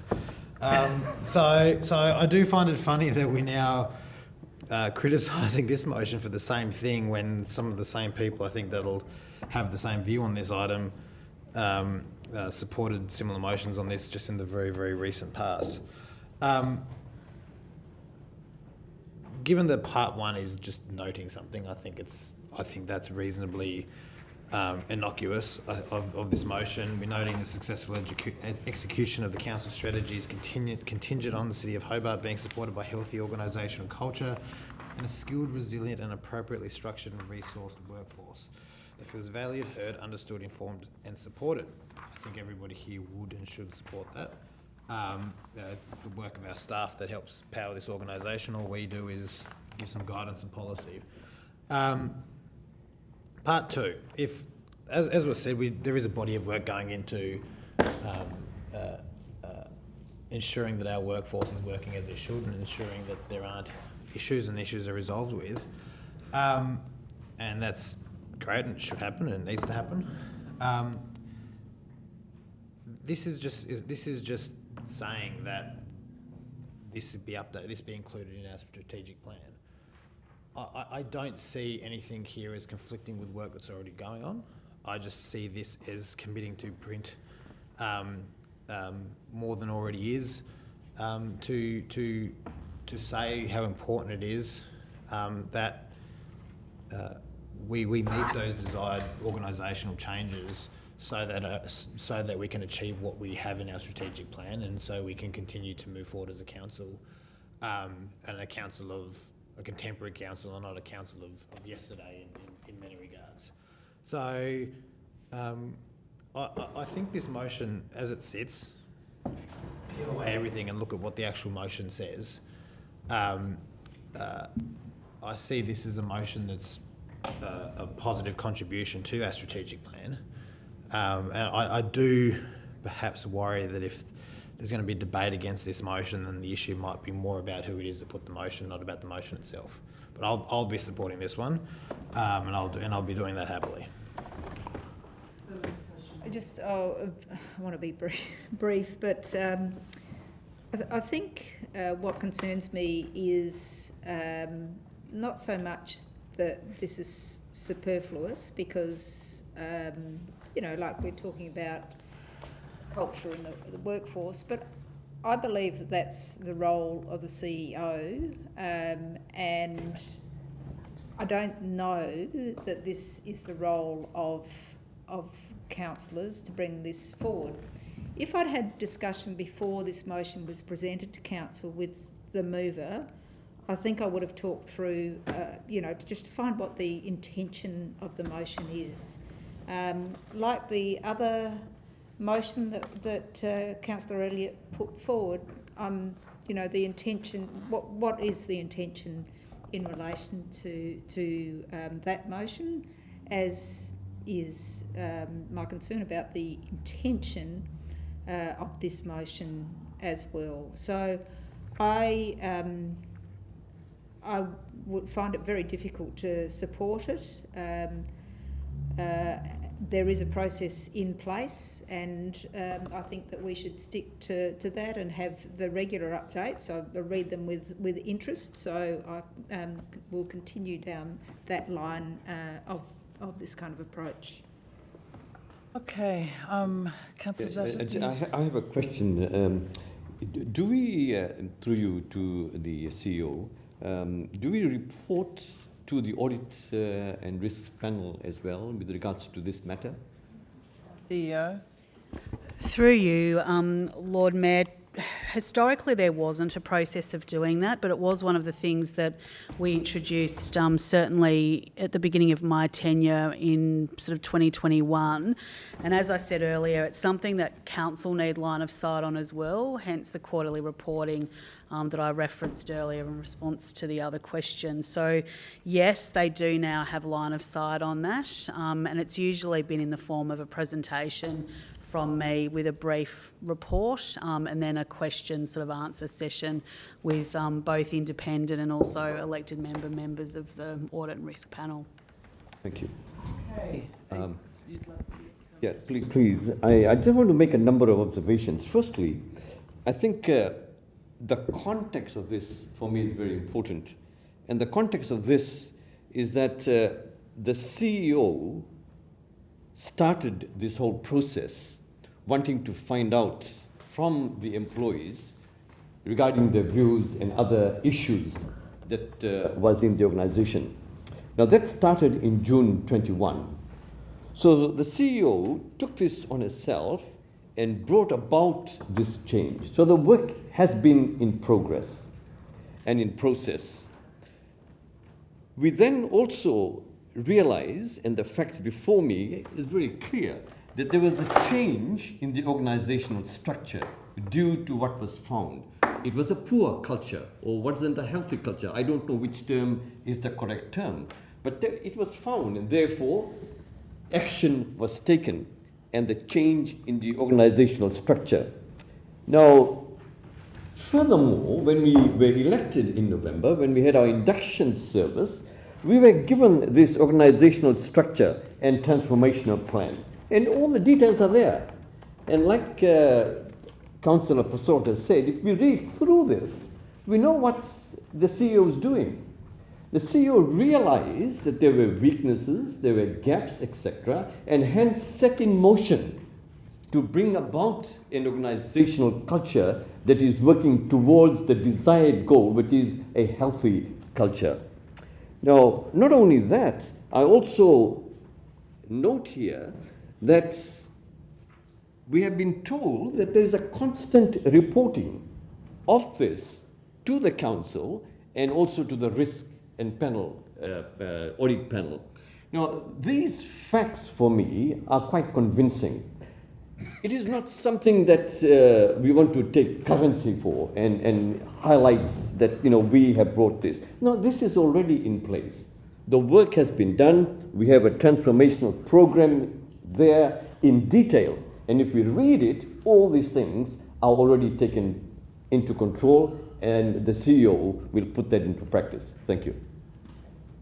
Okay, any further discussion? Councillor Elliott, did you want to sum up at all? Yes, please, I will. So this motion is about goal setting, and that strategic plan is obviously a core document that captures our goals, and it's our role to set goals from the very top so that the CEO can implement them. And this is not at all seen to be hijacking, or it is meant to any of the work being done through the CEO. It is meant to cement that work as important and capture it in the strategic plan. And I don't at all believe that the motion is superfluous. I think that setting goals around the organisational culture that we want and the workforce that we want is a good thing, and I don't see that as being superfluous to our remit at all. And it's reflected in the Act that it's not. So this comes, for what it's worth, from a good place in terms of wanting us to set goals as a council around organisational culture and the workforce, because, as I said at the very start, if we don't have those right pieces of the puzzle in place, we can't deliver any of the strategic plan. Thank you. Okay, I'll put the motion. All those in favour say aye. Aye. Against say no. Show of hands, all those in favour. Alderman Zuko, Alderman Barakas, Councillor Elliott, Councillor Kelly. And against? Councillor Purcell, Councillor Lohberger, Alderman Bloomfield, Councillor Dutta, Councillor Harvey, Deputy Lord Mayor and the Lord Mayor. It's lost Lord Mayor, 4 votes to 7. Moving on to item 23, motion from Alderman Zuko. Yes, I'd like to move the motion, Lord Mayor. Seconded by Alderman Barakas. Before I start, Lord Mayor, I'd like to read an extract from an opinion piece I wrote and was published in 2018. Just so people are aware, I'm not just bringing this up just now, this is something I've been working on for quite a while. And I said in that opinion piece that the requirements in converting any residential dwelling to holiday rental must be defined as a commercial operation, with appropriate approvals and regulations in line with hotel accommodation. In reality, that's what a holiday accommodation is. Also at that time, I actually provided a submission to the Minister in regards to how we could regulate the short stay accommodation market. And I've got my submission here, which is quite in similar line with what was adopted insofar as a permitted use must have a registration, which is the planning permit. But there's also, there's 3 components to the legislation. It is short stay when you're using your own accommodation, short stay if you're using it above a certain amount of bedrooms, and then short stay if you're using a complete house. There's been a lot of discussion in regards to the short stay market. I don't want to sort of dwell on where the council was trying to get to in regards to the amendments under the planning scheme. This motion has come forward because I've actually been contacted by people in the industry who are actually quite annoyed that they've gone through the processes of getting permits, and that there are people in the industry that are using the word exempt, because when you go in to register yourself, if you are actually using your accommodation and you're living on site, you can put in exempt and use it. There are a number of short stay accommodation places that are actually full house but using the exempt word. And that's been a trigger point for the industry. They're saying, well, we are going through the process of getting our permits, of making sure we're doing everything right, but then there are people who are using that exempt word and operating technically against and a breach of our planning scheme. But not only that, Lord Mayor, in my discussions with the the industry personnel that have been provided me advice, they also believe that with a regulated industry, it provides council with an opportunity to actually know who is actually using the short stay market, whether it's a person who's got a complete house, 4-bedroom dwelling, 1-bedroom dwelling, or just a room. And they're talking, the feedback that I was provided was that there should be a scaled down approach in the sense of if you've got a short stay accommodation which is a full house or a full apartment or whatever have you, which has 4 bedrooms, it's rated accordingly to the 4 bedrooms. It's like a restaurant. The larger, the more seats you have, the more you pay for registration. And it scales down to a person that might only want to use their accommodation for 3 months a year. I'm just hypothetically speaking. Let's say the person who's got the full-blown house pays $400 a year registration as part of that, like we do in the hospitality. I'm plucking numbers. I'm not saying in the hospitality industry we get checked on a regular basis. Those funds could be used for our council to ensure that we monitor the industry and ensure that there are no people operating illegally. The one thing we wouldn't want to see is restaurants operating illegally, or bars are operating illegally. They are shut down, Lord Mayor. And it goes even down to the point where a person might only be on a platform for 3 months. They may only pay $20 a year or $50, $30 or whatever the scale approach is. What that would do, it would provide the council with that opportunity to say, right, 20 Elizabeth Street, registered, full house, 4-bedroom, but we go on to a site on a spot check, and there's 22 Elizabeth Street registered, but we haven't got no registration. Automatically, and I mean it's on a platform, or automatically Lord Mayor, can I have a 2-minute extension? Sorry, Lord Mayor, this is something I've been working on for years. And moved by Alderman Barker, seconded by Councillor Harvey. All those in favour say aye. And again, I just want to repeat, this is not about the issue in regards to the amendments of trying to regulate the short stay industry. This is about us having the data rather than the data coming from the providers, because the providers want as many people on those platforms. They don't check if someone writes exempt. We're the only ones that can do that. So if we want to go down the track of ensuring that we have an industry that's there, it's operating and it's viable, I think we need to ensure that we as a council know who's in it and regularly monitor it. I noted the comments made by the I think the CEO that wrote the comments, and that's why I've added the second part there, that if there are any legislative issues or requirements, we could lobby the minister, and I've got to say I'll be starting to lobby the minister if that's the case, and or other members of Parliament to give us the legislative power to at least have an opportunity to really know what the industry is about, who's in the industry, and to ensure that those that are operating in the industry are legal, and to wean out those people that shouldn't be in the industry and are using full houses illegally under the exemption mode. Further discussion? Councillor Alderman Bloomfield. I took this motion and put it to quite a very large group of Airbnbs.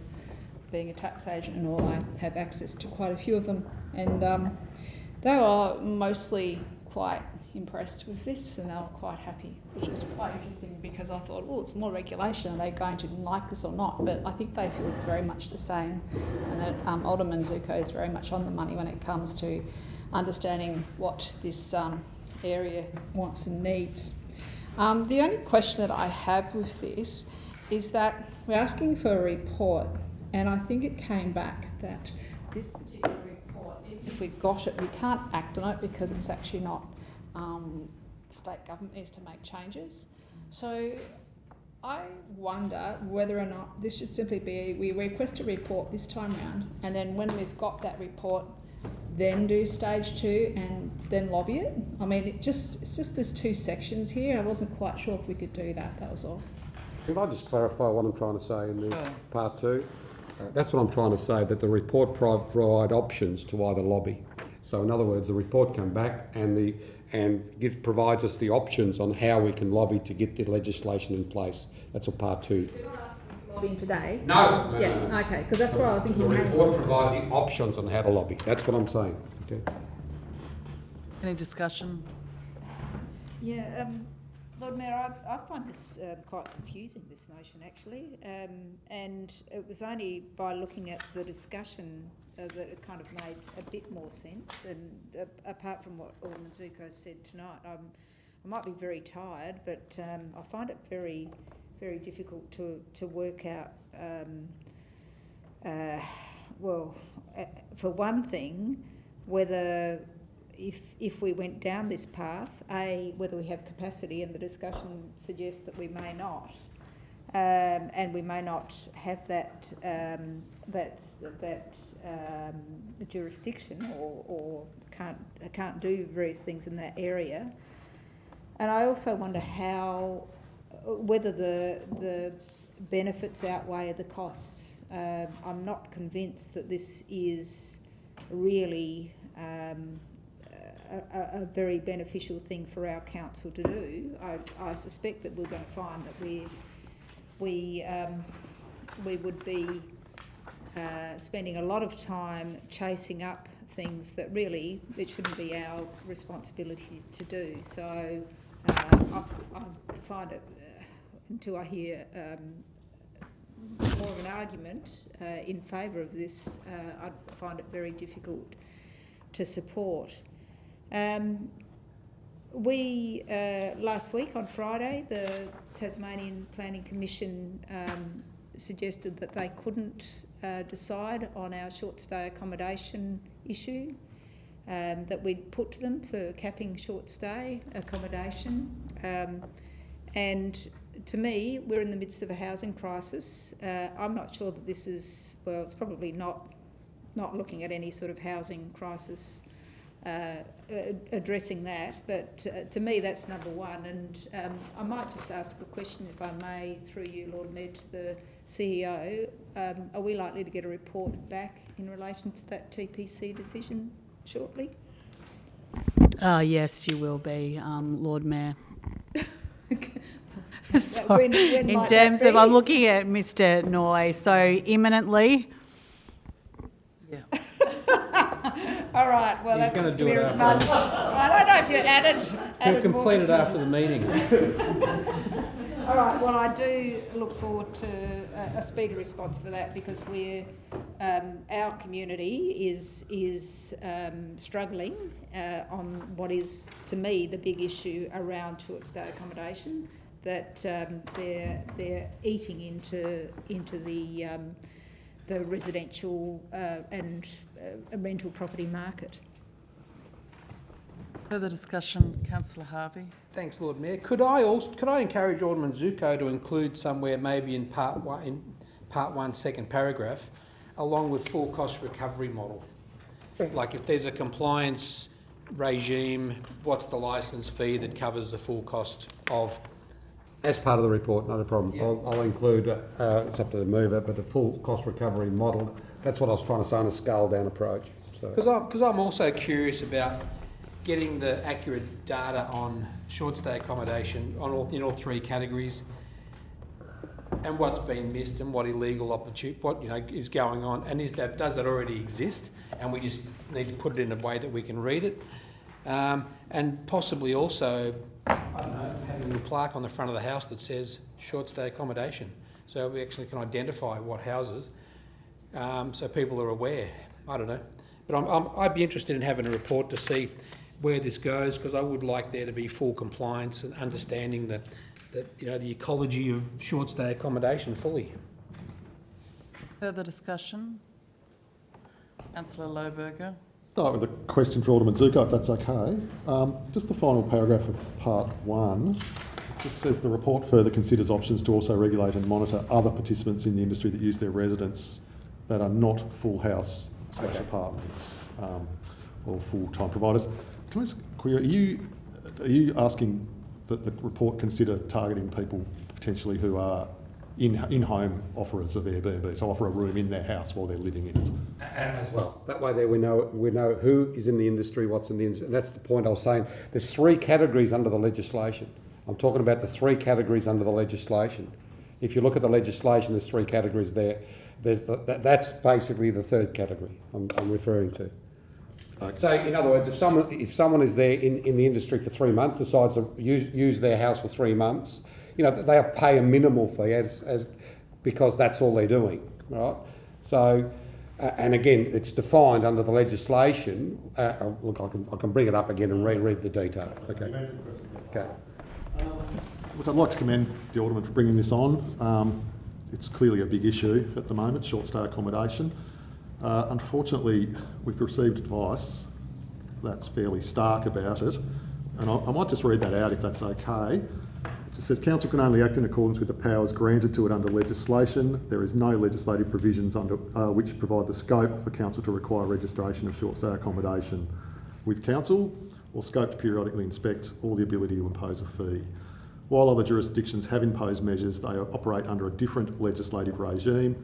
For similar measures to be available in Tasmania, legislative reform is required. So there we are again, the state government. That is the problem here. We've just spent 12 months, wasted 12 months following their advice on this issue, only for it to be knocked back. And in my opinion, it was a deliberate move by them to delay action by us. They can say all they want that they're incompetent. I think it was deliberate. So we are stuck in this holding pattern where legislative reform is required. We really can do no more than what we are doing. I will support the motion because really we've got to do everything we can, but I'll just say it again, legislative reform is required. Thank you. Alderman Barakis.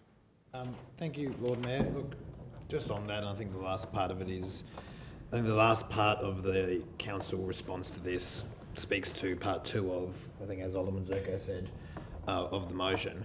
Not to get into the details of the TPC decision because that will come before us at some point and we'll discuss that in its entirety and go on in that level of detail. But council is limited as to what we can do to properly regulate short stay accommodation. I think people around the room have different, obviously we have a wide range of views as to what that level of regulation should be, but the reality is council in itself is limited in what it can do. This motion is ultimately to prepare a report that will outline what options the council does have for appropriate regulation and what things that we would seek to be doing that we would need assistance from the state parliament to legislate or to authorise other levels of regulation that need to happen or that council needs the powers to undertake on its own. So I think in the context of the TPC decision, given the sentiments around this council on this issue, I think it's right and proper that we do look for ways to improve the climate in which all this is occurring. I don't think short stay accommodation in its entirety is a social ill. It's only that if it's left unchecked and unregulated and there's too many of them, it will have impacts on things such as the housing market, but also things like residential amenity of neighbours and especially in apartment buildings or areas that are tightly packed. So I think it's right that we're able to have some level of control over that. We may disagree on what the appropriate number is or the appropriate density is, but I think there does need to be some level of control. It can't be a free-for-all. So I think it's right and proper that we do get a fresh report on whether it's planning restrictions, and I'm not, from the sounds of it, we don't have much power in the way of planning restrictions, but ongoing regulation to make sure that these listings and these short stays are being run properly, are being run in a way that's in the best interest of our community. So I think I'd commend this and look forward to what it might come back with. Any further discussion? Councillor Dutton. Thank you, Lord Mayor. I just want to make one very simple point, the way I perceive this. For me, when I look at the legislation, because that is what I'm guided by, under the legislation, there is no provision for us to require registration of short stay accommodation. We cannot have periodically inspect properties, and nor can we impose a fee. Those powers are not given to us. It is out of our jurisdiction. Now, if this motion is simply asking for a report to give us a detail, then I'm quite happy, provided we are not using a lot of our staff time and money into this thing, where at the end of the day, we can do anything because it is out of our jurisdiction. So I am cautious of that, and I don't want a report for the sake of report. When we're given the report, we can't do anything, but we wasted a lot of time and energy. Further discussion? Councillor Posselt. Thank you, Lord Mayor. So look, I commend Alderman Zuko for this this motion. I think that there's like a multitude of issues with short stay accommodations. The primary one is housing crisis and the conversion of whole homes into accommodation, which is resulting in families on the streets. And we do need to do everything that we can to address that as a council. And we've spent the last 12 months trying to go down one rabbit hole, and unfortunately that's ended thanks to poor advice from the state. And I think I'd really like to vote for this. I think that ensuring compliance and regulation in this space is not a bad thing. And I think that if we could charge a fee for service to recover those costs, then great, go for it. But it would require setting up either allocating more funding or more staff, or setting up an additional unit at the council to be able to exercise that compliance work. The problem that I have is the council officer's response to point 6, which Councillor Lohberger has raised, which is pretty clear. Like, council can only act in accordance with the powers granted to it under the legislation, and there is no legislative provisions which provide the scope for council to require registration, and so on. And while I take Councillor Dutter's comments as well, that we're only asking for a report here, a report does take officer time, and it's not free. Reports aren't free, and we've got a multitude of backlogged reports that have not come back to this chamber, because if we keep asking for reports, they'll just keep getting added to the pile. So I genuinely would like to support this, Alderman Zuko, but for those reasons I don't think I can. For that reason, I'd like to foreshadow a motion on this, because I think that the lobbying part is key. I really do. And so the foreshadowed motion would read that the council writes a letter that expresses concerns about legislative framework on short stay accommodation regulation across Tasmania, and the ability for councils to ensure compliance and charge fees for the purpose of cost recovery and or deterrent of conversion of existing homes to short stay. So I'd like to move that as a foreshadowed motion, which basically... We do it too much now, Councillor Posselt, but we know that it's there and we can file that away in our minds. So to reiterate, I'm very, very supportive of lobbying in this space. I'm supportive of regulation. I'm just not sure that using officer time when we've been given a pretty clear response from the council officers is a particularly wise move. Further discussion? I might speak before I ask Alderman Zuko if he'd like to sum up. Yeah, look, we used to at council ask for, all of our motions asked for a report because we'd get no advice in the agenda. That practice changed a couple of years ago so that we can actually vote on motions with advice. And I can't imagine, I know a fair bit about this issue after following it quite closely for quite a few years. I can't imagine that the report is going to say anything different to what is written here, which at the heart of it is in point 6 that basically, these types of accommodation are as of use right, as part of state government regulations. They don't allow us to require a permit to be applied for and granted by us every year, even though that would give us a mechanism to charge a fee and have some process to actually monitor this. They monitor it, not particularly well, I don't think. They collect a bit of data. And, you know, there are, as Six says very clearly, so we actually have the report. The report is here, and the report, we could say, go and give us a report, but the report will basically say what is written here. It might pad it out a bit more. But we do need to, the advice says very clearly we need to lobby for the ability to, you know, collect an annual permit fee or have some more localised system of charging and monitoring and having a compliance system that we can pay for through an annual permit fee. So I agree with Alderman Zurko's end goal of having a more regulated system of these, you know, quite large hotels in some cases, of the big properties that are five-room whole homes.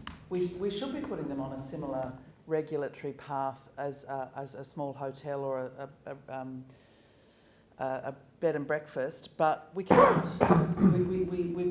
That has been removed from us. We have to then lobby for it. So I certainly agree with the foreshadowed to lobby for these changes. But the report is here. It's a short report, but this is the advice we need to make a decision. And you know, there is no point pretending that another report is going to come up with a different answer. It's not. I do think, though we are now, the only path we do have to collect some different money is through rates, a rating change, which Deputy moved a while ago, and that report we have to sort of work on through the rating strategy. Now that's going to be tricky to even do that, because we have to, you know, how do we find out which are the Airbnbs to charge a different rate? I mean, we will have to rely on the state data to a certain extent, but perhaps we can do it through that process. But that process is already underway through that motion. So I don't really see the value in really building on what is effectively the advice we've received in the report that's attached to the motion. So I do also thank Alderman Zurko for his interest and supporting, you know, lobbying for the changes, but I think we just go straight to the lobbying for the changes because we've been given the advice. Thank you. Well, Lord Mayor, I actually disagree with the advice. I'm not going to go on about that. I actually totally disagree, because there is a way around it, but, you know, we've got advice on a blanket note, but maybe we should start checking some of the legislation a bit more carefully on what we really can and cannot do. We do it when we want to do it, like ban smoking on footpaths and whatever have you. It's okay. Lord Mayor, to my point of view, what we're doing is allowing the illegal holiday accommodation market to prosper. And as I said earlier, there are a number of people that are utilising the system. There are a number of people that have an apartment in their home, and they've got the whole home on the market, and they're living underneath in the apartment that was there. So what this whole home that's exempt, that shouldn't be exempt. That's the whole thing. We need to go down this path. I understand the aspect of what some people are trying to say, that, well, we need to lobby first. I think we need to get our things together first so we can present something to the Minister, just like I did in 2018. I actually provided the Minister, and I've got it all here, with the detail on how you register on certain platforms, and gave the Minister everything. And I sat in the Minister's office and we worked it through, and that's when they changed the legislation, because I provided the Minister with the answers to it.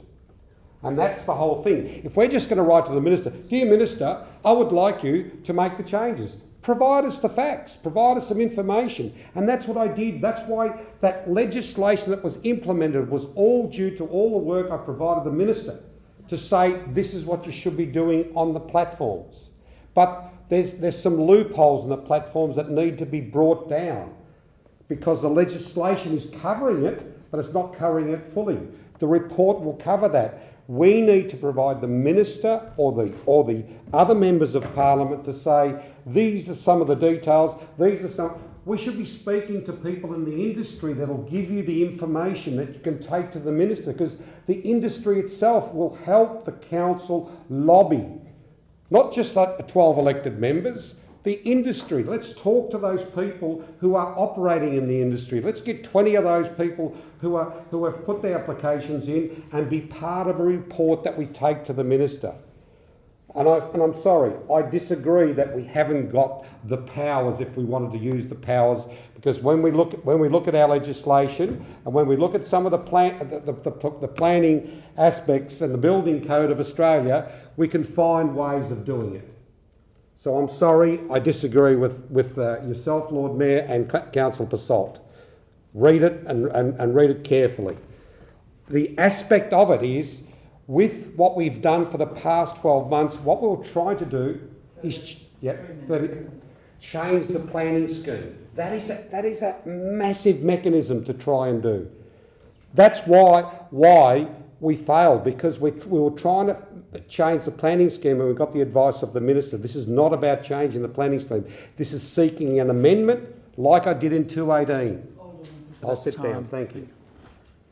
Okay, I'll put the motion. All those in favour say aye. Aye. Say no. Show of hands. All those in favour. Alderman Zuko, Alderman Barakis, Councillor Elliott, Alderman Bloomfield, Councillor Kelly. And against? Councillor Passelt, Councillor Lohberger, Councillor Dutta, Councillor Harvey, Deputy Lord Mayor and the Lord Mayor. It's lost, Lord Mayor, 5 votes to 6. Okay, we've got a foreshadowed motion. Would you like to read that out again? Yeah, thank you. Just for everybody in the room, I have sent it to your email, the foreshadowed motion, but I will read it just for the benefit of everyone else in the room.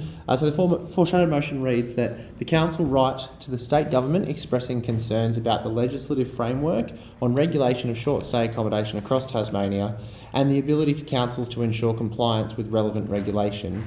The letter should also make mention of the desire to charge a fee for service for regulation and compliance activity for the purposes of cost recovery and/or as a deterrent mechanism for the conversion of whole homes to short-stay accommodation. Seconded by Deputy Lord Mayor. Thanks. Yeah, I don't really need to add any more. I think it's all been said in here. Let's lobby the state and get a good outcome, and it's another avenue we can try and pursue with regards to short stay. So let's crack on. Okay. Oh, just quickly, I'd rather go down the rates path. We've already got that in train, so if there's something already happening, let's exhaust that first, and hopefully we can have additional rates on the short stay.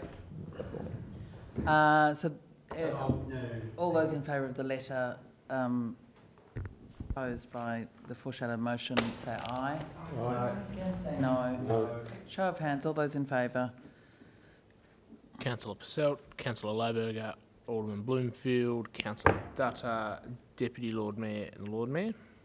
And against? Alderman Zuko, Alderman Barakis, Councillor Elliott, Councillor Kelly and Councillor Harvey. It's carried, Lord Mayor, 6 votes to 5. Okie doke. So I think that's done for the open portion of the meeting. Oh, questions without notice. Yes, I've got 6. Oh, right. Good night. Any questions? There'll be no questions. I'll close the open portion of the meeting and, I'll take a motion to close it. Moved by Deputy Lord Mayor, seconded by Alderman Barakis. All those in favour of going into the closed portion of